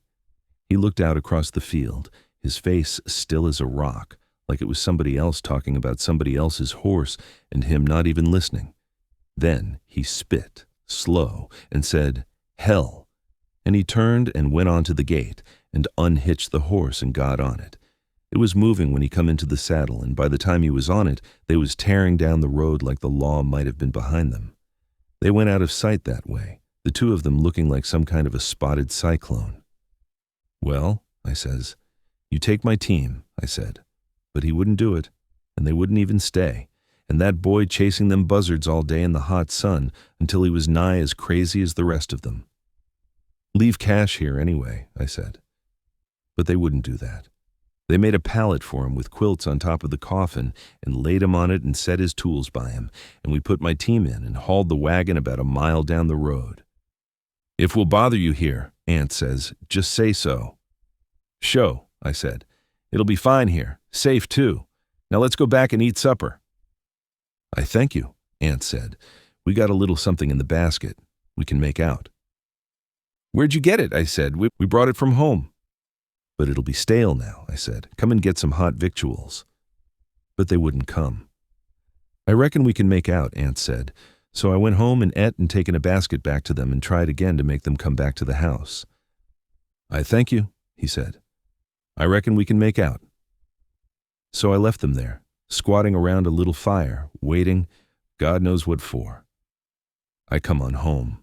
I kept thinking about them there and about that fellow tearing away on that horse, and that would be the last they would see of him. And I'd be dern if I could blame him. Not for wanting to not give up his horse, but for getting shut of such a dern fool as Anse. Or that's what I thought then. Because be dern if there ain't something about a dern fellow like Anse that seems to make a man have to help him, even when he knows he'll be wanting to kick himself next minute. Because about an hour after breakfast next morning, Eustace Grimm that works Snopes' place come up with a span of mules, hunting Anse. "I thought him and Anse never traded," I said. "Sho," Eustace said. "All they liked was the horse. Like I said to Mr. Snopes, he was letting this team go for $50, because if his Uncle Flem hadda just kept them Texas horses when he owned them. Anse wouldn't a never. The horse," I said. "Anse's boy taken that horse and cleared out last night, probably halfway to Texas by now. And Anse—" "I didn't know who brung it," Eustace said. "I never see them. I just found the horse in the barn this morning when I went to feed, and I told Mr. Snopes, and he said to bring the team on over here."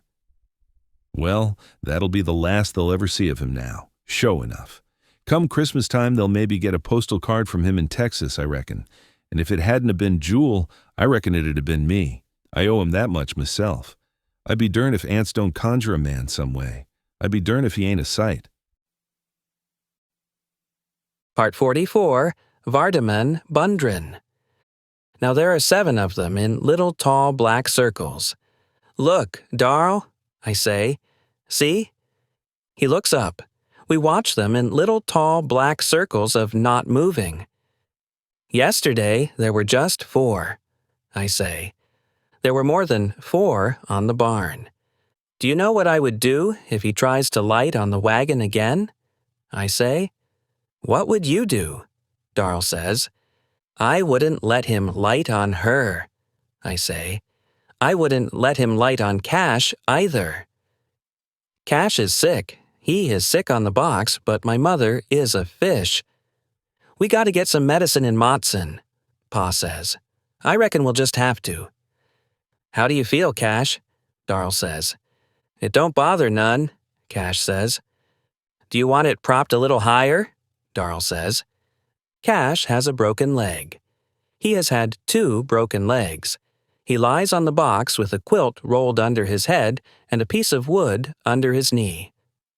I reckon we ought to left him at Armstead's, Pa says.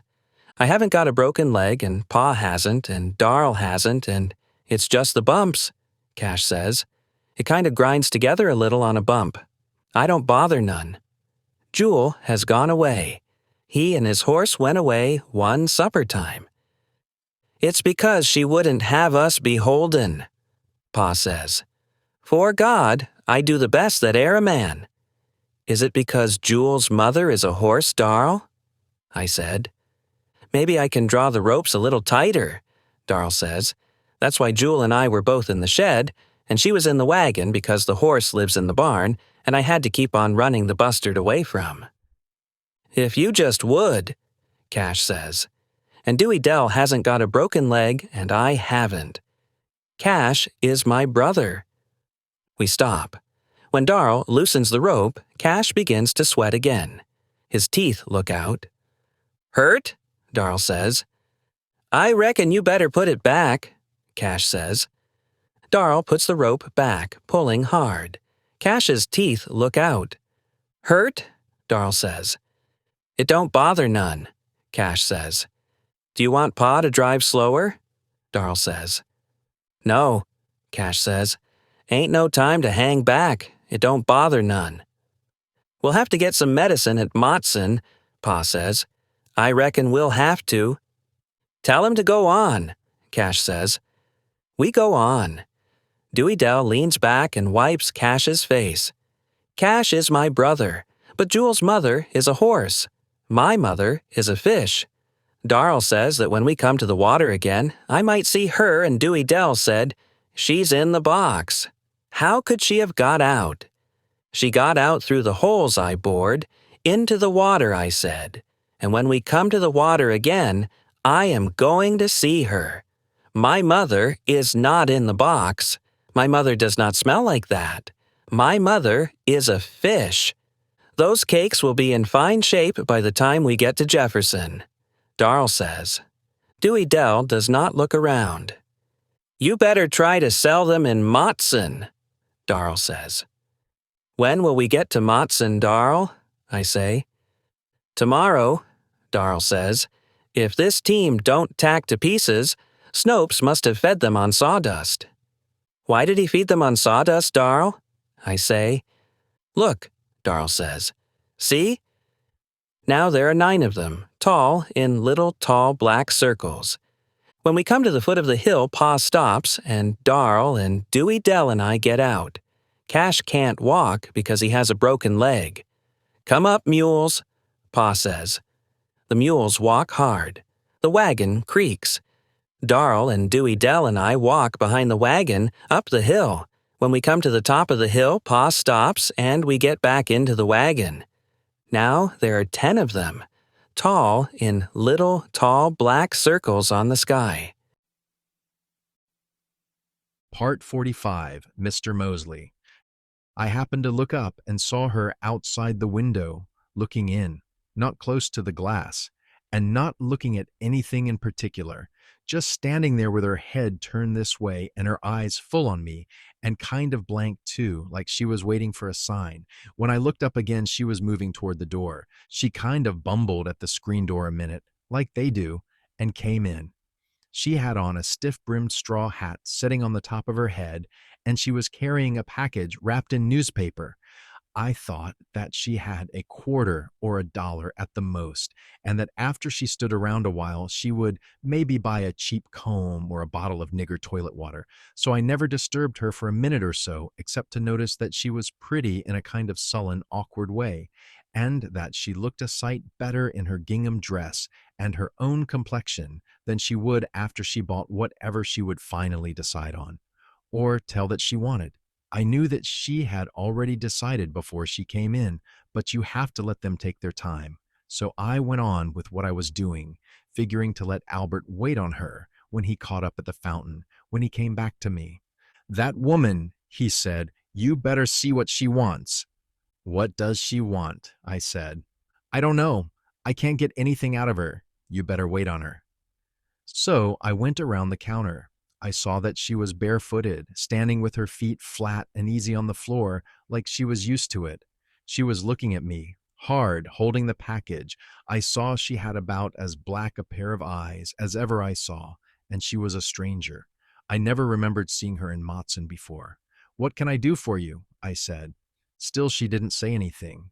She stared at me without winking. Then she looked back at the folks at the fountain. Then she looked past me toward the back of the store. "Do you want to look at some toilet things?" I said. "Or is it medicine you want?" "That's it," she said. She looked quick back at the fountain again. So I thought maybe her ma or somebody had sent her in for some of this female dope and she was ashamed to ask for it. I knew she couldn't have a complexion like hers and use it herself, let alone not being much more than old enough to barely know what it was for. It's a shame, the way they poison themselves with it. But a man's got to stock it or go out of business in this country. "Oh," I said, "what do you use? We have—" She looked at me again, almost like she had said hush, and looked toward the back of the store again. "I'd leave her go back there," she said. "All right," I said, "you have to humor them. You save time by it." I followed her to the back. She put her hand on the gate. "There's nothing back there but the prescription case," I said. "What do you want?" She stopped and looked at me. It was like she had taken some kind of a lid off her face, her eyes. It was her eyes, kind of dumb and hopeful and sullenly willing to be disappointed all at the same time. But she was in trouble of some sort. I could see that. "What's your trouble?" I said. "Tell me what it is you want. I'm pretty busy." I wasn't meaning to hurry her, but a man just hasn't got the time they have out there. "It's the female trouble," she said. "Oh," I said, "is that all?" I thought maybe she was younger than she looked, and her first one had scared her, or maybe one had been a little abnormal, as it will in young women. "Where's your ma?" I said. "Haven't you got one?" "She's out yonder in the wagon," she said. "Why not talk to her about it before you take any medicine?" I said. "Any woman would have told you about it." She looked at me, and I looked at her again and said, "How old are you?" 17, she said. "Oh," I said, "I thought maybe you were—" She was watching me, but then, in the eyes, all of them looked like they had no age and knew everything in the world anyhow.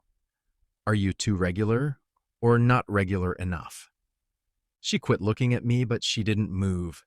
"Yes," she said. "I reckon so." "Yes." "Well, which?" I said. "Don't you know? It's a crime and a shame, but after all, they'll buy it from somebody." She stood there, not looking at me. "You want something to stop it?" I said. "Is that it?" "No," she said. "That's it. It's already stopped." "Well, what—" Her face was lowered a little still, like they do in all their dealings with a man so he don't ever know just where the lightning will strike next. "You are not married, are you?" I said. "No." "Oh," I said, "and how long has it been since it stopped?" "About 5 months, maybe." "It ain't been but 2, she said. "Well, I haven't got anything in my store you want to buy," I said, "unless it's a nipple. And I'd advise you to buy that and go back home and tell your pa if you have one, and let him make somebody buy you a wedding license." Was that all you wanted? But she just stood there, not looking at me. "I got the money to pay you," she said. "Is it your own? Or did he act enough of a man to give you the money?" "He give it to me, $10. He said that would be enough." $1,000 wouldn't be enough in my store, and 10 cents wouldn't be enough, I said. "You take my advice and go home and tell you Pa or your brothers, if you have any, or the first man you come to in the road. But she didn't move. Leif said I could get it at the drugstore. He said to tell you me and him wouldn't never tell nobody you sold it to us. And I just wish your precious Leif had come for it himself. That's what I wish. I don't know. I'd have had a little respect for him then, and you can go back and tell him I said so, if he ain't halfway to Texas by now, which I don't doubt. Me, a respectable druggist that's kept store and raised a family and been a church member for 56 years in this town. I'm a good mind to tell your folks myself, if I can just find who they are. She looked at me now, her eyes and face kind of blank again, like when I first saw her through the window. I didn't know, she said. He told me I could get something at the drugstore. He said they might not want to sell it to me, but if I had $10 and told them I wouldn't never tell nobody. He never said this drugstore, I said.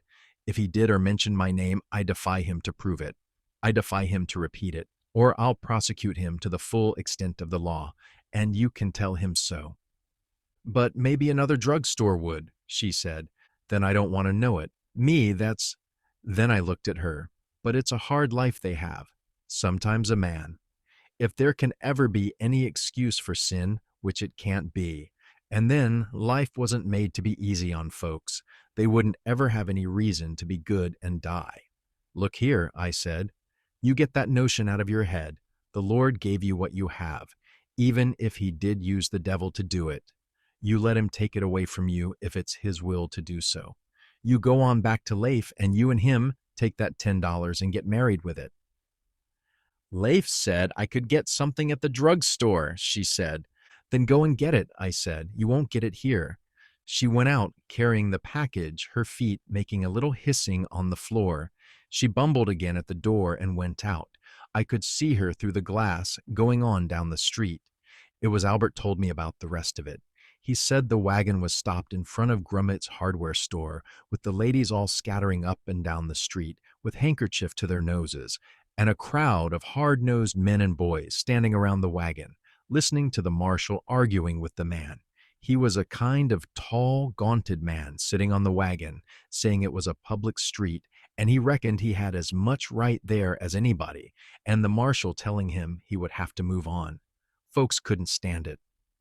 It had been dead 8 days, Albert said. They came from some place out in Yoknapatawpha County, trying to get to Jefferson with it.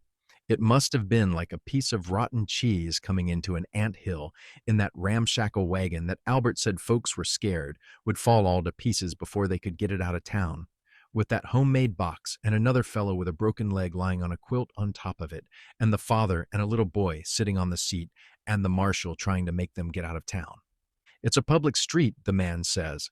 I reckon we can stop to buy something same as airy other man. We got the money to pay for hit, and hit ain't airy law that says a man can't spend his money where he wants. They had stopped to buy some cement. The other son was in Grummet's, trying to make Grummet break a sack and let him have 10 cents worth. And finally, Grummet broke the sack to get him out. They wanted the cement to fix the fellow's broken leg some way. Why, you'll kill him, the marshal said. You'll cause him to lose his leg. You take him on to a doctor, and you get this thing buried soon as you can. Don't you know you're liable to jail for endangering the public health? We're doing the best we can, the father said. Then he told a long tale about how they had to wait for the wagon to come back, and how the bridge was washed away, and how they went 8 miles to another bridge, and it was gone too. So they came back and swum the ford, and the mules got drowned, and how they got another team and found that the road was washed out, and they had to come clean around by Matson. And then the one with the cement came back and told him to shut up. We'll be gone in a minute, he told the marshal. We never aimed to bother nobody, the father said. You take that fellow to a doctor, the marshal told the one with the cement. I reckon he's all right, he said. It ain't that we're hard-hearted, the marshal said, but I reckon you can tell yourself how it is. Sho, the other said. We'll take out soon as Dewey Dell comes back. She went to deliver a package. So they stood there with the folks backed off with handkerchiefs to their faces until in a minute the girl came up with that newspaper package. Come on, the one with the cement said. We've lost too much time. So they got in the wagon and went on. And when I went to supper, it still seemed like I could smell it. And the next day I met the marshal and I began to sniff and said, "Smell anything?" "I reckon they're in Jefferson by now," he said. "Or in jail." "Well, thank the Lord, it's not our jail." "That's a fact," he said. Part 46, Darl Bundren. "Here's a place," Pa says. He pulls the team up and sits looking at the house. "We could get some water over yonder." "All right," I say. "You'll have to borrow a bucket from them, Dewey Dell." "God knows," Pa says. "I wouldn't be beholden, God knows." "If you see a good-sized can, you might bring it," I say. Dewey Dell gets down from the wagon, carrying the package. "You had more trouble than you expected, selling those cakes in Matson," I say. "How do our lives ravel out into the no wind, no sound, the weary gestures wearily recapitulant? Echoes of old compulsions with no hand on no strings. In sunset we fall into furious attitudes, dead gestures of dolls. Cash broke his leg, and now the sawdust is running out. He is bleeding to death, is Cash. I wouldn't be beholden," Pa says. "God knows." "Then make some water yourself," I say. "We can use Cash's hat." When Dewey Dell comes back, the man comes with her. Then he stops, and she comes on, and he stands there, and after a while he goes back to the house and stands on the porch, watching us. "We better not try to lift him down," Pa says. "We can fix it here." "Do you want to be lifted down, Cash?" I say. "Won't we get to Jefferson tomorrow?" he says. He is watching us, his eyes interrogatory, intent, and sad. I can last it out. "It'll be easier on you," Pa says. "It'll keep it from rubbing together." "I can last it," Cash says. "We'll lose time stopping." "We done bought the cement now," Pa says. "I could last it," Cash says. "It ain't but one more day. It don't bother to speak of." He looks at us, his eyes wide in his thin gray face, questioning. "It sets up so," he says. "We done bought it now," Pa says. I mix the cement in the can, stirring the slow water into the pale green thick coils. I bring the can to the wagon where Cash can see. He lies on his back, his thin profile and silhouette, ascetic and profound against the sky. "Does that look about right?" I say. "You don't want too much water or it won't work right," he says. "Is this too much?" "Maybe if you could get a little sand," he says. "It ain't but one more day," he says. "It don't bother me none." Vardaman goes back down the road to where we crossed the branch and returns with sand. He pours it slowly into the thick coiling in the can. I go to the wagon again. "Does that look all right?" "Yes," Cash says. "I could have lasted. It don't bother me none." We loosen the splints and pour the cement over his leg, slow. "Watch out for it," Cash says. "Don't get none on it if you can help." "Yes," I say. Dewey Dell tears a piece of paper from the package and wipes the cement from the top of it as it drips from Cash's leg. "How does that feel?" "It feels fine," he says. "It's cold. It feels fine." "If it'll just help you," Pa says. "I asks your forgiveness. I never foreseen it, no more than you." "It feels fine," Cash says. "If you could just ravel out into time. That would be nice. It would be nice if you could just ravel out into time." We replace the splints, the cords, drawing them tight, the cement in thick, pale green slow surges among the cords. Cash watching us quietly with that profound, questioning look. "That'll steady it," I say. "Aye," Cash says. "I'm obliged." Then we all turn on the wagon and watch him. He's coming up the road behind us, wooden-backed, wooden-faced, moving only from his hips down. He comes up without a word, with his pale, rigid eyes and his high, sullen face, and gets into the wagon. "Here's a hill," Pa says. "I reckon you'll have to get out and walk." 47. Vardaman. Darl and Jewel and Dewey Dell and I are walking up the hill behind the wagon. Jewel came back. He came up the road and got into the wagon. He was walking. Jewel hasn't got a horse anymore. Jewel is my brother. Cash is my brother. Cash has a broken leg. We fixed Cash's leg so it doesn't hurt. Cash is my brother. Jewel is my brother too, but he hasn't got a broken leg. Now there are 5 of them, tall in little, tall black circles. "Where do they stay at night, Darl?" I say. "When we stop at night in the barn, where do they stay?" The hill goes off into the sky. Then the sun comes up from behind the hill, and the mules and the wagon and Pa walk on the sun. You cannot watch them walking slow on the sun. In Jefferson, it is red on the track behind the glass. The track goes shining round and round. Dewey Dell says so. Tonight, I am going to see where they stay while we are in the barn. Part 48. Darl Bundren. "Jewel," I say, "whose son are you?" The breeze was setting up from the barn, so we put her under the apple tree, where the moonlight can dapple the apple tree upon the long, slumbering flanks, within which, now and then, she talks in little trickling bursts of secret and murmurous bubbling. I took Vardaman to listen. When we came up, the cat leaped down from it and flicked away, with silver claw and silver eye, into the shadow. "Your mother was a horse. But who was your father, Jewel?" "You goddamn lying son of a bitch." "Don't call me that," I say. "You goddamn lying son of a bitch." "Don't you call me that, Jewel." In the tall moonlight, his eyes look like spots of white paper pasted on a high, small football. After supper, Cash began to sweat a little. "It's getting a little hot," he said. "It was the sun shining on it all day, I reckon." "You want some water poured on it?" we say. "Maybe that will ease it some." "I'd be obliged," Cash said. "It was the sun shining on it, I reckon. I ought to thought and kept it covered."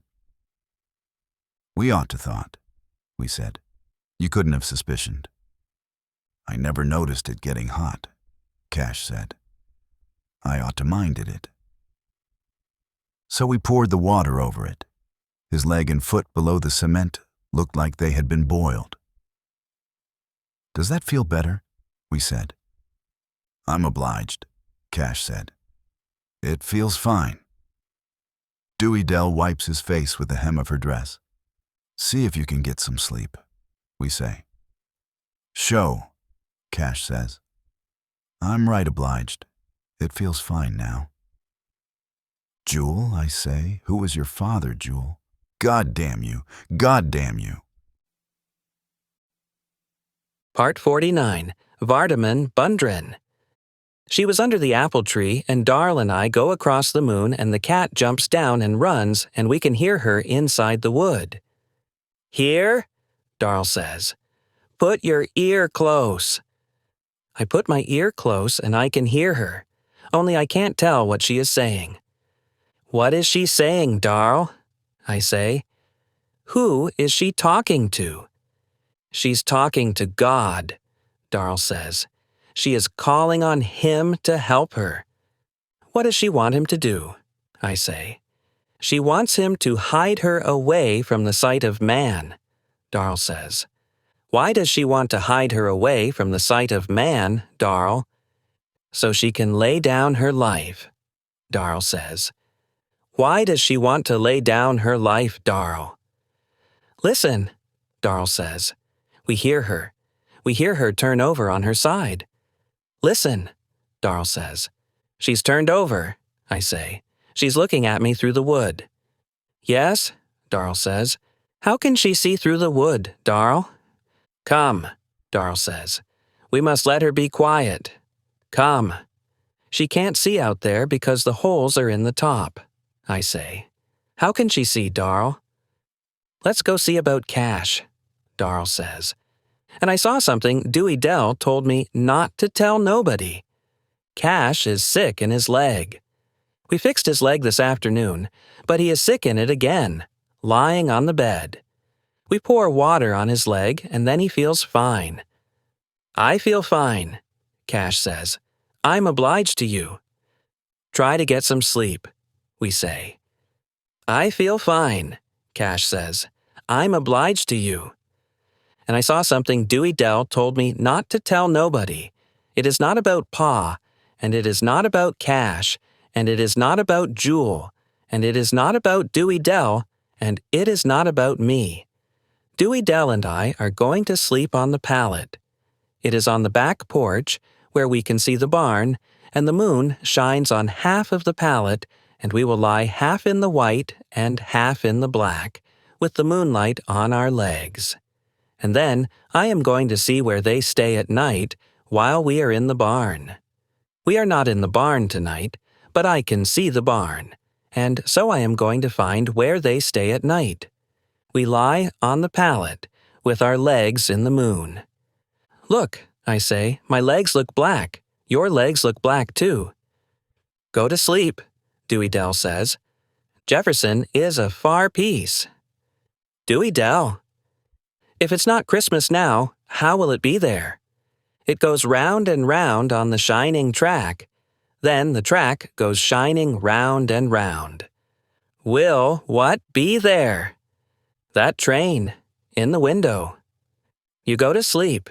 You can see tomorrow if it's there. Maybe Santa Claus won't know they are town boys. Dewey Dell. You go to sleep. He ain't going to let none of them town boys have it. It was behind the window, red on the track, and the track shining round and round. It made my heart hurt. And then it was Pa and Jewel and Darl and Mr. Gillespie's boy. Mr. Gillespie's boy's legs come down under his nightshirt. When he goes into the moon, his legs fuzz. They go on around the house toward the apple tree.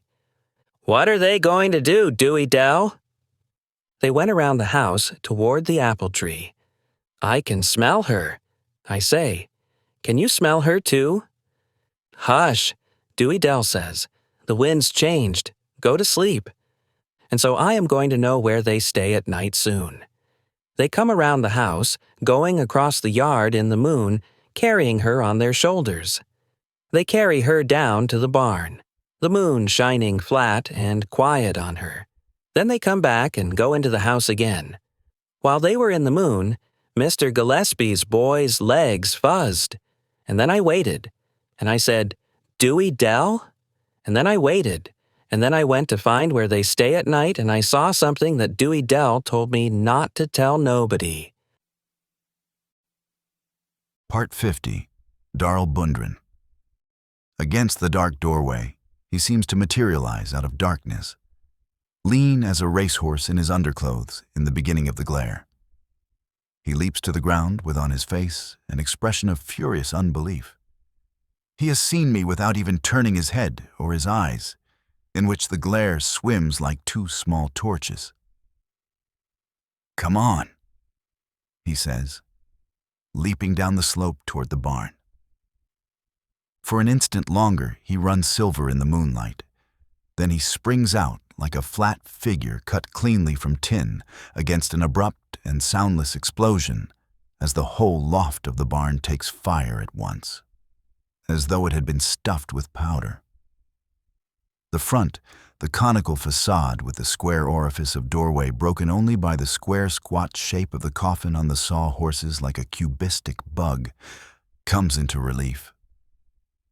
Behind me, Pa and Gillespie and Mac and Dewey Dell and Vardaman emerge from the house. He pauses at the coffin, stooping, looking at me, his face furious. Overhead the flames sound like thunder, Across us rushes a cool draft. There is no heat in it at all yet, and a handful of chaff lifts suddenly and sucks swiftly along the stalls where a horse is screaming. "Quick," I say. "The horses." He glares a moment longer at me, then at the roof overhead. Then he leaps toward the stall where the horse screams. It plunges and kicks, the sound of the crashing blows sucking up into the sound of the flames. They sound like an interminable train crossing an endless trestle. Gillespie and Mac pass me in knee-length nightshirts, shouting, their voices thin and high and meaningless, and at the same time profoundly wild and sad. "Okariukav next." "Cow. Stall." Gillespie's nightshirt rushes ahead of him on the draft, ballooning about his hairy thighs. The stall door has swung shut. Jewel thrusts it back with his buttocks, and he appears, his back arched, the muscles ridged through his garments as he drags the horse out by its head. In the glare, its eyes roll with soft, fleet, wild opaline fire. Its muscles bunch and run as it flings its head about, lifting Jewel clear of the ground. He drags it on, slowly, terrifically. Again he gives me across his shoulder a single glare, furious and brief. Even when they are clear of the barn, the horse continues to fight and lash backward toward the doorway until Gillespie passes me. Stark naked, his nightshirt wrapped about the mule's head, and beats the maddened horse on out of the door. Jewel returns, running. Again he looks down at the coffin, but he comes on. "Where's Cow?" he cries, passing me. I follow him. In the stall, Mac is struggling with the other mule. When its head turns into the glare, I can see the wild rolling of its eye too. But it makes no sound. It just stands there, watching Mac over its shoulder, swinging its hindquarters toward him whenever he approaches. He looks back at us. His eyes and mouth 3 round holes in his face on which the freckles look like English peas on a plate. His voice is thin, high, far away. I can't do nothing. It is as though the sound had been swept from his lips and up and away, speaking back to us from an immense distance of exhaustion. Jewel slides past us. The mule whirls and lashes out, but he has already gained its head. I lean to Mac's ear. Nightshirt around his head. Mac stares at me. Then he rips the nightshirt off and flings it over the mule's head, and it becomes docile at once. Jewel is yelling at him, "Cow! Cow!" "Back!" Mac cries. "Last stall." The cow watches us as we enter. She's backed into the corner, head lowered, still chewing though rapidly. But she makes no move. Jewel has paused, looking up, and suddenly we watch the entire floor to the loft dissolve. It just turns to fire. A faint litter of sparks rains down. He glances about. Back under the trough is a 3-legged milking stool. He catches it up and swings it into the planking of the rear wall. He splinters a plank, then another, a third. We tear the fragments away. While we are stooping at the opening, something charges into us from behind. It is the cow. With a single whistling breath, she rushes between us and through the gap and into the outer glare. Her tail erect and rigid as a broom, nailed upright to the end of her spine. Jewel turns back into the barn. "Here," I say. "Jewel?" I grasp at him. He strikes my hand down. "You fool," I say. "Don't you see you can't make it back yonder?" The hallway looks like a searchlight turned into rain. "Come on," I say, "around this way." When we are through the gap, he begins to run. "Jewel," I say, running. He darts around the corner. When I reach it, he has almost reached the next one, running against the glare like that figure cut from tin. Pa and Gillespie and Mac are some distance away, watching the barn, pink against the darkness, where for the time the moonlight has been vanquished. "Catch him!" I cry. "Stop him!" When I reach the front, he is struggling with Gillespie, the one lean in underclothes, the other stark naked. They are like two figures in a Greek frieze, isolated out of all reality by the red glare. Before I can reach them, he has struck Gillespie to the ground and turned and run back into the barn. The sound of it has become quite peaceful now, like the sound of the river did. We watch through the dissolving proscenium of the doorway as Jewel runs crouching to the far end of the coffin and stoops to it. For an instant he looks up and out at us through the rain of burning hay like a portiere of flaming beads, and I can see his mouth shape as he calls my name. "Jewel!" Dewey Dell cries. "Jewel!" It seems to me that I now hear the accumulation of her voice through the last 5 minutes, and I hear her scuffling and struggling as Pa and Mac hold her, screaming, "Jewel! Jewel!" But he is no longer looking at us. We see his shoulders strain as he upends the coffin and slides it single-handed from the sawhorses. It looms unbelievably tall, hiding him. I would not have believed that Addie Bundren would have needed that much room to lie comfortable in. For another instant it stands upright, while the sparks rain on it in scattering bursts as though they engendered other sparks from the contact. Then it topples forward, gaining momentum, revealing Jewel and the sparks raining on him too in engendering gusts, so that he appears to be enclosed in a thin nimbus of fire. Without stopping it, over-ends and rears again, pauses, then crashes slowly forward and through the curtain. This time Jewel is riding upon it, clinging to it, until it crashes down and flings him forward and clear, and Mac leaps forward into a thin smell of scorching meat and slaps at the widening crimson-edged holes that bloom like flowers in his undershirt. Part 51, Vardaman, Bundren. When I went to find where they stay at night, I saw something. They said, "Where is Darl? Where did Darl go?" They carried her back under the apple tree. The barn was still red, but it wasn't a barn now. It was sunk down, and the red went swirling up. The barn went swirling up in little red pieces against the sky and the stars so that the stars moved backward. And then Cash was still awake.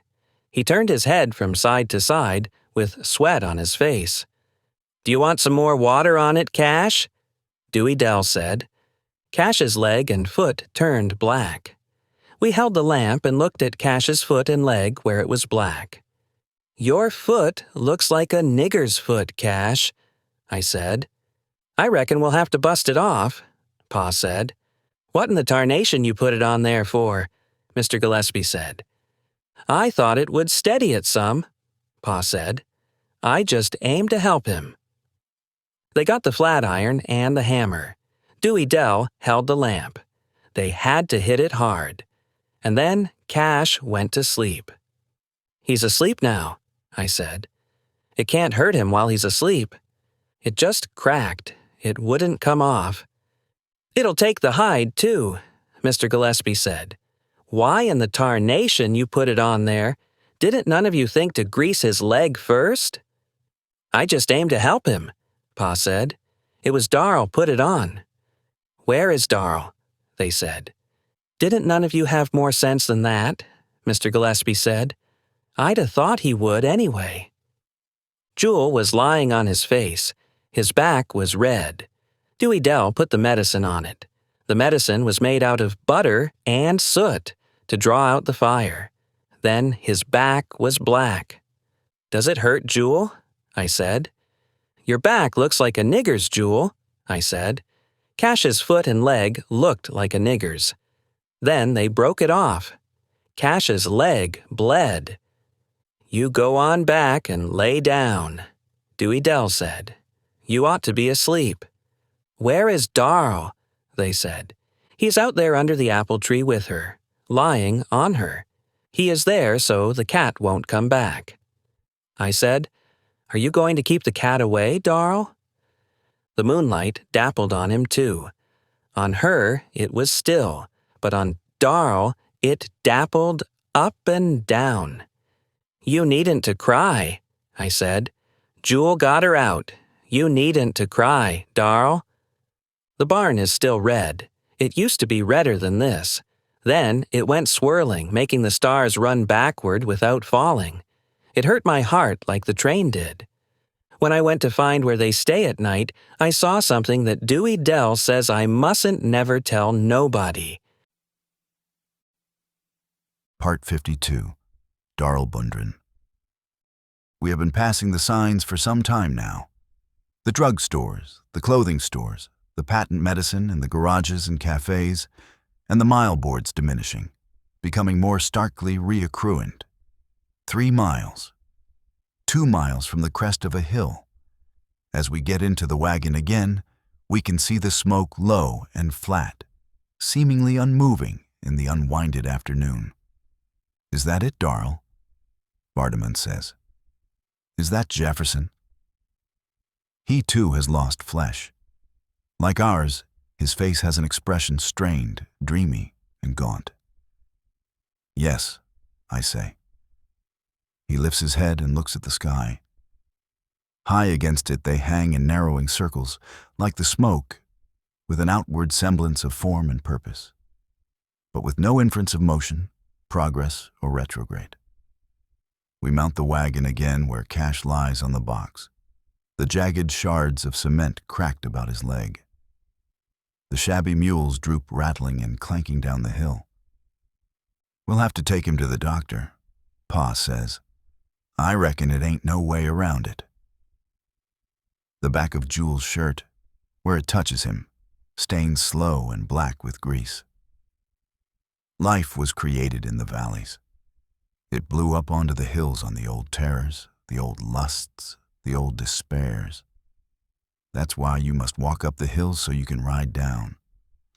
Dewey Dell sits on the seat, the newspaper package on her lap. When we reach the foot of the hill where the road flattens between close walls of trees, she begins to look about quietly from one side of the road to the other. At last she says, "I gotta stop." Pa looks at her, his shabby profile that of anticipant and disgruntled annoyance. He does not check the team. "What for?" "I gotta go to the bushes," Dewey Dell says. Pa does not check the team. "Can't you wait till we get to town? It ain't over a mile now." "Stop," Dewey Dell says. "I gotta go to the bushes." Pa stops in the middle of the road, and we watch Dewey Dell descend, carrying the package. She does not look back. "Why not leave your cakes here?" I say. "We'll watch them." She descends steadily, not looking at us.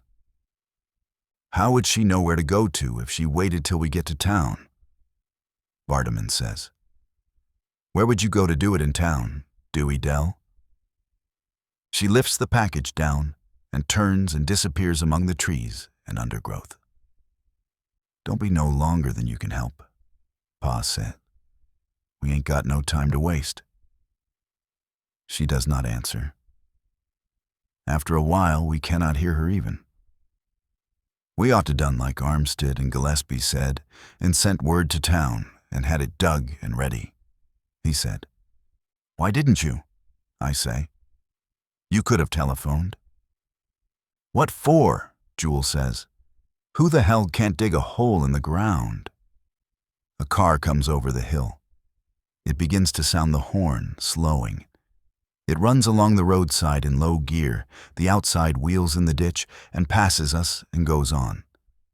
Vardaman watches it until it is out of sight.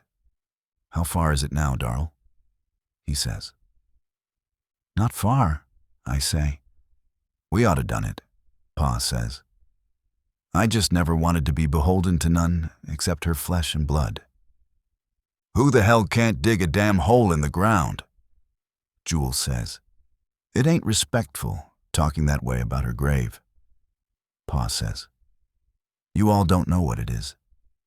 You never pure loved her, none of you. Jewel does not answer.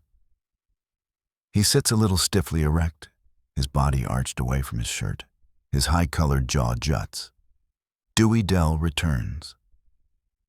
We watch her emerge from the bushes, carrying the package, and climb into the wagon. She now wears her Sunday dress, her beads, her shoes and stockings. I thought I told you to leave them close to home, Pa says. She does not answer, does not look at us. She sits the package in the wagon and gets in. The wagon moves on. How many more hills now, Darl? Vardaman says. Just one, I say. The next one goes right up into town. This hill is red sand, bordered on either hand by Negro cabins. Against the sky ahead, the massed telephone lines run, and the clock on the courthouse lifts among the trees. In the sand, the wheels whisper, as though the very earth would hush our entry. We descend as the hill commences to rise. We follow the wagon, the whispering wheels, passing the cabins where faces come suddenly to the doors, wide-eyed. We hear sudden voices, ejaculant. Jewel has been looking from side to side. Now his head turns forward, and I can see his ears taking on a still deeper tone of furious red. 3 Negroes walk beside the road ahead of us. 10 feet ahead of them, a white man walks. When we pass the Negroes, their heads turn suddenly with that expression of shock and instinctive outrage. Great God, one says, what they got in that wagon? Jewel whirls. Son of a bitches, he says. As he does so, he is abreast of the white man, who has paused. It is as though Jewel had gone blind for the moment, for it is the white man toward whom he whirls. Darl, Cash says from the wagon. I grasp at Jewel. The white man has fallen back a pace, his face still slack-jawed. Then his jaw tightens, claps to. Jewel leans above him, his jaw muscles gone white. What did you say? He says. Here, I say. He don't mean anything, mister. Jewel, I say. When I touch him, he swings at the man. I grasp his arm. We struggle. Jewel has never looked at me. He is trying to free his arm. When I see the man again, he has an open knife in his hand. Hold up, mister, I say. I've got him. Jewel, I say. Thinks because he's a goddamn town fellow? Jewel says, panting, wrenching at me. Son of a bitch, he says. The man moves. He begins to edge around me, watching Jewel, the knife low against his flank. Can't no man call me that, he says. Pa has got down, and Dewey Dell is holding Jewel, pushing at him. I release him and face the man. Wait, I say. He don't mean nothing. He's sick. Got burned in a fire last night, and he ain't himself. Fire or no fire, the man says. Can't no man call me that. He thought you said something to him, I say. I never said nothing to him. I never see him before. For God, Pa says. For God. I know, I say. He never meant anything. He'll take it back. Let him take it back, then. Put up your knife, and he will. The man looks at me. He looks at Jewel. Jewel is quiet now. Put up your knife, I say. The man shuts the knife. For God, Pa says. For God. Tell him you didn't mean anything, Jewel, I say. I thought he said something, Jewel says. Just because he's... What? Hush, I say. Tell him you didn't mean it. I didn't mean it, Jewel says. He better not, the man says. Calling me a... Do you think he's afraid to call you that? I say. The man looks at me. I never said that, he said. Don't think it neither. Jewel says, Shut up, I say. Come on. Drive on, Pa. The wagon moves. The man stands watching us. Jewel does not look back. Jewel would have whipped him, Vardaman says. We approach the crest, where the street runs, where cars go back and forth. The mules haul the wagon up and onto the crest and the street. Pai stops them. The street runs on ahead, where the square opens and the monument stands before the courthouse. We mount again while the heads turn with that expression which we know, save Jewel. He does not get on, even though the wagon has started again. Get in, Jewel, I say. Come on. Let's get away from here. But he does not get in. Instead, he sets his foot on the turning hub of the rear wheel, one hand grasping the stanchion, and with the hub turning smoothly under his sole, he lifts the other foot and squats there, staring straight ahead, motionless, lean, wooden-backed, as though carved squatting out of the lean wood. Part 53. Cash Bundren. It wasn't nothing else to do. It was either send him to Jackson or have Gillespie sue us because he knowed some way that Darl set fire to it. I don't know how he knowed, but he did.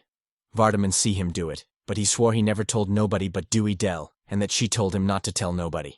But Gillespie knowed it, but he would have suspicioned it sooner or later. He could have done it that night just watching the way Darl acted. And so Pa said, I reckon there ain't nothing else to do. And Jewel said, You want to fix him now? Fix him, Pa said. Catch him and tie him up, Jewel said.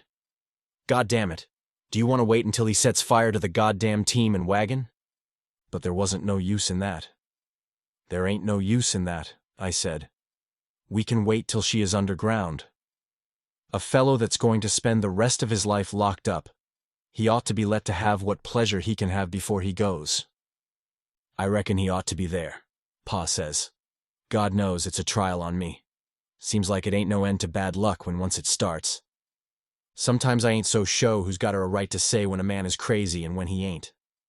Sometimes I think it ain't none of us pure crazy, and ain't none of us pure sane until the balance of us talks him that-a-way. It's like it ain't so much what a fellow does, but it's the way the majority of folks is looking at him when he does it. Because Jewel is too hard on him.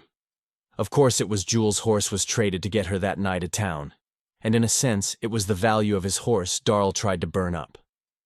But I thought more than once before we crossed the river and after, how it would be God's blessing if he did take her out in our hands and get shut of her in some clean way. And it seemed to me that when Jewel worked so to get her out in the river, he was going against God in a way. And then when Darl seen that it looked like one of us would have to do something, I can almost believe he done right in a way. But I don't reckon nothing excuses setting fire to a man's barn and endangering his stock and destroying his property. That's how I reckon a man is crazy. That's how he can't see eye to eye with other folks. And I reckon they ain't nothing else to do with him but what the most folks says is right. But it's a shame in a way. Folks seems to get away from the olden right teaching that says to drive the nails down and trim the edges well always like it was for your own use and comfort you were making it.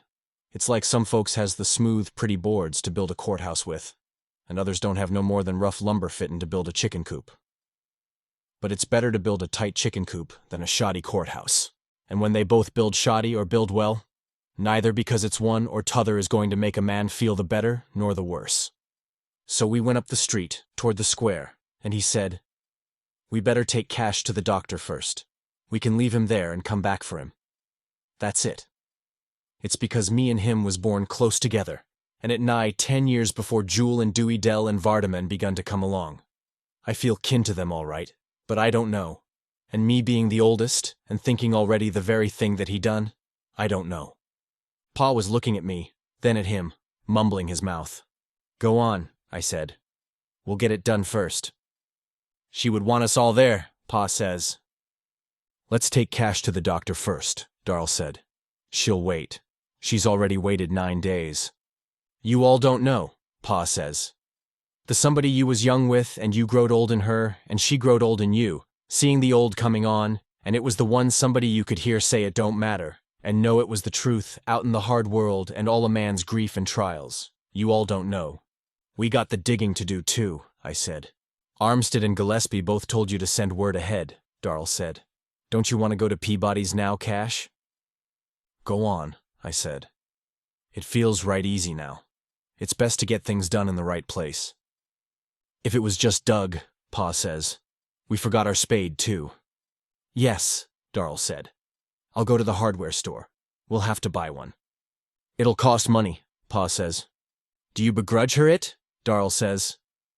Go on and get a spade, Jewel said. Here, give me the money. But Pa didn't stop. I reckon we can get a spade, he said. I reckon there are Christians here.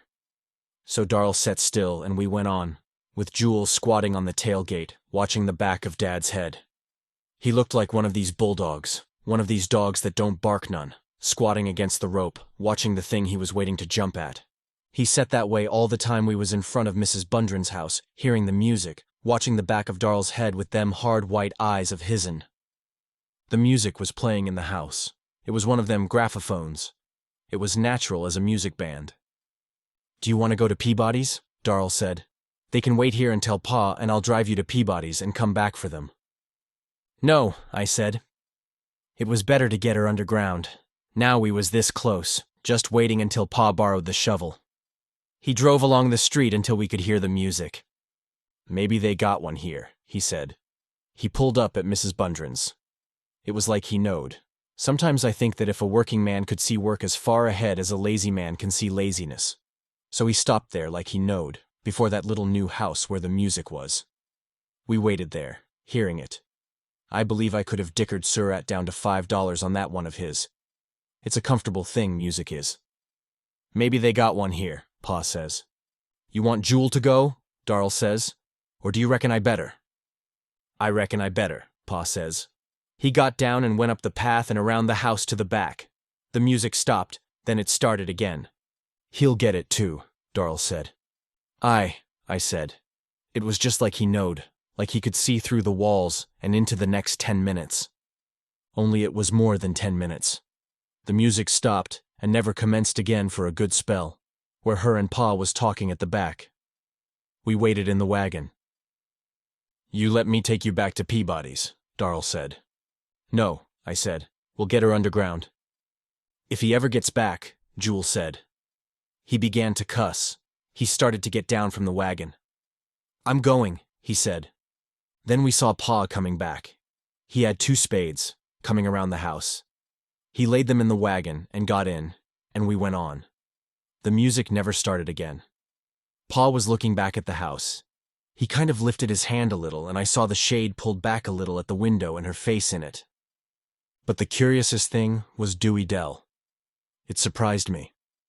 I see all the while how folks could say he was queer, but that was the very reason couldn't nobody hold it personal. It was like he was outside of it too, same as you. And getting mad at it would be kind of like getting mad at a mud puddle that splashed you when you stepped in it. And then I always kind of had the idea that him and Dewey Dell kind of knowed things betwixt them. If I'd 'a said it was era one of us she liked better than era other, I'd 'a said it was Darl. But when we got it filled and covered and drove out the gate and turned into the lane where them fellows was waiting, when they come out and come on him and he jerked back, it was Dewey Dell that was on him before even Jewel could get at him. And then I believed I knowed how Gillespie knowed about how his barn taken fire. She hadn't said a word, hadn't even looked at him.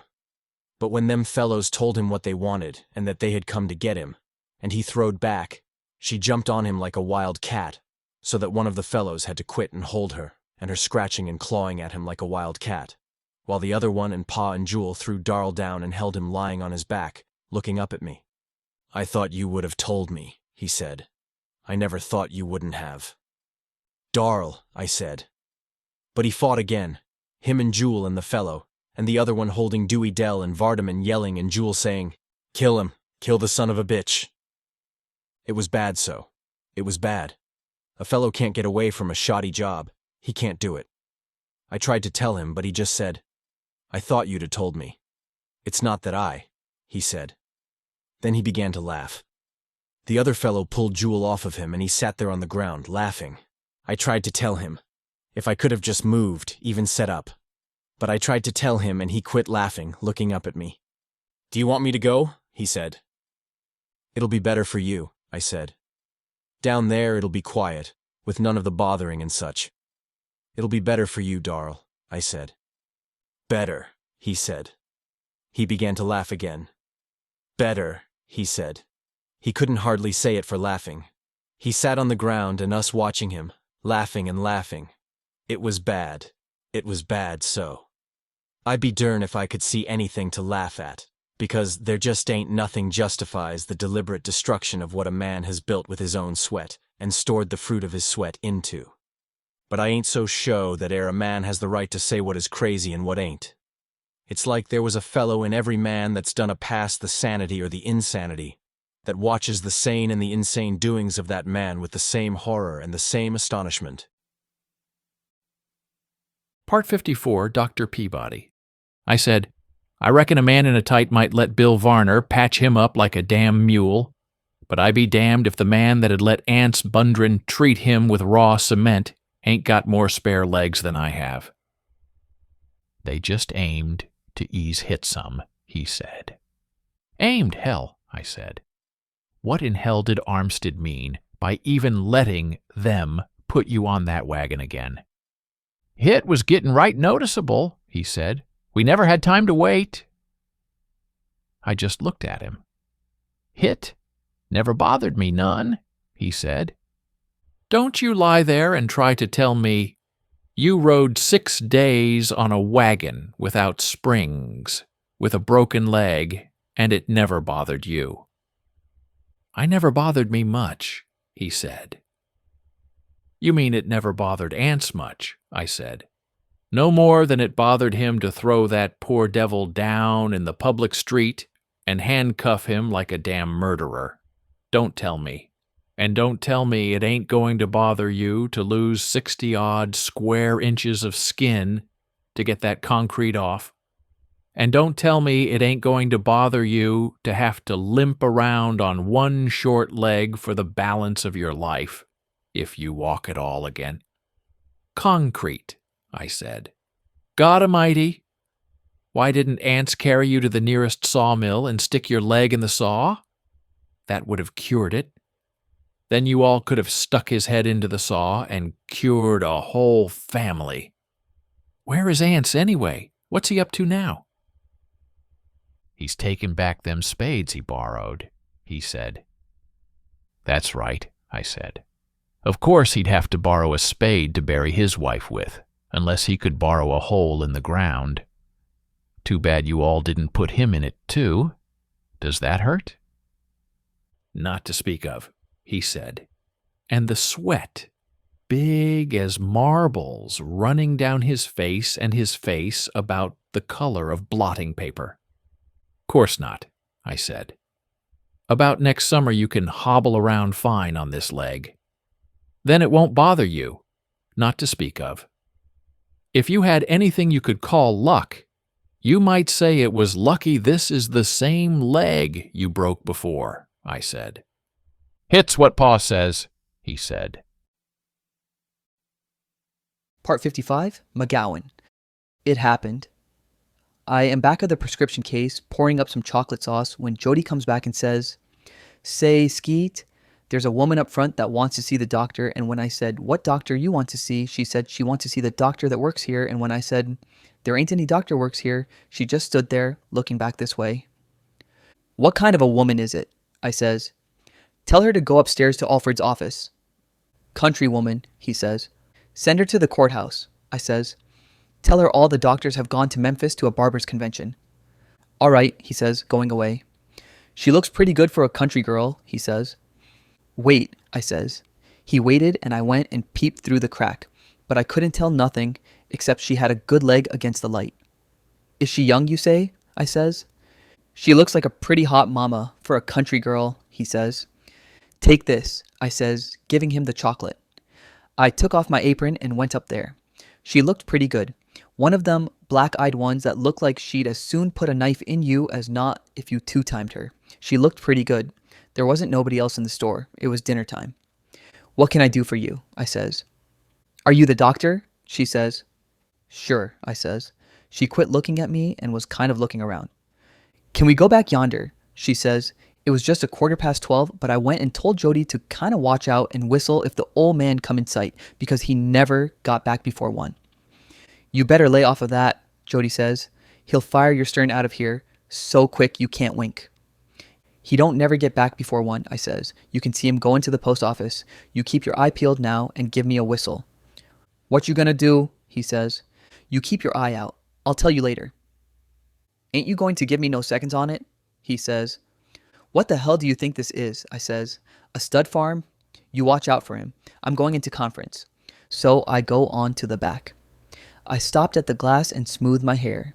Then I went behind the prescription case where she was waiting. She is looking at the medicine cabinet. Then she looks at me. Now, madam, I says, what is your trouble? It's the female trouble, she says, watching me. I got the money, she says. Ah, I says. Have you got female troubles, or do you want female troubles? If so, you come to the right doctor. Them country people. Half the time they don't know what they want, and the balance of the time they can't tell it to you. The clock said 12:20. No, she says. No which? I says. I ain't had it, she says. That's it. She looked at me. I got the money, she says. So I knew what she was talking about. Oh, I says. You got something in your belly you wish you didn't have. She looks at me. You wish you had a little more or a little less, huh? I got the money, she says. He said I could get something at the drugstore for Hit. Who said so? I says. He did, she says, looking at me. You don't want to call no names, I says. The one that put the acorn in your belly, he the one that told you? She don't say nothing. You ain't married, are you? I says. I never saw no ring, but like as not, they ain't heard yet out there that they use rings. I got the money, she says. She showed it to me, tied up in her handkerchief, a 10 spot. I'll swear you have, I says. He give it to you? Yes, she says. Which one? I says. She looks at me. Which one of them give it to you? It ain't but one, she says. She looks at me. Go on, I says. She don't say nothing. The trouble about the cellar is it ain't but one way out, and that's back up the inside stairs. The clock says 25:1. A pretty girl like you, I says. She looks at me. She begins to tie the money back up in the handkerchief. Excuse me a minute, I says. I go around the prescription case.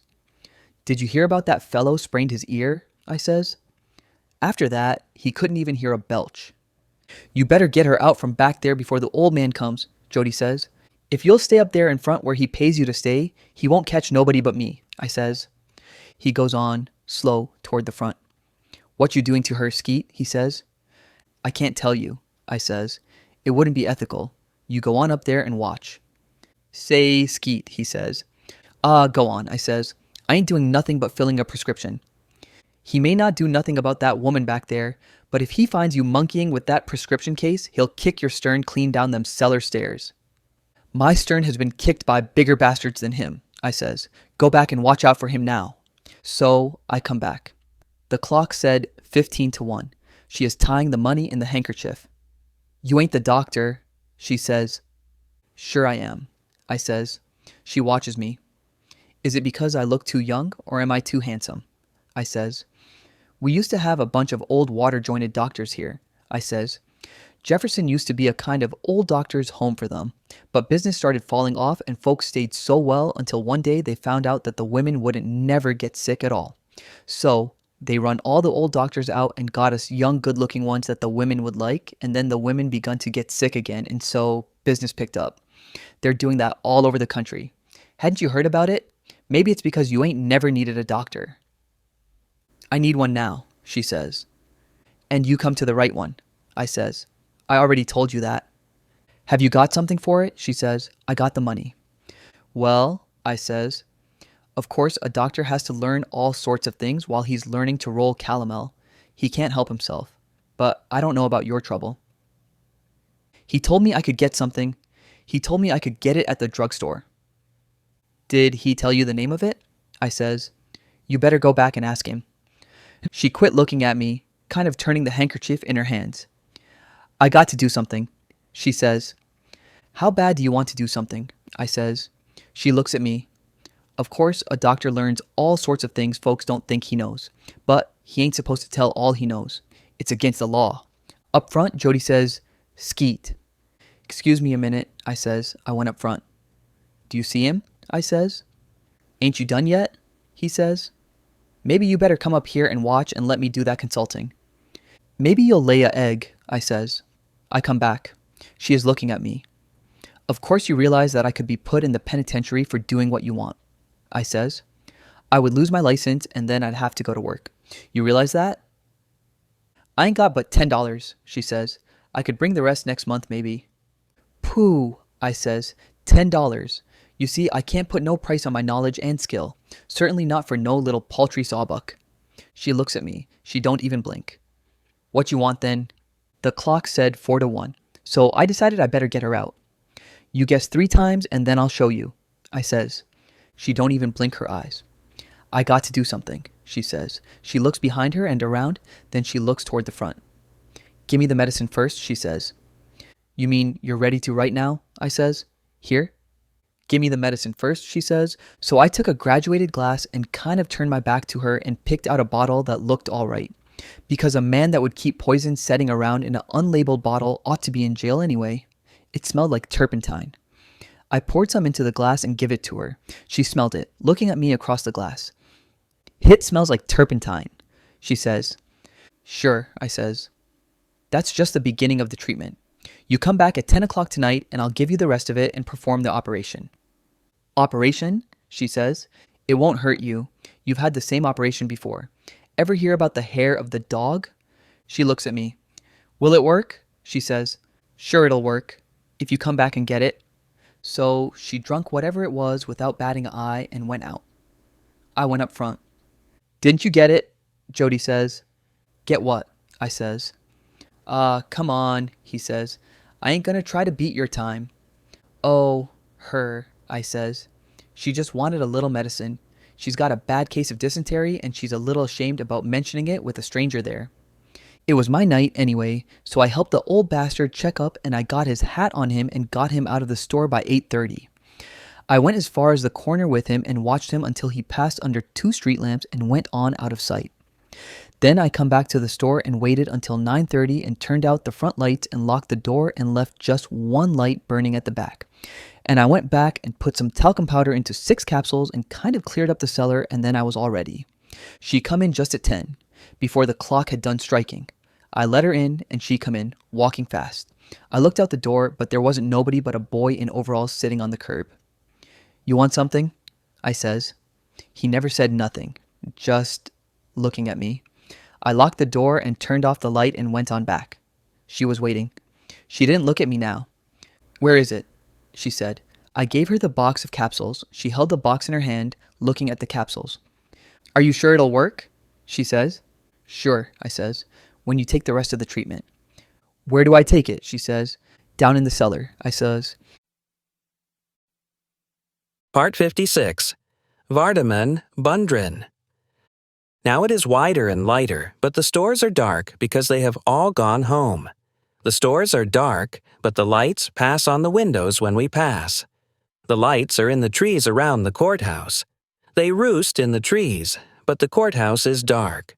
The clock on it looks 4 ways because it is not dark. The moon is not dark, too. Not very dark. Darl he went to Jackson is my brother. Darl is my brother. Only it was over that way, shining on the track. "Let's go that way, Dewey Dell," I say. "What for?" Dewey Dell says. The track went shining around the window. It read on the track. But she said he would not sell it to the town boys. "But it will be their Christmas," Dewey Dell says. "You'll have to wait till then, when he brings it back." Darl went to Jackson. Lots of people didn't go to Jackson. Darl is my brother. My brother is going to Jackson. While we walk, the lights go around, roosting in the trees. On all sides it is the same. They go around the courthouse and then you cannot see them. But you can see them in the black windows beyond. They have all gone home to bed except me and Dewey Dell. Going on the train to Jackson, my brother.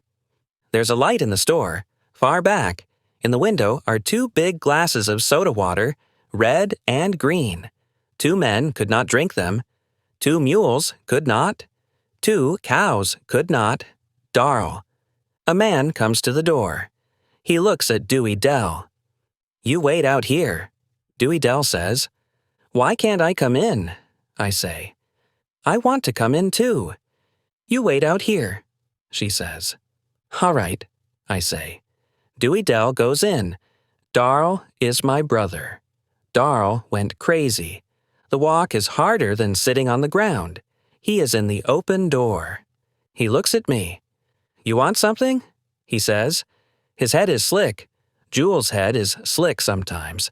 Cash's head is not slick. Darl, he went to Jackson, my brother, Darl. In the street, he ate a banana. "Wouldn't you rather have bananas?" Dewey Dell said. "You wait till Christmas.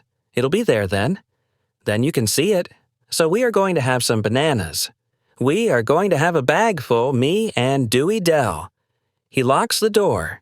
Dewey Dell is inside. Then the light winks out. He went to Jackson. He went crazy and went to Jackson both. Lots of people didn't go crazy. Pa and Cash and Jewel and Dewey Dell and me didn't go crazy. We never did go crazy. We didn't go to Jackson either. Darl. I hear the cow a long time, clopping on the street. Then she comes into the square. She goes across the square, her head down clopping. She lows. There was nothing in the square before she lowed, but it wasn't empty. Now it is empty after she lowed. She goes on, clopping. She lows. My brother is Darl. He went to Jackson on the train. He didn't go on the train to go crazy. He went crazy in our wagon. Darl, she has been in there a long time, and the cow is gone too. A long time. She has been in there longer than the cow was, but not as long as empty. Darl is my brother Darl. Dewey Dell comes out. She looks at me. "Let's go around that way now," I say. She looks at me. "It ain't going to work," she says. "That son of a bitch." "What ain't going to work, Dewey Dell?" "I just know it won't," she says. She is not looking at anything. "I just know it." "Let's go that way," I say. "We got to go back to the hotel. It's late. We got to slip back in." "Can't we go by and see anyway?" "Hadn't you rather have bananas? Hadn't you rather?" "All right." My brother, he went crazy and he went to Jackson too. Jackson is further away than crazy. "It won't work," Dewey Dell says. "I just know it won't." "What won't work?" I say. He had to get on the train to go to Jackson. I have not been on the train, but Darl has been on the train. Darl. Darl is my brother. Darl. Darl. Part 57. Darl Bundren. Darl has gone to Jackson. They put him on the train, laughing, down the long car laughing, the heads turning like the heads of owls when he passed. "What are you laughing at?" I said. "Yes, yes, yes, yes, yes." 2 men put him on the train. They wore mismatched coats, bulging behind over their right hip pockets. Their necks were shaved to a hairline, as though the recent and simultaneous barbers had had a chalk line like Cash's. "Is it the pistols you're laughing at?" I said. "Why do you laugh?" I said. "Is it because you hate the sound of laughing?" They pulled 2 seats together so Darl could sit by the window to laugh. One of them sat beside him. The other sat on the seat facing him, riding backward. One of them had to ride backward, because the state's money had a face to each backside and a backside to each face. And they are riding on the state's money, which is incest. A nickel has a woman on one side and a buffalo on the other. 2 faces and no back. I don't know what that is. Darl had a little spyglass he got in France at the war. In it, it had a woman and a pig with 2 backs and no face. I know what that is. Is that why you are laughing, Darl? Yes, yes, yes, yes, yes, yes. The wagon stands on the square, hitched, the mules motionless. The reins wrapped about the seat spring, the back of the wagon toward the courthouse. It looks no different from 100 other wagons there. Jewel standing beside it and looking up the street like any other man in town that day. Yet there is something different, distinctive.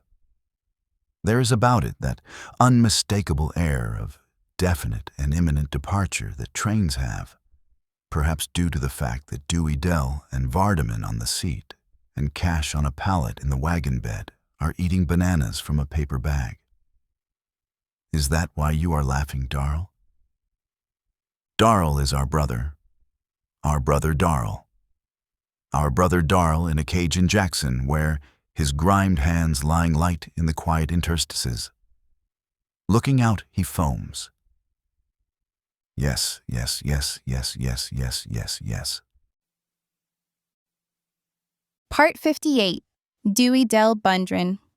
When he saw the money, I said, "It's not my money. It doesn't belong to me." "Whose is it then?" "It's Cora Tull's money. It's Mrs. Tull's. I sold the cakes for it." $10 for 2 cakes? "Don't you touch it. It's not mine." "You never had them cakes." "It's a lie. It was them Sunday clothes you had in that package." "Don't you touch it. If you take it, you are a thief." "My own daughter accuses me of being a thief. My own daughter." Pa. I have fed you and sheltered you. I give you love and care, yet my own daughter, the daughter of my dead wife, calls me a thief over her mother's grave. It's not mine, I tell you. If it was, God knows you could have it. Where did you get $10? Pa. You won't tell me. Did you come by it so shameful you dare not? It's not mine, I tell you. Can't you understand? It's not mine? It's not like I wouldn't pay it back. But she calls her own father a thief. I can't, I tell you. I tell you it's not my money. God knows you could have it. I wouldn't take it. My own born daughter that has at my food for 17 years begrudges me the loan of $10. It's not mine. I can't. Whose is it then? It was give to me, to buy something with. To buy what with? Pa. It's just a loan. God knows, I hate for my blood and children to reproach me. But I give them what was mine without stint. Cheerful I give them, without stint.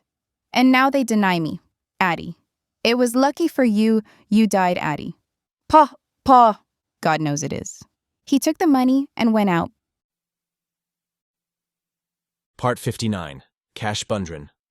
So when we stopped there to borrow the shovels, we heard the graphophone playing in the house. And so when we got done with the shovels, Pia says, "I reckon I better take them back." So we went back to the house. "We better take Cash on to Peabody's," Jewel said. "It won't take but a minute," Pa said. He got down from the wagon. The music was not playing now. "Let Vardaman do it," Jewel said. "He can do it in half the time you can. Or here, you let me." "I reckon I better do it," Pa says. "Long as it was me that borrowed them." So we set in the wagon, but the music wasn't playing now. I reckon it's a good thing we ain't got her a one of them. I reckon I wouldn't never get no work done at all for listening to it. I don't know if a little music ain't about the nicest thing a fellow can have. Seems like when he comes in tired of a night, it ain't nothing could rest him like having a little music played and him resting. I have seen them that shuts up like a hand grip with a handle and all, so a fellow can carry it with him wherever he wants. "What you reckon he's doing?" Jewel says.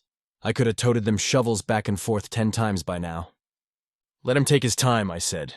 "He ain't as spry as you, remember." Said, "Why didn't he let me take them back then? We got to get your leg fixed up so we can start home tomorrow." "We got plenty of time," I said. "I wonder what them machines costs on the installment." "Installment of what?" Jewel said. "What you got to buy it with?" "A fellow can't tell," I said. "I could have bought that one from Surat for $5, I believe." And so Pa come back and we went to Peabody's. While we was there, Pa said he was going to the barber shop and get a shave. And so that night he said he had some business to tend to, kind of looking away from us while he said it, with his hair combed wet and slick and smelling sweet with perfume. But I said leave him be. I wouldn't mind hearing a little more of that music myself. And so next morning he was gone again. Then he come back and told us, get hitched up and ready to take out, and he would meet us. And when they was gone, he said, I don't reckon you got no more money. Peabody just give me enough to pay the hotel with, I said. We don't need nothing else, do we? No, Pa said. No, we don't need nothing. He stood there, not looking at me. If it is something we got to have, I reckon maybe Peabody, I said. No, he said. It ain't nothing else. You all wait for me at the corner.